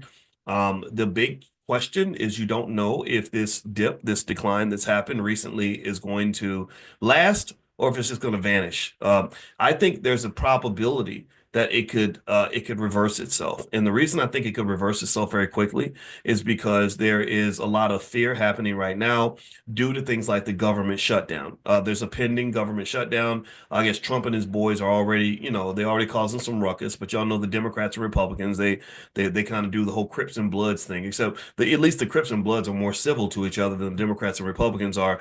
And they always push the government to the brink. And of course, the American citizens are the greatest victims of their debauchery. And so they're pushing the government to the brink where they're risking a government shutdown. There may be a shutdown, but the thing about a shutdown is a shutdown is not the end of the world. It's happened before. And in my opinion, the shutdown isn't just causing the decline that's happened so far or the pending shutdown, but if there is a shutdown, you might see a deeper decline, which is to me a bigger opportunity because I do believe that they're going to reverse it. I believe at some point they're going to announce, we got a deal. Oh my God, emergency averted. And then the stock market will rally, hooray, and everything will go up, and then you'll make all the money back that you were losing before, and then you'll make extra money if you bought the dip. Okay. So if you want to know my strategy in terms of investing, it's I buy the dip. I buy dips on high quality companies, and that's just what it is. That's what I do. And that's the strategy I stick with, even if it's not working in that particular moment. So the best way to deal with market panics is to not panic. Right. When everyone else is panicking, you got to be cool. Like Outkast. Remember that song? We are the coolest motherfuckers on the planet.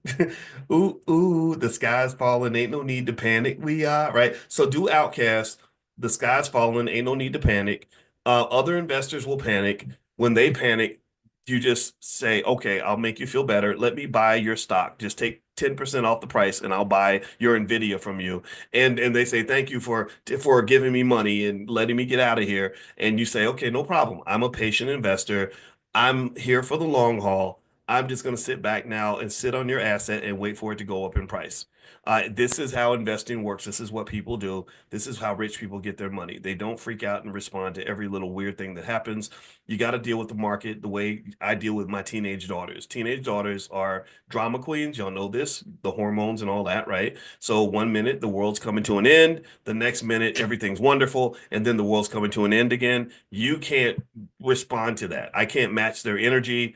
It would probably kill me. I'm a 53-year-old man. If I tried to match the energy of a 14-year-old girl, I would probably just die on the spot. So I don't do that. I just try to be the consistent rock that they need to help them realize, like, no, it's not the end of the world. There's always Tuesday, right? And then everything gets better, and everybody's happy. So the stock market's the same way.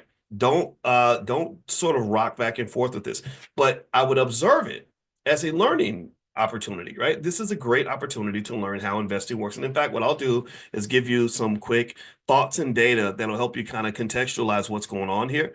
And also, if you want to learn more about the stock market, we're good at that in the Black Business School, and we can even teach your kids. Our 10-year-olds know the stock market better than 90% of all adults, college educated adults.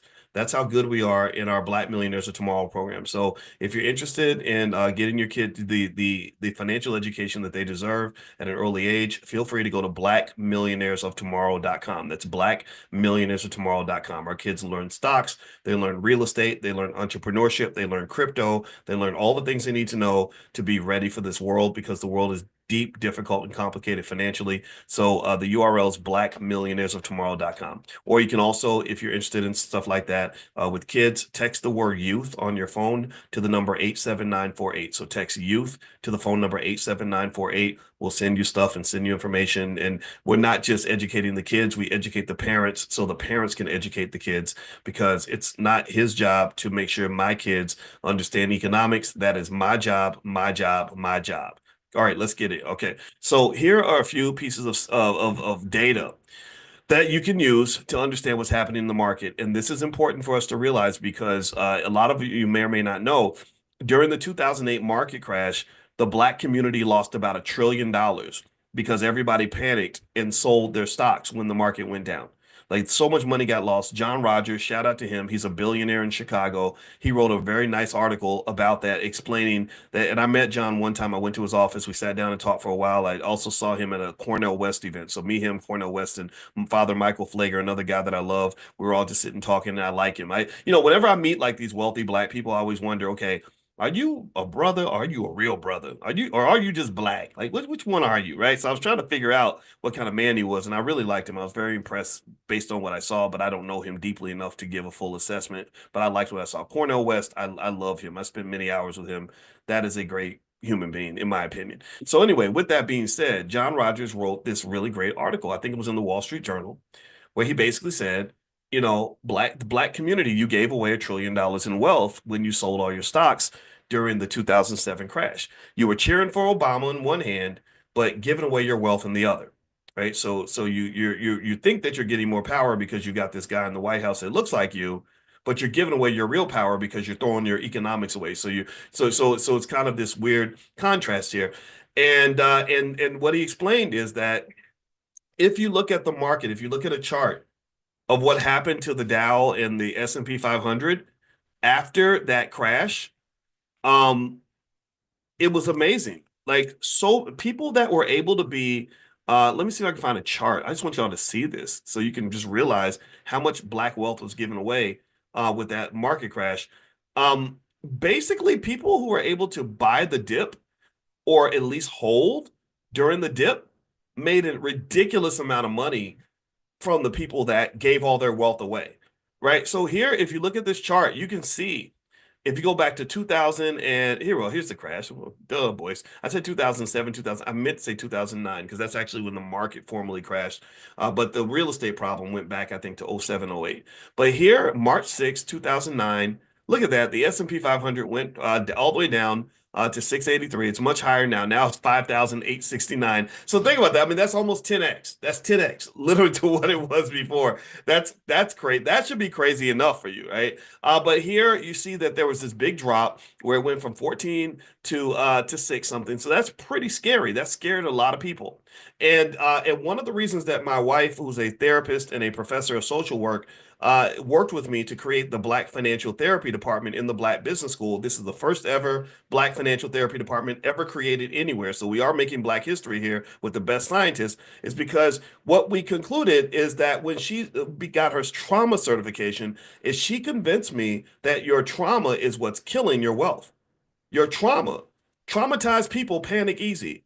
Traumatized people can't stay in relationships because they freak out when something goes wrong. Traumatized people can't make good economic decisions because they're so influenced by instant gratification or self-medication that they make short-term decisions to alleviate this unresolved pain that lies inside of them because of maybe things that happened to you when you were 9. So the trauma kicks in. When you're looking, I mean, financial trauma is almost one of the worst types of trauma that there is. There are very few things that are scarier for people than to look at wealth that you thought you had and to see the value of an asset drop and to see yourself lose $20,000 in your 401k. So the trauma kicks in. Traumatized people can't see the big picture. They don't know how to level off and calm down. They freak out and they run. So basically, this is what happened at this particular point in time.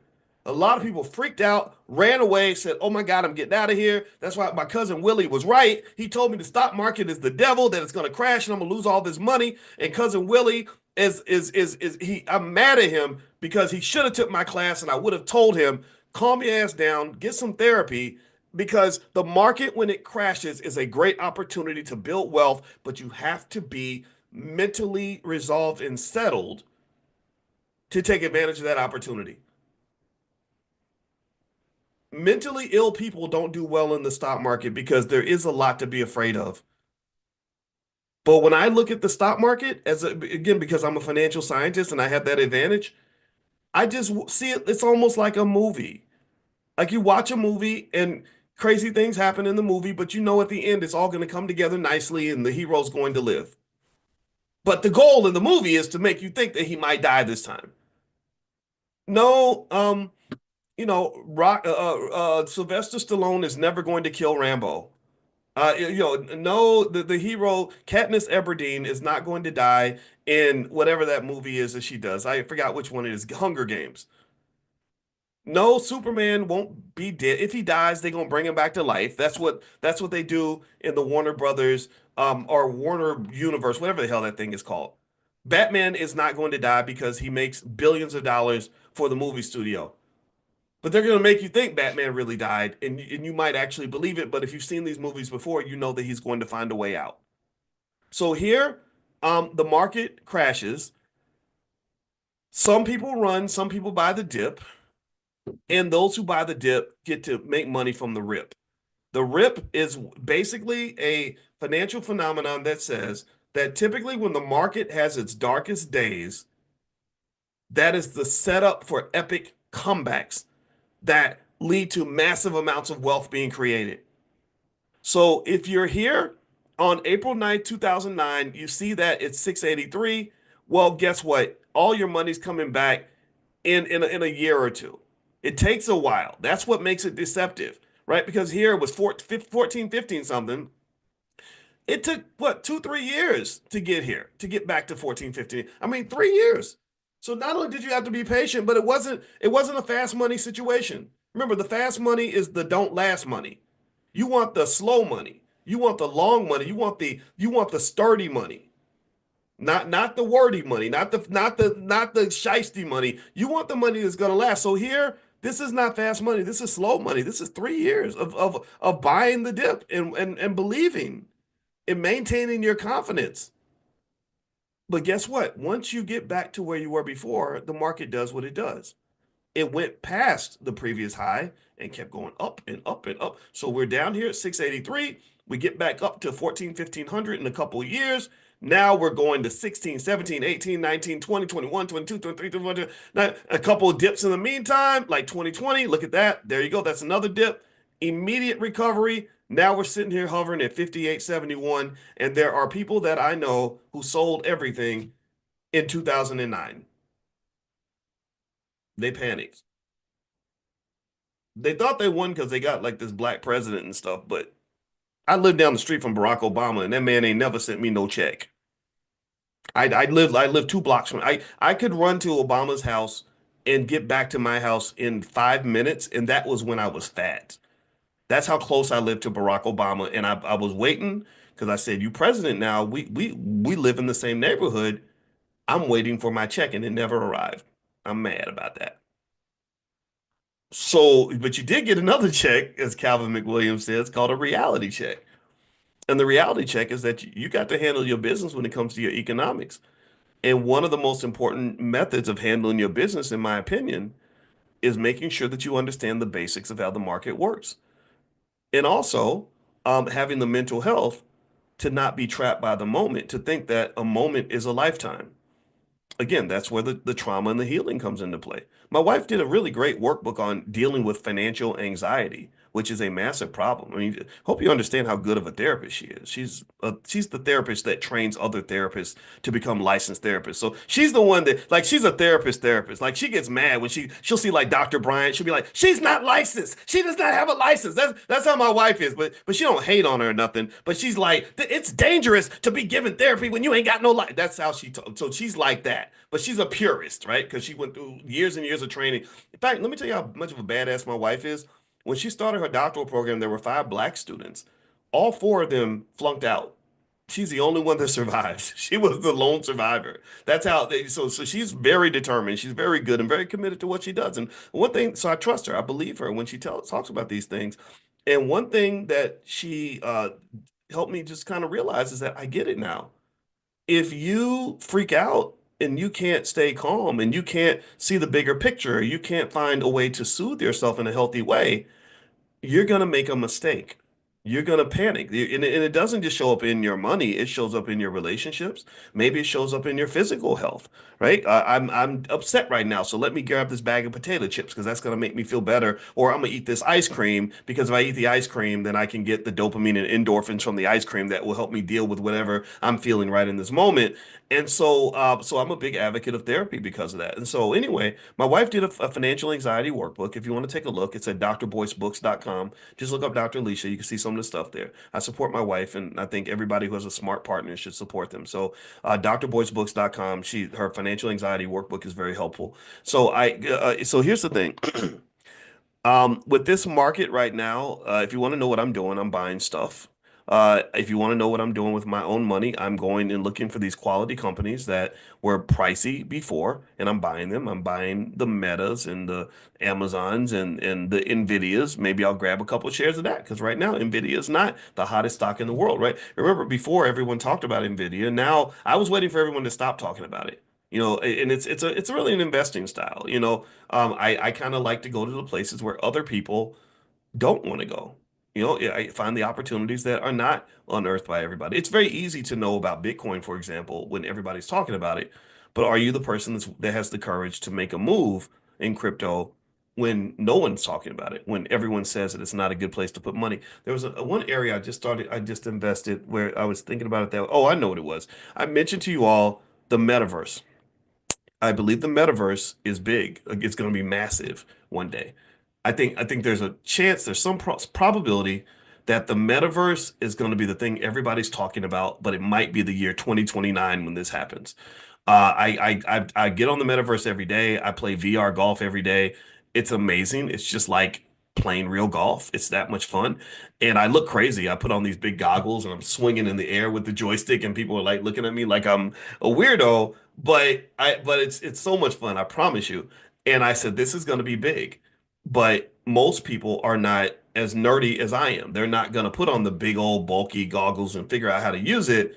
But when those Ray-Ban sunglasses become popular, oh, they'll put on a cool pair of sunglasses that gives them instant access to the internet. And right now, Meta and Apple are fighting over that. They're fighting over access to data and everything else because they're competing with each other. And Meta's in court in Europe right now trying to push Apple to release more information on their customers and give them more access to that customer data. Apple wants to keep Meta out because they hate Meta. In fact, they wanted to block Meta's access to the customer because that's what they did with the smartphone. I don't know if you all remember, but Apple basically did something where you had to opt in to decide to share your data. And they didn't opt you in by default. You had to actually opt yourself in to share your data with Meta. Meta was pissed. Mark Zuckerberg wrote a whole big thing in the New York Times, basically bashing Apple because of this. So what Meta is doing right now is they're pushing out these VR glasses as a potential replacement to the smartphone. The question that Zuckerberg's been asking himself lately is what's after the smartphone? What are we going to do after the phones are, we're not using the phones anymore. So these Ray-Ban sunglasses are their effort to do that. And also, if you notice, the Ray-Ban sunglasses are a competitor to that goofy, big, gigantic, overpriced, bulky Apple Vision Pro. The Apple Vision Pro is really good, but it's overpriced and it's not that impressive. I got a MetaQuest for $300. It does probably 90% of what the Apple Vision Pro does. And so I don't even understand Apple's strategy there. But long story short, I think Meta's making the right move. I really believe that. People make fun of Meta because they're investing so much in the metaverse. And I don't even like Mark Zuckerberg that much, but I see his vision and I agree with it. I'm like, oh, dude, you're going in the right direction. I think when you blend the metaverse and AI and maybe even quantum computing, Lord, you're gonna live in a whole different reality in a decade. Your future self is looking at us right now, and we probably look like dinosaurs from the year 2034 when they're looking back, and there's somebody in 2034 right now is watching this video. And I apologize for how ridiculous I look because I know for a fact that in your year, you're probably paying $500,000 or more for Bitcoin. You're probably looking at us and laughing at the way we're talking and dressed. You're laughing at the fact that I'm in a Zoom call instead of doing something in the metaverse. And you're probably looking at a Dow Jones Industrial Average that's about twice as high as the one that we have right now. And you're looking at me and you're saying, please, please, please buy some Bitcoin. It's only 100,000. Or please, please, please buy into the stock market because everything's going to be more expensive. Or please, please, please buy property because now the average home value is $1 million. That's what I see in the year 2034. So ultimately, I think that this metaverse thing could be a thing. And so I bought this. ETF, the ticker symbol was METV. METV. This is not investing advice, but this is what I bought. METV, METV. And I did that because I want to be positioned not after it becomes popular, but before it becomes popular so that if the stock price does explode, I'll be there. There's no guarantees, though. There's no guarantees. When you pick a strategy, when you pick a consistent philosophy and you stick with it, you don't do it because you know it's gonna work. See that there's nothing interesting about taking a chance when you know that everything's gonna work out just fine. There's no courage in that. There's nothing special. If you can only take a risk when you know that everything's gonna be all right, then you're not really taking a risk. See, that's what people don't get. People think that, like, okay, that courage means I'm going to do something knowing that if I push hard enough and if I do the right things, it's going to work out. That ain't how life works. That's not how life works. And that's not how risk works. Risk means that you might do the right things. You might take the right shot. You might make the right moves. You might be consistent and it might still fail. It might fail. Like think about it like going to war. This is why you'll never hear me disrespect a soldier. I know a lot of you are veterans, and every opportunity I get to thank you, I want to always say thank you, thank you, thank you, thank you, thank you. That will never ever stop. I saw a soldier in line at the airport. I didn't even know he was a little white dude, and I said, "Hey, can I buy your whatever you're buying in this? Can I buy this for you?" But it was like $25 worth of stuff, so it wasn't too much. But it was just my little way of saying thank you. He put his life on the line. I can come up with $25, right? That's how I feel. So here's the thing. I think about it like being a soldier.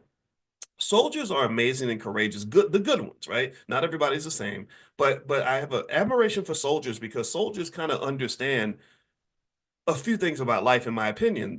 One thing they understand for sure is that life is not fair. I think a good soldier understands that you can go through all the training, you can do all the preparation, I see you, Douglas, from the Marine Corps. You can put yourself in perfect shape. You can learn how to shoot and kill and defend and follow procedure and do everything right. And you still might not come home. You might still come home in a body bag. Like you might be the perfect soldier doing the perfect things in the perfect way every time and still get killed. But yet you press on because you know that full preparation at least maximizes the probability that you're going to find success. Right? Like you know that look, I don't know if I'm going to live or die, but I do know that if I don't prepare, that will increase the probability that something bad is going to happen, right? So to me, that's what risk really is. That's what it really means. And people don't get this. That's why for example, you don't see a lot of black-owned businesses being created because we kind of only accept risk when we know that it's probably going to be okay or whatever. It's much harder to take a risk when not only do you know that there's a substantial probability you're not going to succeed, but that you're actually in a situation where you're probably going to fail. Probably. Do you understand the failure rate of startup businesses? Do y'all know how high that is? The startup rate for new businesses is like 70, 80%. And that's for white people. For black people, it goes up to like 90%. So when you have that dream and you're saying, oh, we're going to start the family business, we're going to do this, we're going to change it, just know the odds are not in your favor. And I hate saying that, but that's true. You got a 10% chance of success. But I can tell you that full preparation it maximizes your chance of success. I can also tell you that consistent learning maximizes your chance of success. I can tell you that never giving up means that if there is that chance that there's a pot of gold at the end of the rainbow, if you never give up, you at least get to check the whole tunnel to make sure that the pot of gold is or is not there. Because a lot of people end the story before the end that has actually arrived. They end the story and they guarantee failure. They go from a 90% failure rate to a 100% failure rate because they give up. In fact, most dreams get killed before they even manifest. You have the dream, you have the vision, God blesses you with the vision, it's the perfect vision, but you kill it, you abort it before the baby's even born. You get rid of it, you just say, that's not for me, I can't do that. So you tell yourself no before the world does, which is really, to me, a horrible tragedy because that tells us how many trillions of dollars in black wealth gets lost from dreams that are either not fed or dreams that are killed on contact that just and that's the other thing about trauma is that traumatized people are not very good at dreaming. Traumatized people are not very good at having a vision and sticking with it. Traumatized people are not very good at assessing risk because you're more likely to look at the downside than the upside. So if you've been through some things and you're scared and you can't even trust, you can't trust yourself, you can't trust the world, it's really hard for you to go out here and take the punches required for you to become successful, which is again circling back to why I think therapy is just something everybody benefits from. Unfortunately, most people don't realize it till they're old. Tyler Perry said that recently in an interview. He said, I got therapy at 24, at 54, and I've never felt better and freer in my life. But he did it at 54.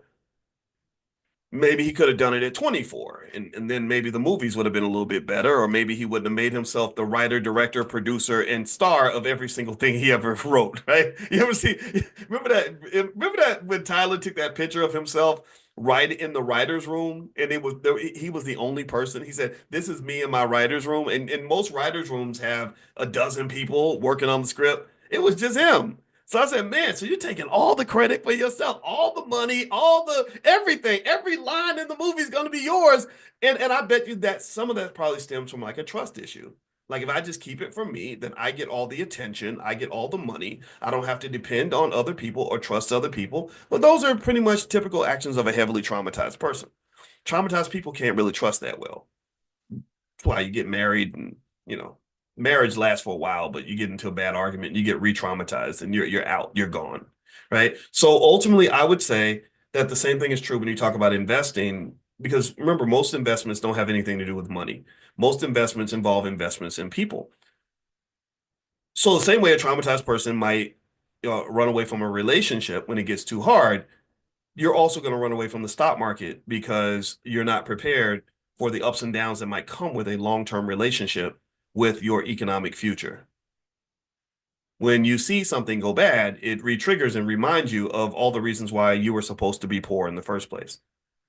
Maybe you're just reminded that, oh, this is right. This is why my cousin Rerun was right about the stock market. He told me that investing is for suckers and white people, and that we don't have enough money. And who the hell are we to think that we can actually build wealth? We don't even have a real family.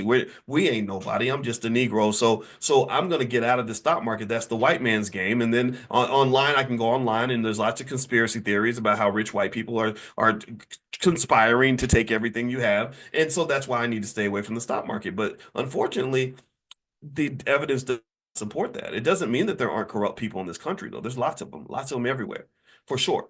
But there are millions of people in this country who make insane amounts of wealth by just being consistent and not overthinking the process. In fact, my wife is one of them. She doesn't. My wife, my wife tells me it makes me mad when she says it. She says, Boyce, I like to listen to you talk during your podcast. And I said, you do? And she said, yeah, because your voice puts me to sleep. She said, because I have no interest in talking about financial stuff all day. That's not interesting to me. Right. And so my wife, when I'm talking, like we'll be in a hotel. She'll be right in the back. You can't see it because of the backdrop, but she'll be in the bed, like literally like snoring because she hears my voice, and apparently my voice puts her to sleep. So she doesn't have an interest in financial stuff the way I do. I am a financial guy. She is a social worker. Social work and finances or financial people are kind of different. And so anyway, one thing that my wife won't ever really talk much about is that, despite the internet rumors that she married me because of my money, my wife was doing quite well in the stock market before we got married. And the reason that she was doing well was not because she took a bunch of financial classes. She never did. Um, it's not because she was born with a silver spoon in her mouth. She was not. There's a lot of education in her family, but not a lot. There wasn't a lot of money. Um, and it's not because she just loves financial stuff. She's not somebody who's gonna sit around and watch Bloomberg all day. The reason that she had wealth, I could define it, most of it in three key areas. I hope she doesn't mind me sharing this. One, she had a family that taught her about the flaws of being overly materialistic.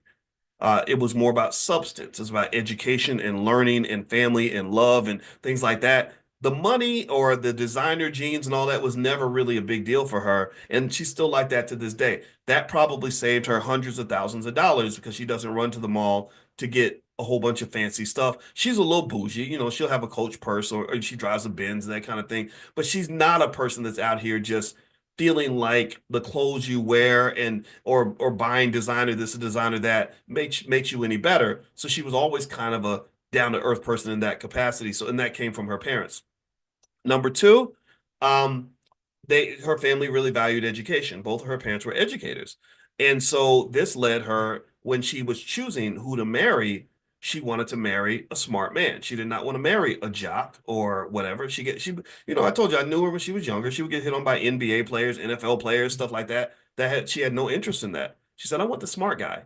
And I'm a professor. Her father's a professor. There's a coincidence there. It's not, it's more than a coincidence. In fact, she has the same profession as my mother. My mother's a social worker, just like my wife, and they look alike. They took a picture together, and my wife's mother said, "You look more like Boyce's mother than you look like me." So there's a whole set of of psychology theories behind that. Like we tend to marry our parents. That's what pretty much I've seen, right? So if your parent was crappy, then unfortunately that means you might have a series of really crappy relationships because you have to go back to the therapy. They'll help you process that. I promise you. Because I didn't learn I married my mother until I was 50. I didn't know that. I said, "Oh my God, I married my mom. What the hell does that mean?" So anyway, so that led to a certain type of choice in terms of partner, right? She was married to another man before me. He's a great guy. He's super smart. He's good with money. So that added to her ability to have financial security. Because she could have just, been like a seven-time baby mama or something if she wanted to, or she could have went after the closest thug she could find, or she could have dated some guy with eight gold teeth and like a rapper that gets everybody pregnant. She could have done that, but she's like, no, I want the smart guy. I'm looking for the smart guy. That's who I want to be with. I don't want to be with the dumb guy. Okay. So the third thing that she did that was just brilliant in its simplicity, and it's really, I give her parents credit for this, is that when she got her first job and she went to her father was a respected professor at Tuskegee. He was there for 30 years. Dr. Francis Taylor. He's well known there. She said, "What do I do with my money? How do I, how should I do this 401k stuff and all that?" Well, he told her something that a lot of black folks don't hear and a lot of black folks don't do. You know what he said? It's real simple. He said, whatever your company is matching in your 401k, you maximize that.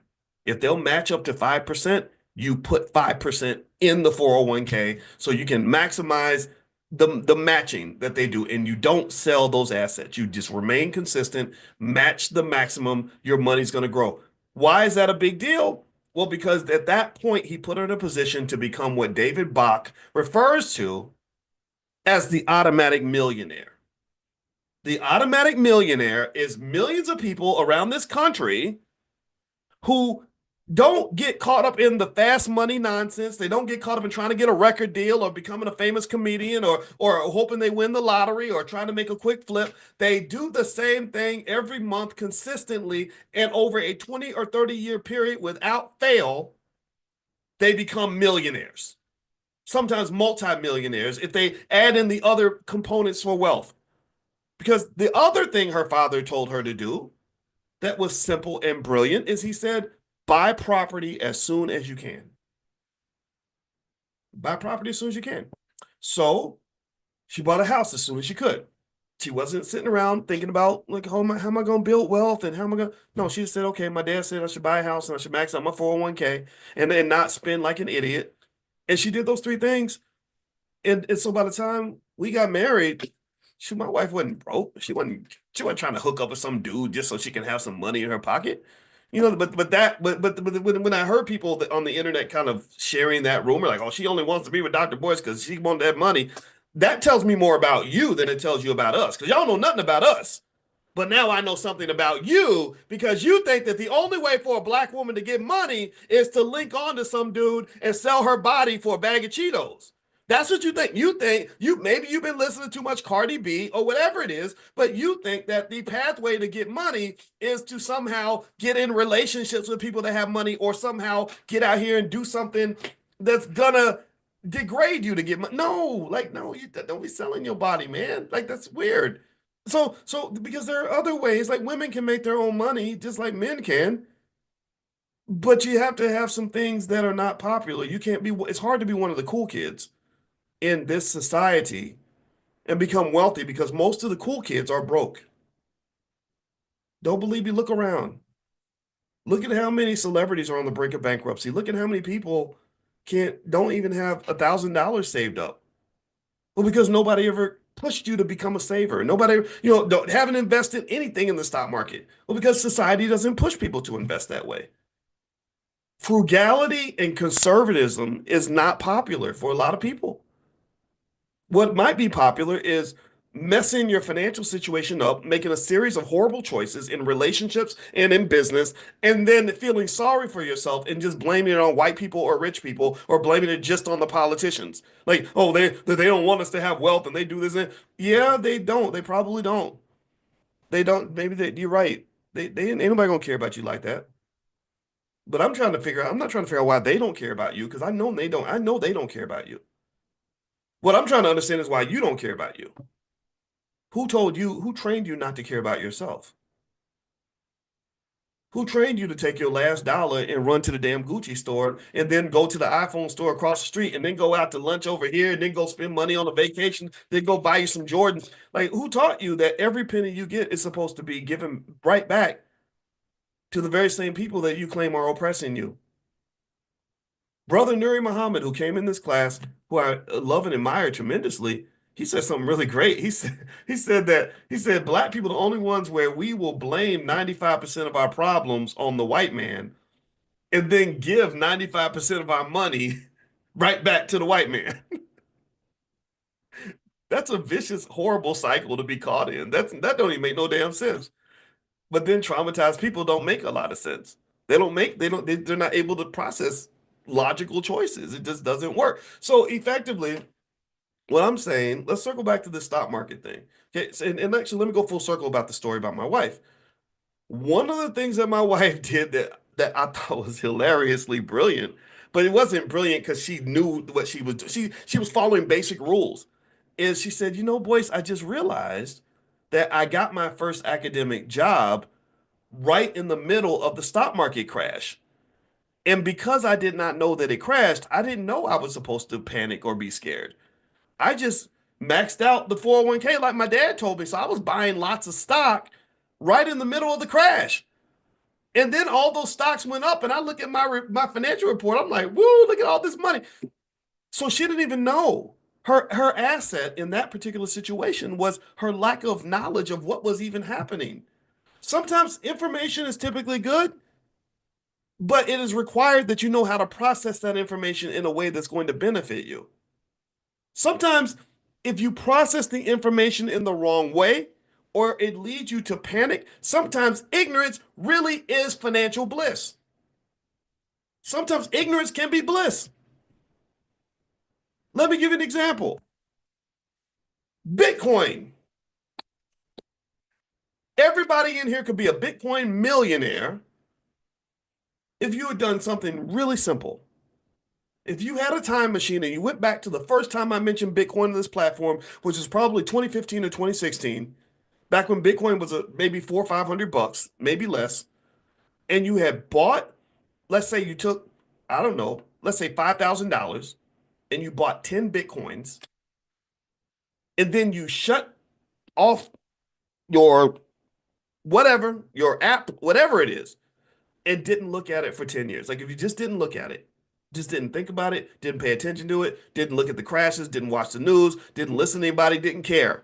In fact, it would be best if someone just erased your memory and made you even forget that you even owned it. And then they turn your memory back on 10 years later, where you're like, oh, that's right, I bought 10 Bitcoins a few years ago. Let me see what they're worth now.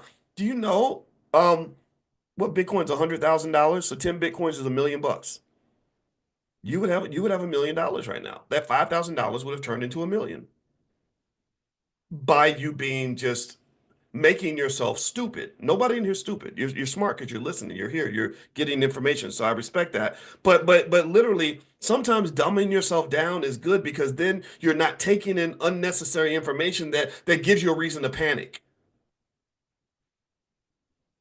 So it's good to watch what the market's doing. It's good to see the volatility, the ups and downs. It's a great learning tool. But sometimes your best move is to either do nothing or buy the dip. Unfortunately, because we process information the wrong way sometimes, or we'll see something and we'll feel like we have to make a move, we got to act on it, it'll cause people to sell too early. Do you know that's one of the biggest mistakes investors make is selling too damn early? Did y'all know that? That's literally one of the biggest mistakes people make.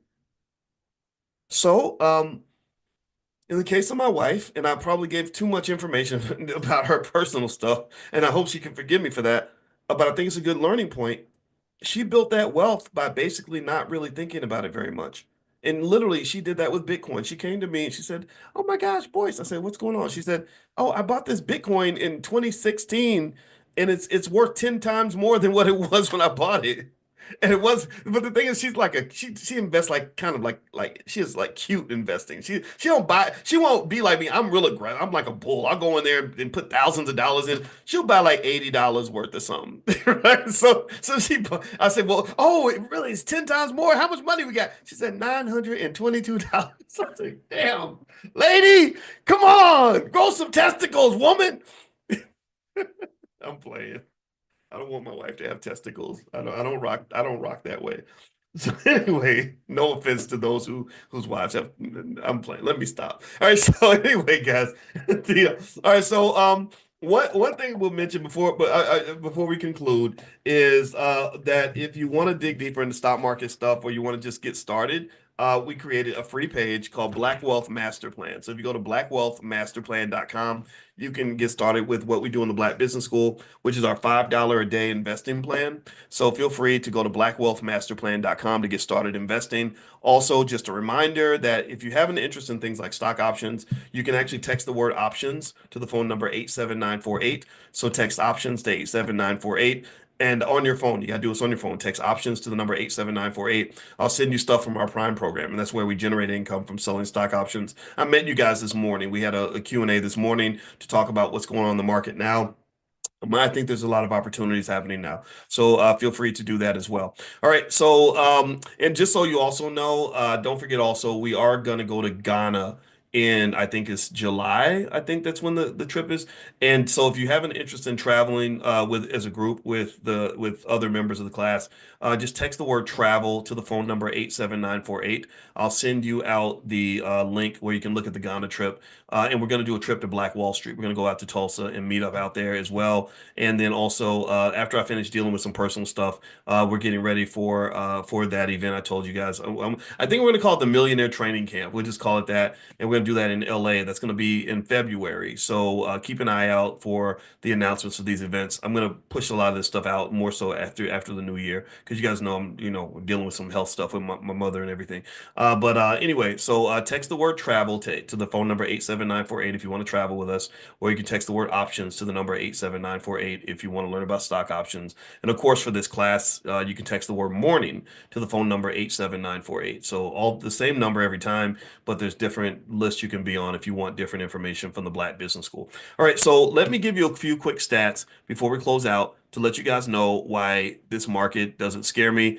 And I'm looking at it right now, and it looks like actually it's reversed a little bit already. It's actually up 300, the Dow's up 355 points. So I'm going to investigate that a little bit further, and I'll follow up with you guys. It looks like, okay, it looks like the reason that it moved today is the inflation data was pretty good. So that's good. That's good. Okay, so this market decline is not as bad as it could have been. I do think that there's still some risks out there. The Fed Chairman Jay Powell gave some weird information where he was a little bit confusing, and that lack of clarity will tend to drop stock prices. And then also there's the whole issue of the politicians getting into their shenanigans. The market tends to ignore a lot of that because they know our politicians are a bunch of babies. But if it gets worse, that could lead to a further decline. So just kind of keep an eye out for that. Now, here's some data on the stock market that you can keep in your pocket to help you deal with the Negro naysayers in your family. And we've talked about what the Negro naysayers are. These are people that find a problem with every solution. They get mad at you because you want to have a better life. They don't like the idea of us believing we can solve our own problems. So they come with the negativity where it's like, oh, investing is bad. You're going to lose your money in the stock market. And again, what they're really telling you is their experience. They're telling you what kind of investor they've been.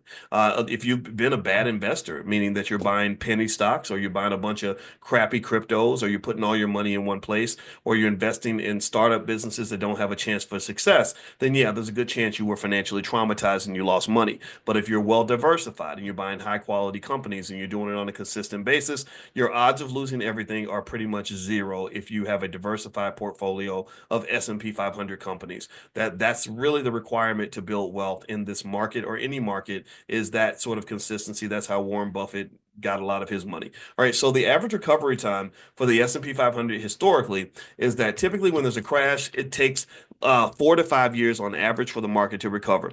The pandemic was different because the pandemic was just such a mess in terms of how it was handled. The Federal Reserve made a lot of mistakes. They kept on reducing interest rates, which caused the inflation problem because they increased the money supply. A lot of money got pumped out into the economy and just ended up inflating prices. That's what tends to happen when you overprint your currency and you hear these crazy stories. Like I don't know if y'all saw the stories about all the entertainers, all the way from like Lil Wayne to some of the white ones as well. They got like millions of dollars that they didn't even need, so they were spending the money on private jets and parties and stuff like that. But they were able, I assume, to claim it as a business expense because it's like, well, I'm Lil Wayne, I have to party, so I have to fly my women in and whatever. Like they were doing all kinds of crazy stuff, and all this was revealed in a recent article. But this wasn't just the rappers; it was a lot of institutions that were wasting a ton of money, and it was just a big mess.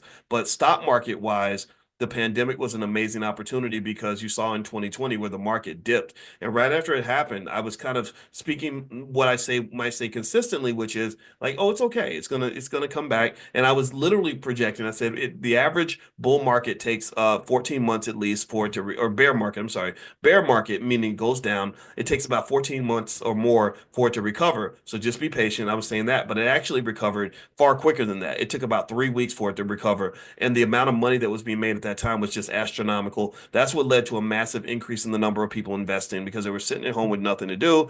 A lot of people that were in the gambling culture were looking for a place to gamble, and on top of that, the market was making money really quickly, which was grabbing a lot of headlines. So you saw a lot of people flooding in the investing space at that time, and it was fine. But the problem is that some people, I think, got a misperception of what investing is really supposed to look like. 2020 was just a special year. Most years aren't like that. Let's see. The 2008 financial crash recovered by 2013, and that's pretty much what I showed you on the graph. Secondly, post-crash annual returns. Following significant crashes, the stock market often experiences higher than average annual returns. So after the 2008 crash, the S&P delivered an average annual return of 16% all the way from 2009 to 2019. That's pretty big. That's compared to the long-term average of about 10%. In 1929, everybody talked about the Great Depression like it was always bad. Like when everyone talks about the stock market crash of 1929, they say, "Oh my God, that was terrible. Everybody lost money." That's not true. That is not true. Everyone did not lose money during the crash of 1929. Some people became millionaires for the first time. Some people became millionaires for the first time. After the Great Depression crash of 1929, the Dow Jones Industrial Average gained 382% from its 1932 bottom to its peak in 1937. 4x. That means for every dollar you invested in the market in 1932, if you had the nerve, if you did not let your trauma and your fear make your decision for you, every dollar you invested, you were blessed with damn near $4 back. You put in 10 grand, you're coming out with 45 years later. You put in 100 grand, you came out with 400,000. Do you understand how many millionaires were created during the Great Depression? Do you understand that? And this is a perspective that I need you to understand that yes, the Great Depression was hard for a lot of people. You know, it was a lot of poverty, a lot of people struggling, everything. That's all very, very real. But if you had an investor mindset, there were few times in American history where it was easier to make money if you knew how to be patient and if you knew how to keep your cool. And let me tell you what I found, because I'm highly traumatized. I took the ACEs test for trauma. My wife had me take it. It stands for Adverse Childhood Experiences. I was really high on the trauma scale. I did not know this, right? I didn't know. I just thought life was hard. I didn't know that my life was really hard. I just thought it's like, okay, it's tough. You got to have adversity. You got to fight through it, but you can't trust nobody because all these fools out here trying to hurt you. Right? That's kind of, you know how it is. You have a tough upbringing. You just become a tough person and you think that that's just normal. And I took the trauma test and my trauma score was super high. And so I did the therapy and talked to my wife's a therapist. So I sleep with a therapist every day. So I get free therapy every day. That's pretty cool. And and what I learned over time is something that I hope will help you is I learned, generally speaking, that the ability to control your emotions and keep your cool and keep a long-term perspective on things will literally help you in almost every single thing you do. It will help you in your physical health. It will help you in your mental health. It will help you in your relationships with other people. It will help you in your marriage. It will help you when it comes to money. When it comes to investing in money, just the simple idea that you can breathe. I breathe, they teach you to breathe in a square where you hold it in for you breathe in for 5 seconds, you hold it 5 seconds, and you breathe out for 5 seconds, and you hold it 5 seconds.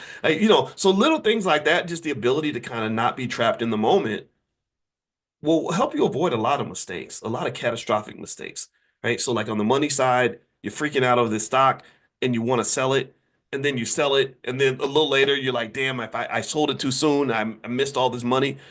Or you have a relationship with someone that you really love, but they pissed you off and it disrespected you, insulted you, hurt your feelings really bad.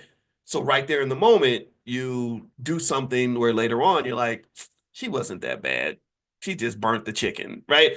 So whatever, right? So you're looking, and now you're all sad because you wish you could have her back, but you can't. So I have found that the ability to keep your cool and realizing that everything isn't a catastrophe goes a long way in terms of just preserving your life and making good choices. Everything doesn't need an instant reaction. So if your stock is dropping, you don't have to respond right away. Take some breaths, sit back, think about it for a day or two, and then make the decision. Like think about how and this is where trauma hurts us so badly. Because you make these snap judgments in the moment. Think about how much better the world would be if every person had a rule where before I sleep with this person that I'm about to have sex with, I'm going to spend 2 days thinking about it. I need to spend 2 days thinking about the consequences and the benefits and whatever, and then we can get together and make it happen. If you pause and reflect, thank you, Levon, you'll find that a lot of your decisions will be very different. And I'm gonna tell you, anybody who's married can definitely testify to this. If you're going to get married, I want to give you a testimony to say, well, yeah, when you're in that relationship and you're in the heat of battle, you better sit your ass down and go to separate corners for a couple hours so you don't say something that you can't take back. That just those basic life skills are so essential for anybody that wants to be successful. So I hope I didn't sound preachy on this. This does circle back to the economics, and I hope that we understand this. But the way I look at this stuff is I want to look at it from a holistic standpoint because the goal is not just to have a wealthy bank account. The goal is to have a wealthy life. Okay. So thank you, Aisha Verzi. I see Aisha's in the chat. Aisha does a lot of financial advising as well as stuff with insurance and everything. If you don't have insurance, reach out to Aisha. Tell her I sent you. Aisha, put your phone number in the chat so everybody can grab it and they can call you. Aisha will talk to you on the phone. So, but call her if you want to do something. Like, don't just get her on the phone just to say hi and stuff. Because she's really busy. But Aisha's right there in the chat. She's a friend of the Black Business School, and we love you, Aisha. And I wanted to mention that there's her number 626-340-5746. 626-340-5746. So if you want to talk to somebody about where you're trying to go economically, Aisha's great for that. And then also, last but not least, if you want to take a look at some of the things we have that you can maybe get for your kids for next year, we have financial flashcards for kids, financial workbooks for every grade level. Feel free to go to drboycebooks.com and you can take a look at our Black Wealth Mastery store. We have a lot of good stuff in there. And in fact, everybody in this room can use the code word book club, BOOKCLUB, all one word. And you get 30% off anything in the store. So even if something's already 30% off, you'll get another 30% off by using the code word book club. So keep that with you and you can use it anytime you want to come to the store. So it's drboycebooks.com. So have a good day, everybody. You can hear my voice cracking, so that means I need to shut up. So I will see you all tomorrow morning at 10 a.m. Eastern. We do this every day. If you want to get notified when we start class, text the word morning on your phone to the phone number 87948. Just text morning to 87948. I'll send you an invitation when we get started. So have a good day, everybody. Happy investing. God bless you. I'll see you soon. Take care. Bye-bye.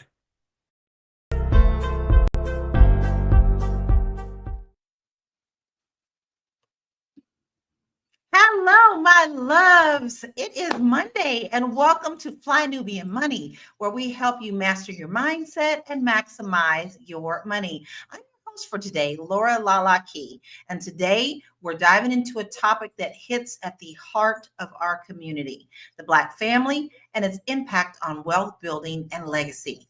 Dr. George C. Frazier recently said something that shook me. He believes the Black family is in crisis.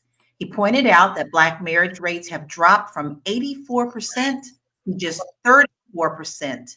That's not just a number, it's a reflection of how we've moved away from combining our wealth, our strength, and impact as a people. So today we're going to be asking some pretty tough questions like what happened to the Black family? How has the decline in marriage affected our ability to build wealth and create generational change? And most importantly, what can we do to turn this around? So today I'm actually joined by an incredible panel to unpack this. I have Athena Gardner, our CPA and wealth coach, Joe Corley, our licensed therapist, mental wellness coach and educator, and Marlo Layson, TV and film producer. So we're going to start unpacking this critical issue, and together we're actually going to try to explore solutions and strategies to strengthen Black families, elevate our relationships, and reclaim our power as a community. So in order for us to kick this off, I want us to please watch the first part. It's going to be two parts. We're going to dig in. So first off, once you hear this, I want to hear if everybody agrees, and I want to hear our viewership family, if you agree with him or not. So let's see what Dr. George C. Frazier has to say. There's a talk I give on the 5 biggest challenges Black people have for the next 100 years. The number one challenge is the existential crisis of the Black family. The existential crisis of the Black family. Marriage in our culture is down to 34%. When we were growing up, it was 85%. It's now down to 34%. 71% of our sisters are not married. 29% will never get married. 63% of our brothers are not married. 30% of them will never get married. There is no culture in the history of humankind that has risen to maximize their full human potential without family at the center of their culture. This only exists. This is an interesting but negative statistic. This phenomenon of the existential crisis of our family only exists among African American Black people. It does not exist on the continent or anywhere else in the diaspora. So there must be something in the water. We must fix this. It is a lot easier said than done because it is impacting our wealth. That's hard to hear. It really is, because we here at Fly Nubian Money and so many other organizations that we are in touch with and work with directly, we're all about building Black wealth. We're all about Black family, Black love, Black everything. And to hear this breaks my heart. So I'm going to start with you, Joe. Why do you think marriage rates in the Black community have dropped so drastically? I think all the systems are doing what they're designed to do, right? Break us down, tear us apart, and we've allowed it. And now we're at a stage where we understand what it is, and a lot of us are still allowing it. Some of us are not. But what we see in culture and what we see in our homes sometimes is not appealing, for the most part. So why would anybody lean into that? Is what I believe, just to start. I believe so too. I believe we're fed a lot of things that they want to feed us so that we believe it. Because, if you show it, a lot of people believe it, and we don't want to get out of those those mind thinking. But thinking back, especially now, guys, we are in the holiday season, so we're always seeing these wonderful films, our Black films showing family being centered around the grandmother and the family coming together. And even though we're arguing in these movies, we come together in the end as a family because some kind of tragedy happens. I think we need to actually see more of that. And I want to ask you, Athena, because you deal with the money. How has the decline in Black marriages affected our ability to build generational wealth? I'm glad that you brought that up, because I remember saying this specifically on one of the shows last week, that our decline in wealth is correlated to the decline in marriage and relationships. And Dr. George Fraser, who I've had the pleasure of meeting at Power Networking and ABC, so eloquently put that issue on the forefront, and it's something that we need to hear. We keep trying to do all these things, explore all these alternative lifestyles, ethical non-monogamy, polygamy, baby mama, baby daddy culture, right? Instead of doing what I feel we need to do, which is grow up, learn the skills to have a healthy relationship, whether that is you self-studying, going to therapy, whatever the case is, and learn how to talk to people, resolve conflicts, and have healthy relationships. And also embrace marriage. We're always trying to find these alternative things that we can explore, but does the Black community, can we afford exploring other alternatives to marriage? Clearly not. I agree. So I'm going to pull it back a little bit because this is very, very deep. So what I want to hear from the panel, and I'll start with you, Marlo, do you agree with what he said? And if so, I want to hear your idea of what has led up to this point. Do you think this is something new? It's definitely not anything new. And I absolutely agree with what he said. And I think that, we could draw a straight line between this and the good old Americanism, right? I think that this is by design, since they put the people on the boats and shipped them over here as cargo to be the workforce. The plan has been to separate and divide. Right, even when the Emancipation Proclamation was delivered and the slave master had to come out and say, y'all can go, they still found ways, right, to separate people and to say, hey, you always have a place here, but old Joe, he want to leave. He think he better than you, right? So that's where we as Black people, oh, I'm sorry, not James. We're going to have to pick another name, Marlo. James left because he thought he was better than everybody else on the farm, right? And so I think it is, the good old American racism is at work, and it is working as designed. And I think that if we don't start there, right, we'll always be trying to figure out what is this? What is this? What is this? This is racism working as it's supposed to be. I think so too. And Joe, I know we dove in really quick and really hard with this question, just because it just really I feel like an arrow just shot through my heart with those numbers. So my question to you is, do you believe what he's saying? Do you agree with what he's saying about these stats, and where do you think that this does stem from? Yeah, I do agree with him, and I agree with Marlo. Just like I said, the systems are doing what they're designed to do. Black folks are like the only culture that has been systematically had to deal with basically warfare in their own country. We're behind enemy lines. We always have been, and we're the only ones that have been behind enemy lines for our complete existence here in America. So everybody benefits off of what we do. Obviously, our families are destroyed, because if they were empowered, we would be empowered, right? So, we have to, disenfranchise the man, weaken the woman, destroy the youth, all the things that the system is designed to do. It's doing it. And like I said, now that we know and understand what that is, I mean, we could have had grace and understanding maybe 30, 40 years ago, as we were just trying to figure it out. But now, we know and understand what this is. A lot of us do, and a lot of us are still falling for it. Our celebrities, like I saw the picture yesterday with Sierra and Lala and all these beautiful Black women lined up with Kim Kardashian, right? Oh, So, not there. yeah, so and what is that leaning into the now we have, one of the greatest assets to me is the Black woman's body being copied and borrowed, by the white woman. And it's another tool used to weaken us. Is all I see.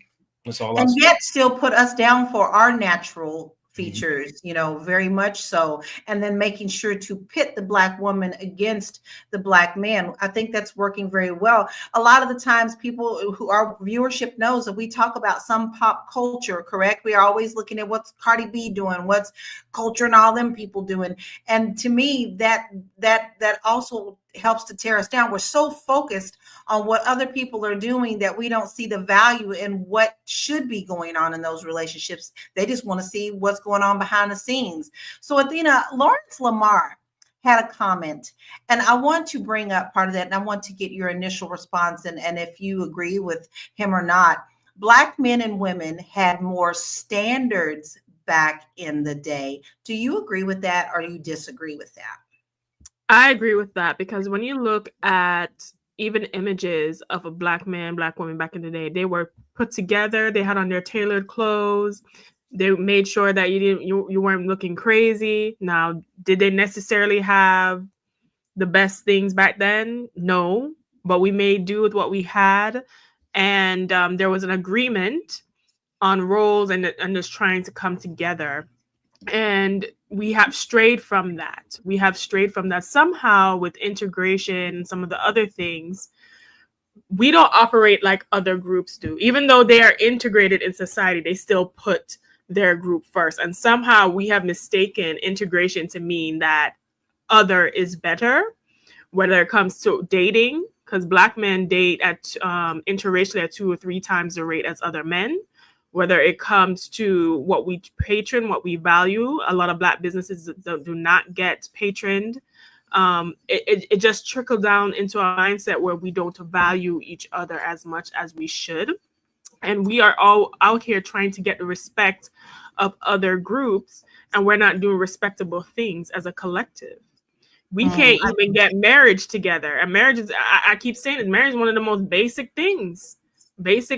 Worldwide, there are people in huts on dirt floor married and know how to keep their family together. And somehow in this first world nation that we live in, we can't seem to do that.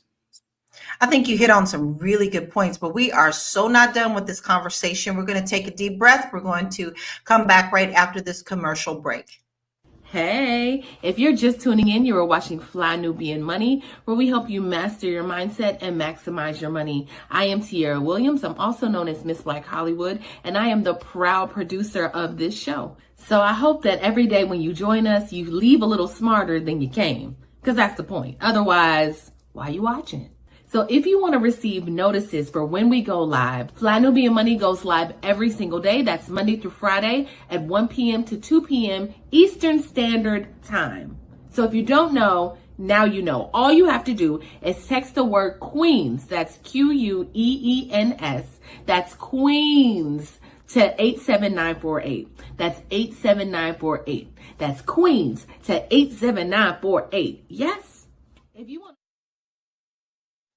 Yes, because we talk about everything here and you don't want to miss a show. It's very simple. You got your little this little thing right here does everything for you. So all you have to do right now, pick up your phone, make sure that you text Queens, Queens, to 87948 so that you don't miss a show. I got my notification right now.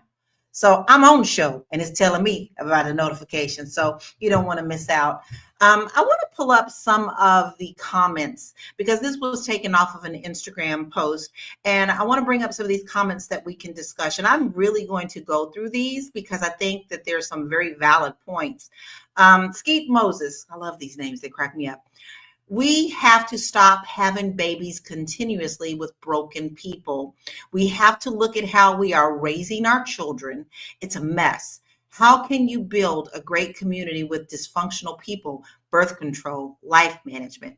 Chocolate Honey says, stop with the stupid podcast balloon popping videos, 50-50 convos, and find your spouse.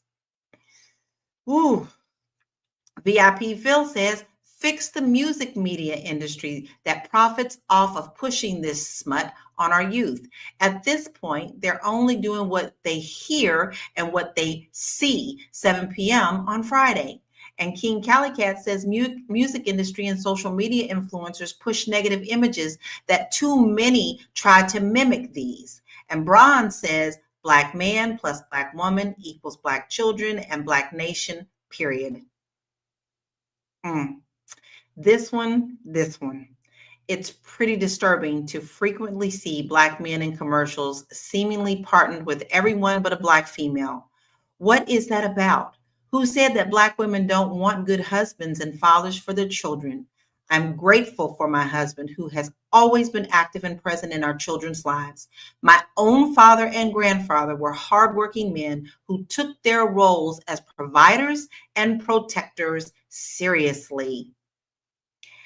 And then we need to pledge to all go to therapy, then forgive each other. And then finally, patriarchy is almost non-existent in Black families. This is one of the leading factors to the impeding threat of Black families. What is happening in our culture is systematic, and we played right into it. America did a good job on us, and it's heartbreaking. The only way this will change is if we change. I don't see that happening. Oh my God, these are heartbreaking. Like, we all like to go in and see the drama, but when we are talking serious comments come out. Now, Joe, they did touch on the media and what we see. So do you believe that we are losing the cultural importance of marriage in the Black community? Yes. And, accountability is one of the main factors here, right? We're not holding each other accountable to the truth, and we sat in the 90s and 2000s. I'm talking from the male perspective, and watched a culture pushed on us that, lifted up having as many women as possible, right? And that was what was popular. So we didn't see any of our heroes or the videos glorify, and they were married and being told not to show that side of themselves. Don't show that you have one wife or one woman and that you're raising your family and your kids and all of these things. Now these same men are, in their 40s and 50s and doing just that, but they left a trail in their after they have a trail behind them of damaged families and broken men with the wrong idea about what was important in life. And for me specifically, I didn't hear until I was maybe in my 30s how critical and important it was just to have one woman and love one woman. No man told me that until I was in my 30s. I And think that's very important for you to share that, Joe. That's very, most of the time you hear the ladies' side of it, but you just said a very powerful statement that more people need to hear. That breaks my heart that you didn't even hear that from someone else as a young man. no one How do you told think that impacted you? No one told me and no one showed me. So when it was said to me, I remember it. Obviously, it's in my core memory now. I looked up and said, and it hit me right away that I have never heard that. I had never heard that. Not even from my own father, who glorified having multiple women. He told me to my face what that was. So another man tell me how important it was just to, to the importance and the value of one woman supporting you and helping you do all the things and lift you up all the time. And if you have one, what it means to like protect her, cherish her, and I had never heard it. Oh, wow. That's pretty deep. We could have a whole show on that. Mm-hmm. Marlo, how do you think the lack of marriage has impacted our children and the future generations? Well, obviously, if they don't see it, they don't believe it's something that they need to engage in or be a part of at all. So I think it's detrimental to them because it changes the dynamic. I think Athena touched on it beautifully in the beginning, like all of these different relationships dynamic, you polymetric, you bionomic, you like everybody got all of this stuff going on, and it's like none of that is getting us to where we need to be, right? You want to say your ancestors were like this, your ancestors were like that. Were they? Or do you just want to piece and parse what you think they were according to what YouTube is telling you you should be into and what kind of fly shit you could get off into if you got 6 women, right? So I think that we have to show them, right? Adults are examples, right? We are exemplars for younger people. And I think that we have lost that. I think that there's a generation that lost that. We wanted to be out and clubbing and living our best life and doing, like Joe said, I've heard other men say that nobody told them that they needed to be a good husband, that nobody told them that it was cool to have one woman. So I think that it's, give the children the right example. Give the children an example that says something to want. I wanted the relationships that my great aunts and my grandparents had, where there was this foundational family unit, right? I wanted that because I saw that around me. And I think that we have to get back to that. And a lot of kids aren't seeing it. And they also are seeing all this toxicity through social media with all of these crazy people who monetize their relationships and always need a hook. So, we in a rough patch with these marriages, y'all. Yeah, yeah. And I'm coming from a marital standpoint from me being married for so long. My husband and I have been married for over 30 years and been together longer than that. My role model was my family, where my aunties and my uncles were the standard for me to see every day. That was important to me. That my house was the house to be for the holiday dinners and the get-togethers and every Sunday. So I didn't hear anything other than how important family was to us. So that's how I was raised.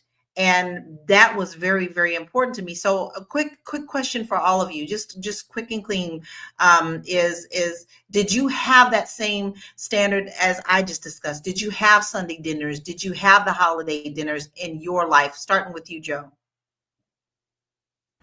So you had to rub my eyes together after hearing that question, Lala. No, I didn't have those things. Yeah, quick and clean, I didn't have it. I just leave it at that. Okay, how about you, Marlo? Yeah, my grandparents' house was that house. It was the hub for Sundays. It was the hub for holidays. So yeah, that was a structure within our family. How about you, Athena? Yes, I was actually talking to somebody about this. On Sundays, like we had a Sunday dinner recurring, and I don't know if that's a Jamaican traditional thing or if it was just my family, but Sunday was a day everyone had a bigger meal or a better meal, and we would come together on Sundays. It's me. I mean, we prepared on Saturday. We were ready. Mom and I were preparing the meal for Sunday. And the thing is, if anyone came to church that didn't have somewhere to go, whether you family or not, you didn't have somewhere to go for dinner, my mom would be like, we got dinner. So come on back. My house was always full, and I feel so very blessed to have that. And I think we do have to get back to that. We have to get back to the basics where the men after dinner would be able to go and have their little man time, and the women would go in another room and have a woman time, but still yet we commune together as a family and friends, because that's what we did. We're so far away from it. I love that so much that I created that within my own family. Once I had lost my mother and lost my dad, our house became that thing. And that's so important to me. So we still have so much more to unpack, and we have a special surprise to you, but we're going to take a deep breath and take this little short commercial. We'll be right back. You want to grow your money and not blow your money, as Constance says, check us out at flynubianmoney.com. There's all kinds of resources, programs, videos, resources. In 2024, there's no reason to be broke when there's information all around us. So get your money right. flynubianmoney.com. Get your money right. FlyNewbie.com. Listen, guys, no, we laugh and we giggle about that, but you know what? We hope that you're doing this for real. And then you're going tickety, tickety, tickety, tick, and going to that website because we want you to get the resources that you need to make sure that your financial house is in order. Our name says it. Fly Nubian Money. We are all about helping you get your mindset right around your finances. It's the end of the year.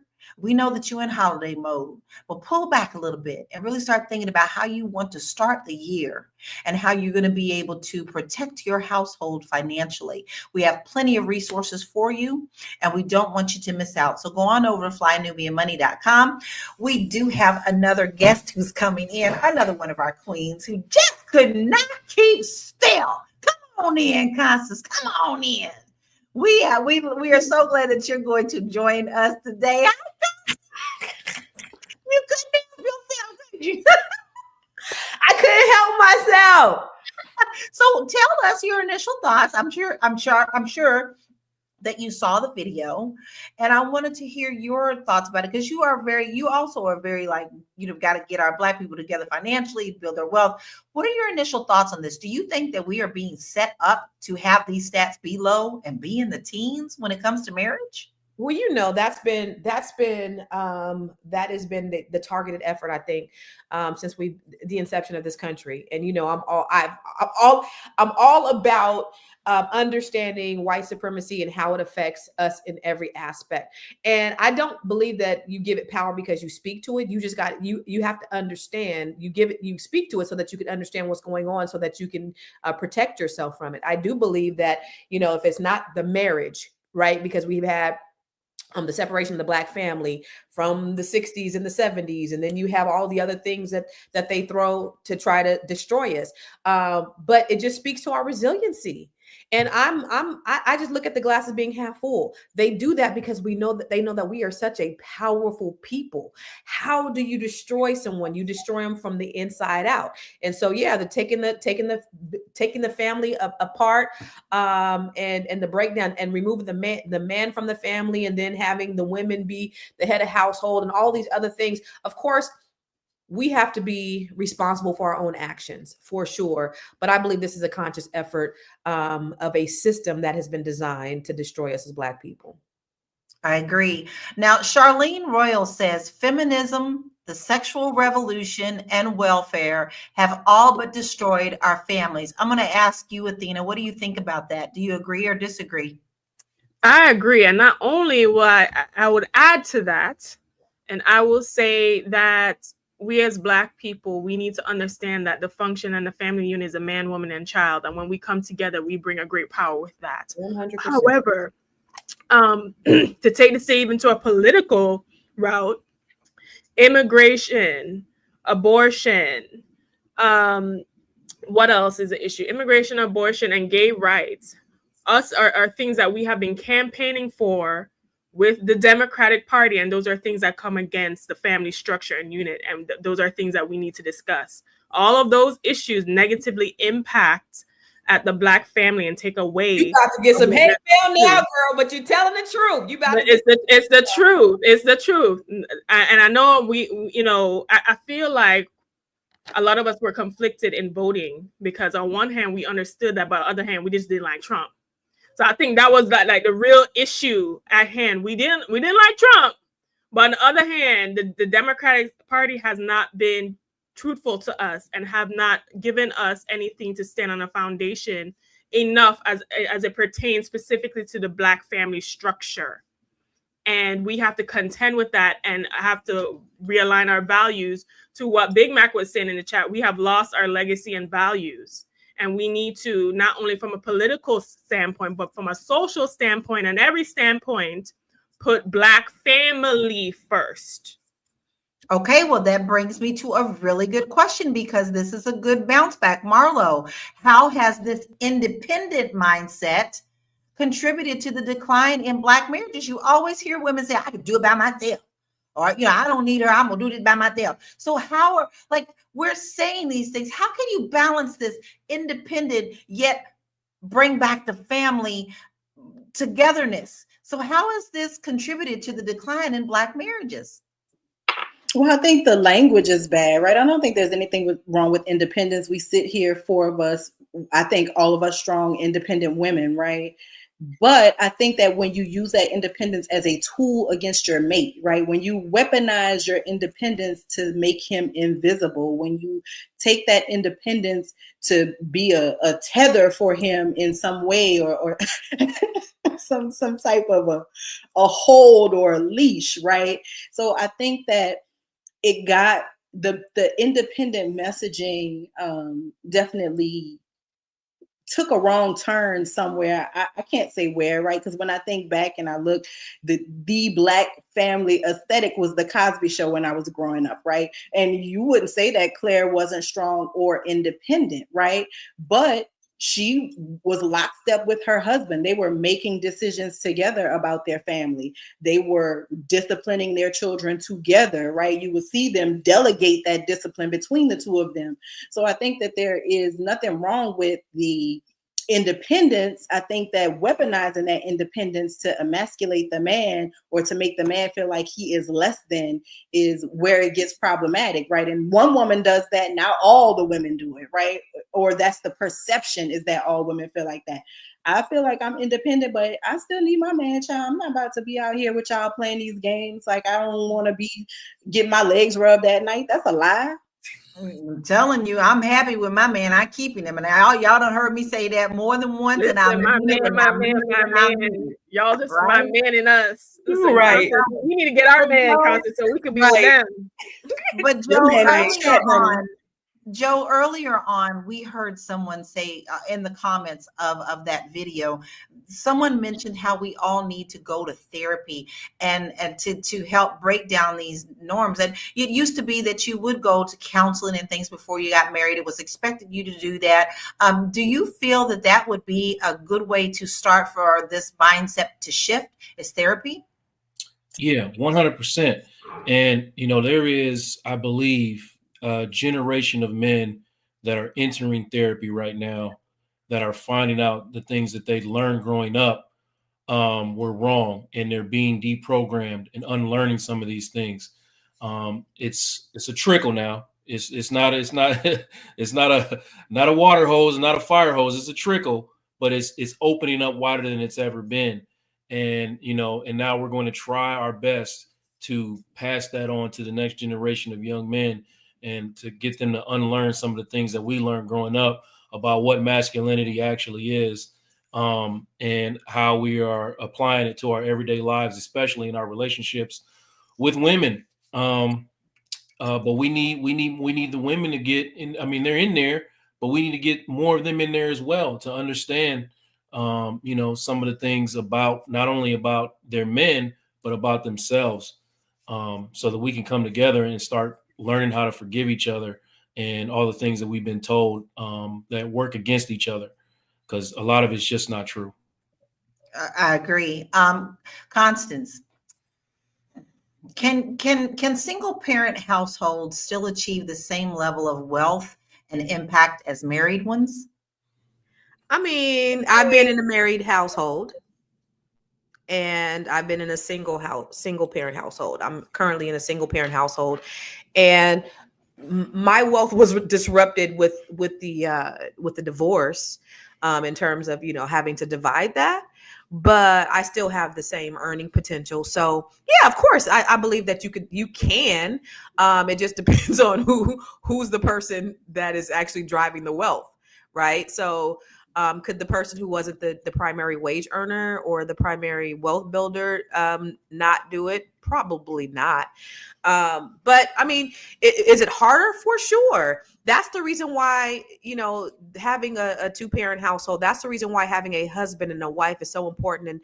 And Dr. Joe, I love what you said. It was definitely an eye-opener that you weren't, that wasn't the measure, that you weren't taught that. But I think that's the case for so many people. And it's so sad. Like when you think about Russell Wilson and Sierra, how people are calling Russell Wilson a simp because he's taking care of his wife, because he's creating a family, because he prays with his woman. And then they call it, and then they mad because he's taking care of Future's baby. I mean, just that's the kind of thinking that we have in our community that's actually been normalized, to think that something like that, there's something abnormal about a man stepping up, being a father, being a husband, taking care of his family. So we have to change the conditioning and the thought process in our family so that we can change the conversation, change the narrative. But that's the reason why these conversations are so important. I agree. I mean, we're definitely talking about something extremely important, and especially even more important as we move into this different cycle of what our country is going to face when we're already going to be facing so much division as it is. How do we also make sure that we don't have that division in our families? So Athena, I want to ask you: are Black people prioritizing success and careers over marriage and family? Do you feel that we're doing that? I think a certain level of Blacks do prioritize success over family, but you have to, those are the ones that are already high achieving, I would say. Even in the dating market, I notice people are like focused on these vanity metrics, how much they make, how much this, that, and the third, and we're forgetting the relational aspects of things. And not, there's a lot of good on paper people, and the resume look good, and the character and all the other stuff can be trash. So I think we play a dangerous game, especially in this level up manosphere, red pill, social media era, right? But what I will say is this: we have normalized within our culture degeneracy. And whenever someone attacks or goes against or promotes family values, people gets attacked, or promotes anything that promotes togetherness, family, people get attacked, right? So I mentioned from a political standpoint, the issues on immigration and gay rights and abortions that a lot of us voted against when we did this election, right? But because most of us are trying to avoid Trump, right? But from the other perspective, there are people even on social media arguing about this woman who cooks and the cook clean narrative and all this other stuff that Girl, we because always she cooks and twerks. That's the problem. listen. Let that girl monetize her stuff. I was proud of her. I was like, listen, go get some money, My girl. sons are obsessed. You not in nobody's strip club, and you're not hurting nobody, right? A lot of these men dusty anyway, ain't do nothing. So y'all arguing for men that ain't even do nothing in the first place. However, because this woman is cooking, right, having home traditional family values, which is what we need to get back to, traditional family values, pro-life, pro-family, pro-Black, right? Because even in the midst of all of this, when you do have a Black man who's decent, making a certain amount, all of a sudden he forget who he is and want everything, every bunny under the sun except for a honey bunny, right? Right. So we need to get to the point as a people, as a group, to get back to center. But what I will always say is water seeks its own level, right? So if you are a person who's trying to get with someone who is on the same wavelength, you eventually find it because you're going to reject the nonsense. However, what I'm saying is not enough of us is rejecting the nonsense. Right. Yeah. Oh, as you can see, we're getting really deep into this conversation. I don't know, y'all. I'm really into this. I mean, it's such an important topic for us to discuss. So why not have it here where our community is watching this and offer some solutions? We're going to take a quick break and we will be right back. Fly Nubian Money is now on Spotify. Yes. We are on Spotify. So if you can't watch us, you can listen to us. All you have to do is search Fly Nubian Money and we will appear. All of our episodes. Make sure that you leave a 5-star rating and reviews so other people that come along and are looking for a good show to watch, they'll follow us too. If you are interested in being on Fly Nubian Money, sorry, I don't have any spaces. I'm just playing. If you are interested in being a queen or a king on Fly Nubian Money for the day, please reach out to me. I'm at info@realvirtual.net. That's info@realvirtual.net. Also, if you need help with your business, go ahead and send me an email for that too. Okay. I've said enough. Now back to the show. We got that magical email address. You get to do all the things here. So if you want to be on the show, it's really easy. We talk about really good stuff and you feel like you have a voice that you want to come on and say things to, you have a seat at this platform. So all you have to do is email us at info@realvirtual.net. And I'm going to spell that info@REELVIRTUAL.net.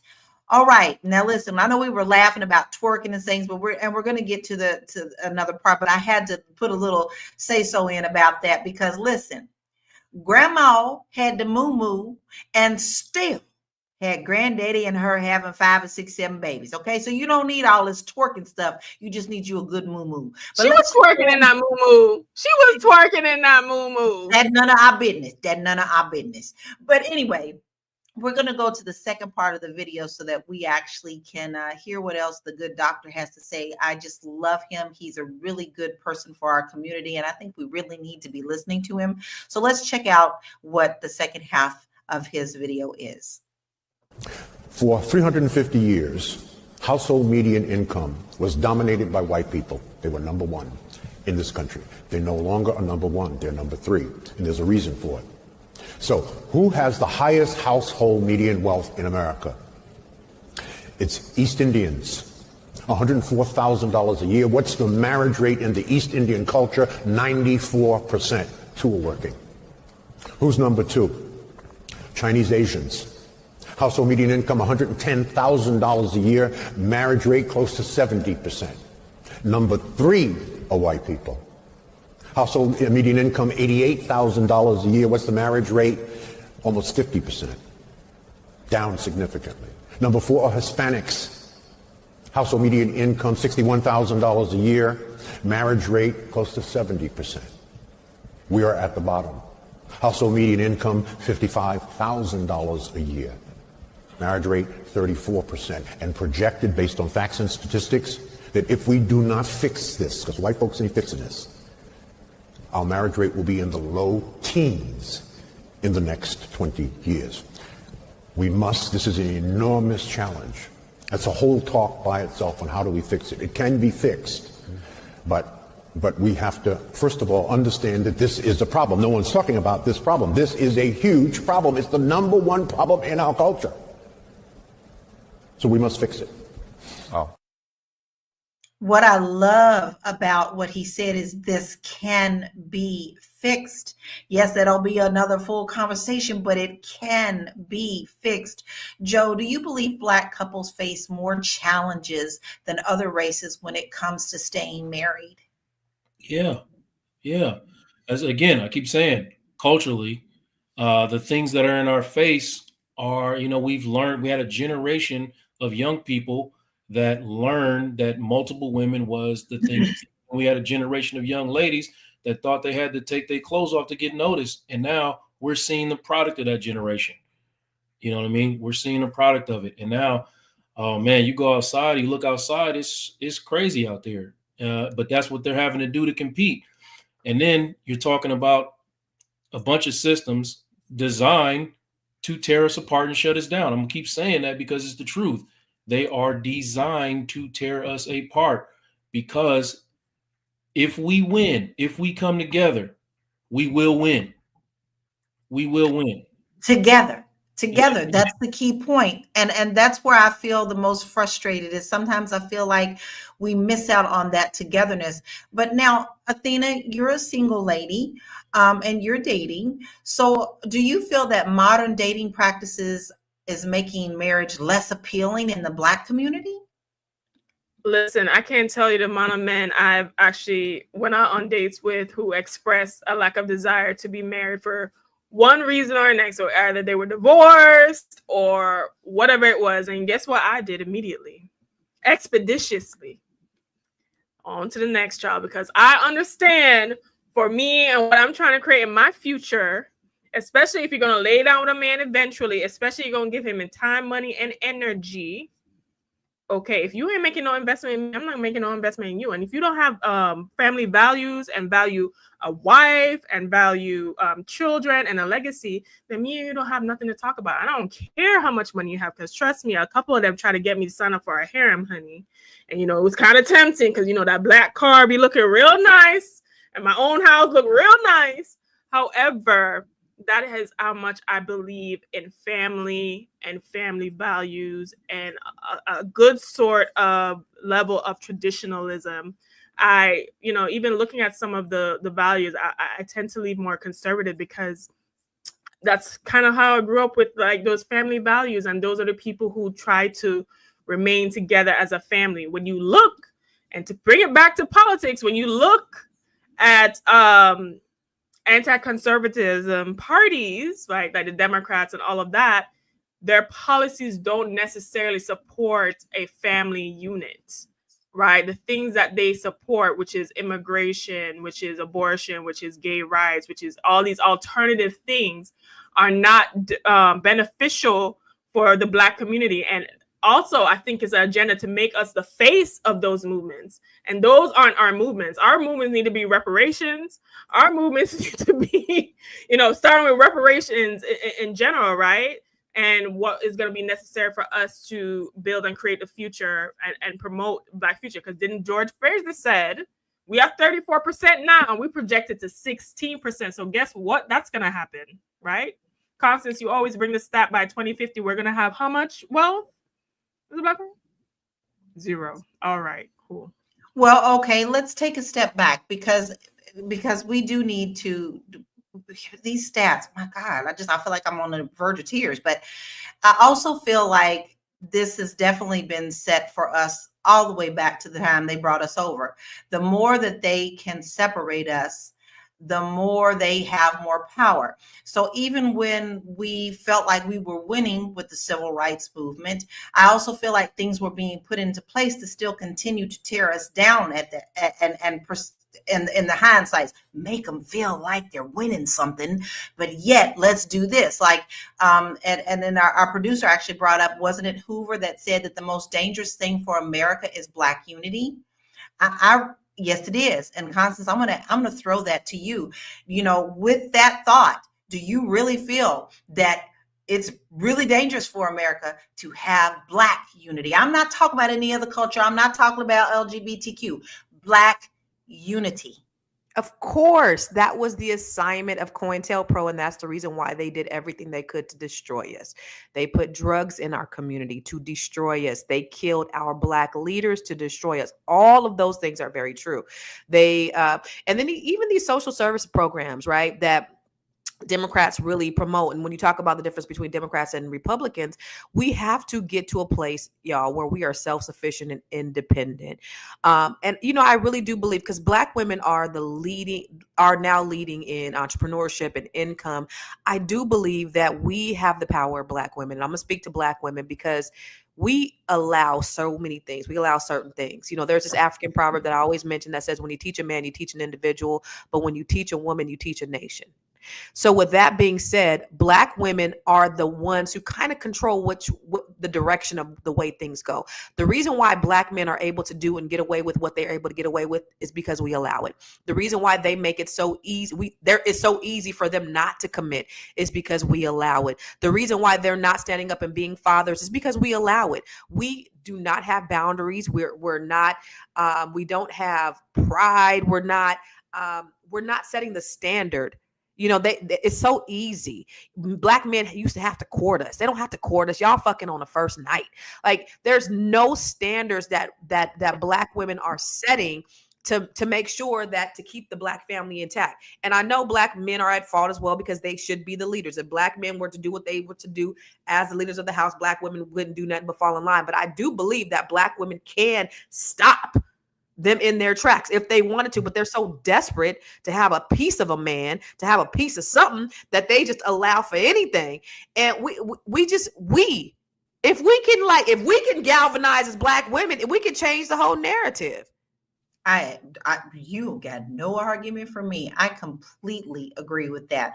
Like, I will say, I mean, in my household, I was taught, a young lady, like, and I sometimes I feel like I'm an ancient dinosaur, because young lady, close your legs. Young lady, watch what you say around people. Young lady, speak, there's nothing wrong with being independent, but there is a point to being classy and also putting down what you expect from your partner. And if you want to build that, you're building together. When you do that, you build one another. I love it when my husband comes home and says, babe, I found this outfit for you. This is beautiful. To me, he knows me. He knows what I like. He knows what I don't like. He knows what I will wear. He knows what I won't wear. We have certain language of our own in our household, that even when we're out in public, we can speak that language to one another and know, okay, we out now, let's go. We are in sync. What happened to us teaching each other to be in sync and uplifting one another instead of tearing each other down? But we have been built. This has been put into the streets. This is the yellow brick road that they have laid for us. And I want to bring up these slides that we have, because this is very important. This was from like 1965. The Labor Department released a report titled "The Negro Family: The Case for National Action," also known as the, I can't pronounce that, monolithian report. Had to stumble through that. So y'all had to giggle at Lala on that. The family structure. The high rates of single-parent households among Black Americans were a critical factor contributing to poverty and social issues. 25% of Black children were born to unmarried mothers at the time. This is 1965, y'all. The cycle of poverty. The breakdown of the Black family unit was leading to a cycle of poverty and social dislocation, affecting education, employment, and overall community stability. Now, check this out. Recommendations included a national commitment to improve economic and social conditions for Black Americans through job creation, education, and support for families. Critics argue that he overemphasized family structure, neglecting the significant roles of systematic racism and economic inequality in the challenges faced by Black families. Now, this next one I want y'all to pay really close attention to. 50 years of the Black family crisis, but no one wants to talk about it or admit it. 1960, Black family, 80%. Children born out of wedlock, 20%. 2024, children born out of wedlock, 80%.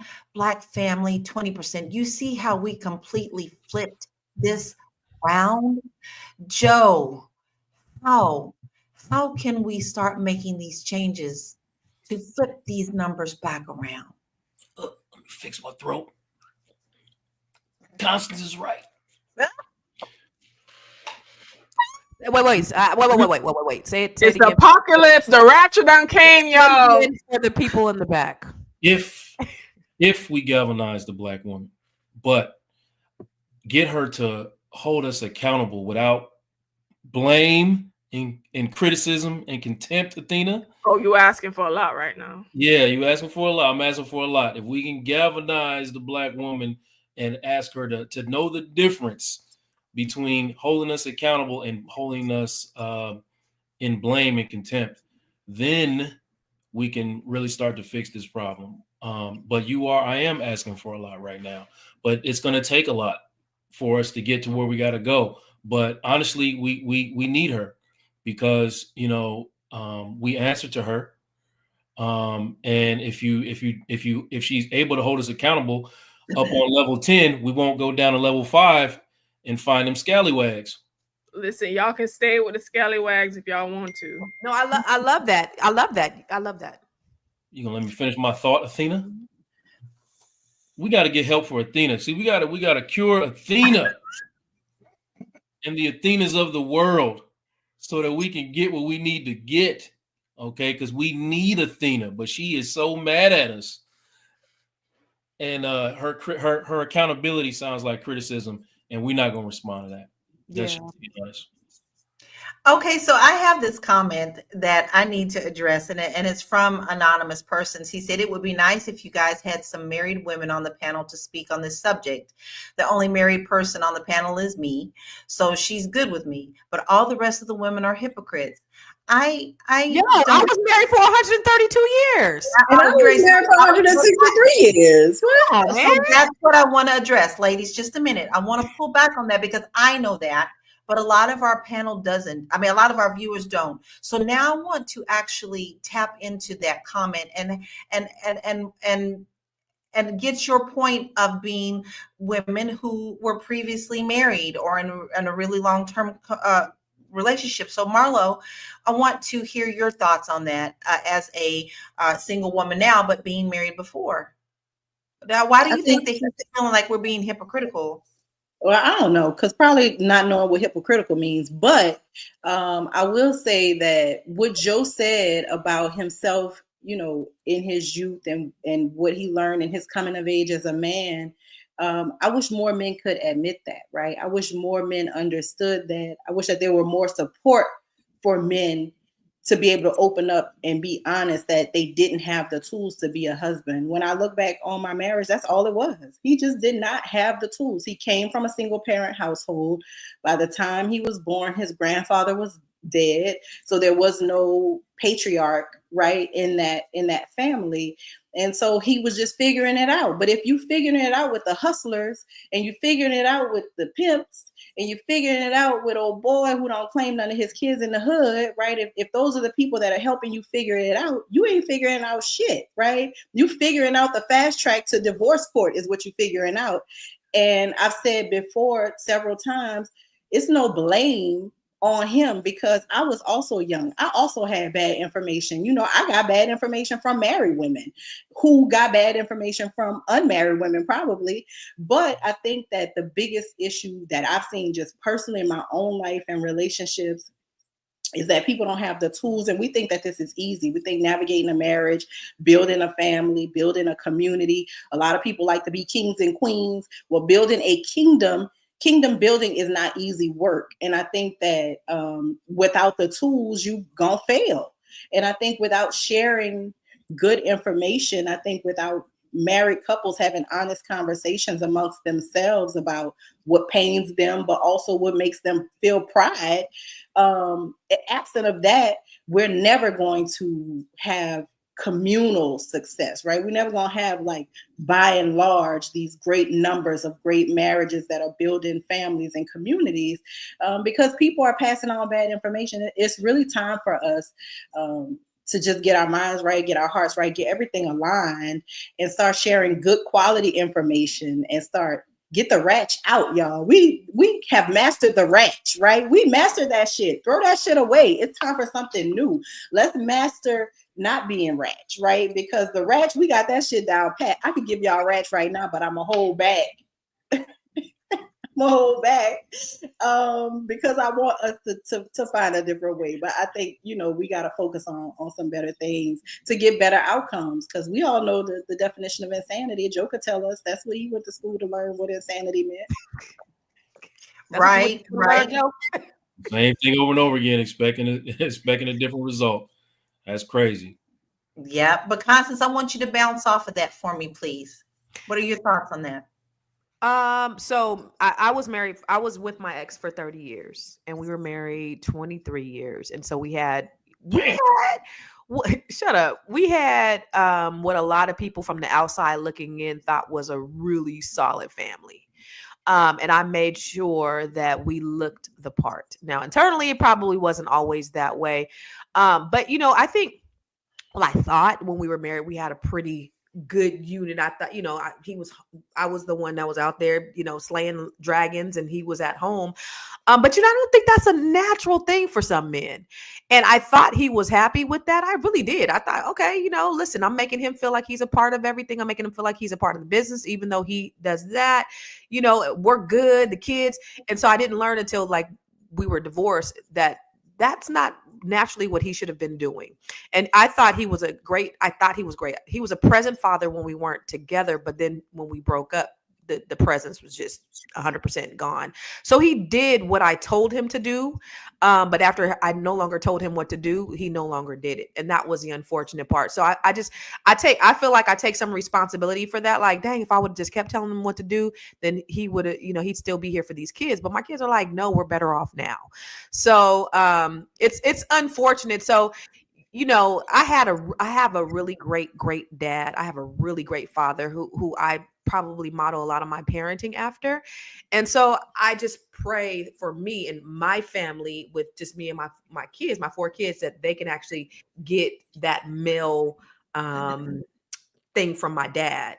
And that's what I hope. But, they need their own dad. Like, they call my dad, for money and stuff. They call their dad. He'd be like, no. And they call my dad. And I'd be like, look, you call your own daddy. Don't be calling my daddy. But no, but I'm grateful that I do have my parents as an extension of my family that are there to kind of pick up the slack where they don't have it. It's unfortunate, but it is what it is. I mean, luckily it's happening when they're all like, young adult teenagers. But I wish that wasn't the case, because you need your parents for the rest of your life. Baby, you can say that again, because I don't have either one of mine. And that's a cherished thing that I wish that I didn't have to be in that special club of not having your parents. We have really, really, really just started to open the can of worms about this, and we are getting ready to wind down. But one of the things that we do talk about here on this channel, and one thing that is brand new to this channel, is the Fly Nubian Money Club. And if you haven't gotten in on that, now is the time. There is a free trial. This first 30 days is a free trial. We had our first training this weekend, and I was there with you on that. Congratulations. Thank you. We talked about home ownership, and we talked about stateside as well as abroad. We had a 2-hour training. Do you feel like you got left out? No, baby, we didn't leave you out. We got a recording for you. So it's not too late to get in and see that training. And we'll be having future trainings in just a couple of weeks. We're going to have another training, but go on and sign up now. Get your free trial going and see what we have for you at flynubianmoneyclub.com. You will be happy. Our purpose of that is to help uplift you in business and finance and family, so that we can get on board of this foundation again and rebuild the things that everybody else wants to tear down. Because as much as many people want to tear us down because they know how powerful we are, not only are we powerful as a people, but financially, our Black dollar is needed and wanted, baby, or else they wouldn't be chasing it. So you want to make sure that you join the flynubianmoneyclub.com. Go get that training and sign up for the next one. We really, really want you to get your bag. Now, with that being said, y'all, this hour went fast. So it is final thought time. And I'm going to start with you, Athena. Final thoughts and where we can find you, please. Final thoughts are this: we need to prioritize Black family first. And from all standpoints, from social, psychological, political, everything. Okay. We can no longer support, especially on a political front, agendas that do not bring forth Black unity, because we are on trend to be a part of that 16% of marriage rate, which is despicable. And we should be ashamed of ourselves as a group. This is directly tied to the poverty we experience. We experience poverty because we will not grow up and take accountability and learn how to resolve ourselves, get along with each other, appreciate each other, come together and gain those skills. Instead of, we are trying to stunt front and look dusty in the process. Also, we need to prioritize within this our own wealth while we are waiting for the partners of our dreams and our futures that will create this strong family unit with. And if you want to learn how to create your own wealth through either launching a business with AI or getting your own personal finances together, you can find my resources at elevatewithathena.com. There I have courses and programs and workshops that will be catered to you to help you to do just that, so that when you do meet a partner, a king or a queen that you would like to rise in life with and build a family and legacy with, there will be some money there for you to do so. Thank you, Athena. Guys, you need to go and check out everything that Athena is doing. She has some really good stuff for you. And if you're looking for a little bit of a change of direction and you want to jump on the bandwagon of AI, you need to go and check out Athena's course. I always tell y'all what y'all need to do with all of us. I don't care who's on the panel. I need you stalking and chicken hawking. That's what I need you to do. Go and check us all out, because we have something for you. Maybe one person doesn't have something you're interested in, but somebody else does. So make sure that you support us. Constance, what are your final thoughts and where can we find you, please? Can't hear you. I said, thank you for asking. I appreciate that. You know what Black people really, really, really need? You know what we really need? You pointed out earlier, 1955, J. Edgar Hoover said the biggest threat to America was Negro unity. And they have been successful at breaking down the Black families through various ways. You remember, I don't know if you guys remember that documentary where you seen the Black people on welfare. They could not bring the husbands in the home. If the husbands got caught in the home, they would cut off their welfare. This was all by design. This was all intentional. And understand that when we had unity, when we had to work together, things happened. We kept our wealth. Remember, during the days of Black Wall Street, the dollar circulated in our community, what, 12 months before it left the community. There is no other community where we've seen wealth last in a community as long as it did. You got the Jewish community where wealth lasts 30 days, the Asian community 20 days, white 17 days, Hispanic 11 days, but ours 6 hours, $1.3 trillion in spending power we don't spend with ourselves. It's necessary if we want to continue to build our communities. I don't believe what they're saying. I don't believe that in the year 2053, our net worth is going to be 0 because we're a resilient people. We got to get back to practicing collective economics. That is so extremely important. The reason why the dollar lasted so long was because we had to work with each other. But then when we stopped, when desegregation happened and integration happened, that's when we stopped working together, because when we no longer had to, then we stopped. But once we start working together, we're going to start to see a trajectory shift in our community. And one of the things that Joe said that he was right, that I think I was right on, is Black women. Black women, we are the foundation. That's the reason why it's so critical. And as he was talking, I was sitting there thinking, because I do what's called the Net 7 Collective, where I help Black women increase their net worth. And we talk not only about business development, but we talk about personal development as well, because I can show you how to get the money, but in order to keep it and have a holistic, well-balanced experience, you need all of those things. So part of that, I think we're going to go forward and just talk about different things that we can do to really engage our community, not just about financial, but what's the holistic perspective and how do we really approach that so that we can build our families. That's one of the things that's a mission of mine for 2025, is to figure out how we can make that shift. And all these things that we're talking about today starts with you. I'm going to do it with the people that I have, my circle of influence, my family, my community, but you have to do it with your community. Start with you, your friends, your community, and that's how you're going to see a spark, and that's how you're going to see a whole explosion happen within the Black community. But it starts with you. That's why. Where can you find me? Yes. Everywhere. I am Constance Carter, and the new Net 7 Collective is coming up in January, and I'm excited about it. A new batch of women that are getting ready to take over the world, and they are doing some amazing things in the world, y'all. Holla at me. Go to bookwithconstance.com to see if you can, if this will be a good fit for you. All right. You got your assignments, now go ahead and do it. I'm with you, Constance. You know what? You hear that from me all the time. It has to start with us, and that means you. Then when you start with you start with your household, and then you start to shine in your community. Marlo, may I please have your final thoughts and where we can find you? It definitely starts with us, and it starts with our children, right? I think that we, especially I'll take on my generation, we have gotten away in large amounts from teaching our children their history. Who are they? Who are we? And why are we important, right? We've gotten so settled with trying to get them involved in different extracurriculars and things that make them more well-rounded.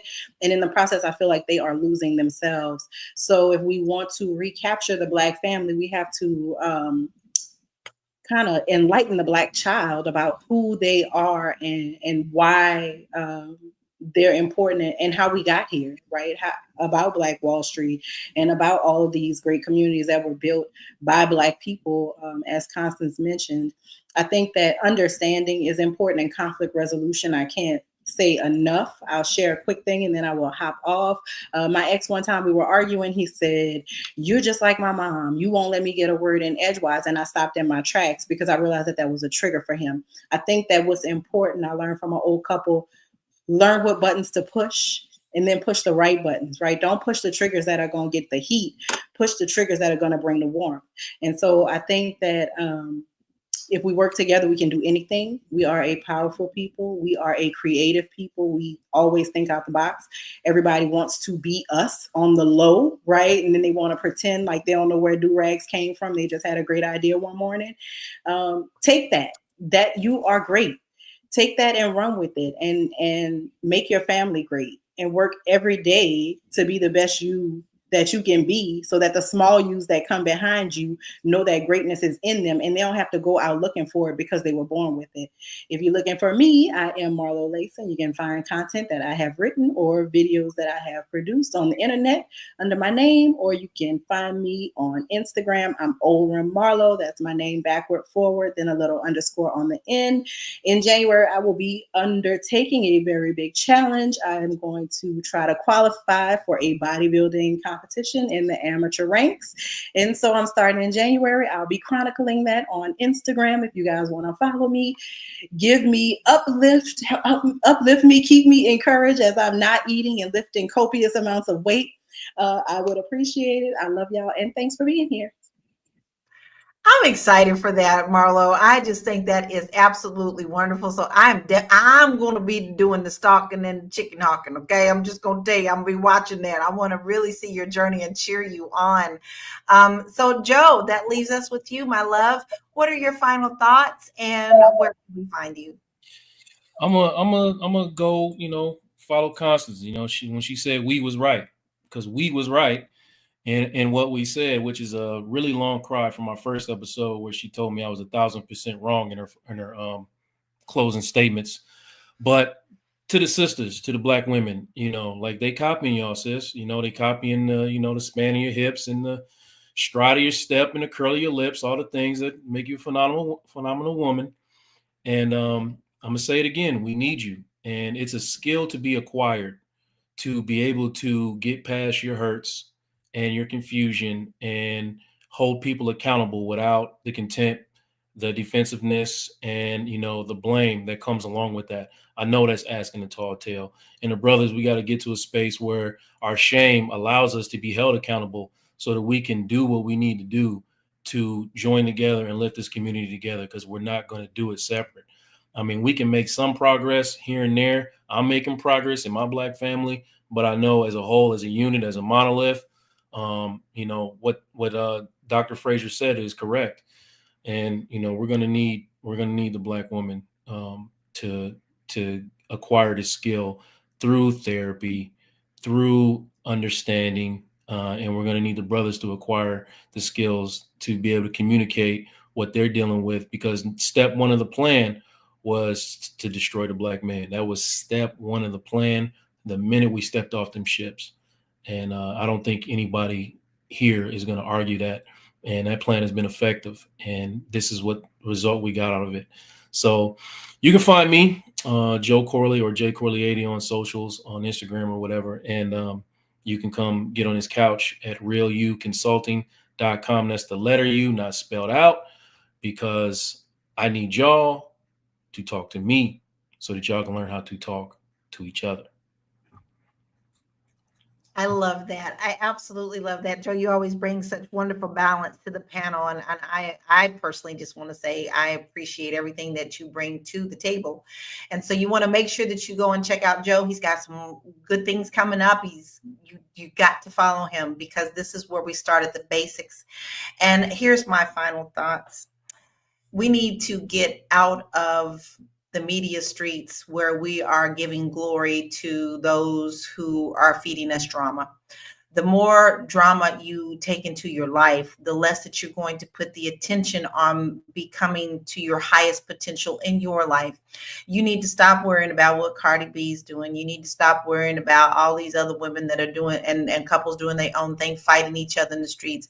You don't want that drama. What you want is peace from within, and peace within your homes, and peace within our community. So stop giving that the attention, because that takes your attention away from the hard work that needs to be done. Now you can find me. I made it very easy at bit.ly/Laura Key Info. I have a lot of great free resources there for you, great articles, great YouTube videos for you to go and look at. But most of all, I really do want you to go to Fly Nubian Money Club. We are doing something so good. And you have the opportunity to get in on the ground right now. So make sure that you go and you sign up to flynubianmoneyclub.com, and you make sure that you subscribe to us on Spotify and put in text the word Queens, QUEENS, to 87948. You want to be a panelist, come on in at info@realvirtual.net. If you need help with your business, you need to use that magical email address there too. And guess what? If you want to get your business in front of people and you're looking for your audience, you can bet they're looking for you too, because people are starting to really pay attention about where they're putting their Black money. That's how important that it is. So if you're interested in advertising with us, send us an email and to request the ad rates, and we'll be happy to send that to you. Listen, my royal panel, I love spending my time with you every single day. And when I'm not here, I miss you greatly. And I want to say thank you, those who always come and support us every day. We see you. We don't take that lightly. We know that you could spend your time somewhere else, but you chose to spend it with us. So we are very grateful. Now, don't miss out on tomorrow's show. Make sure that you join us tomorrow at 1 p.m. Eastern Standard Time. But until then, uplift yourself, uplift your household, and uplift your communities. We'll see you tomorrow. Bye.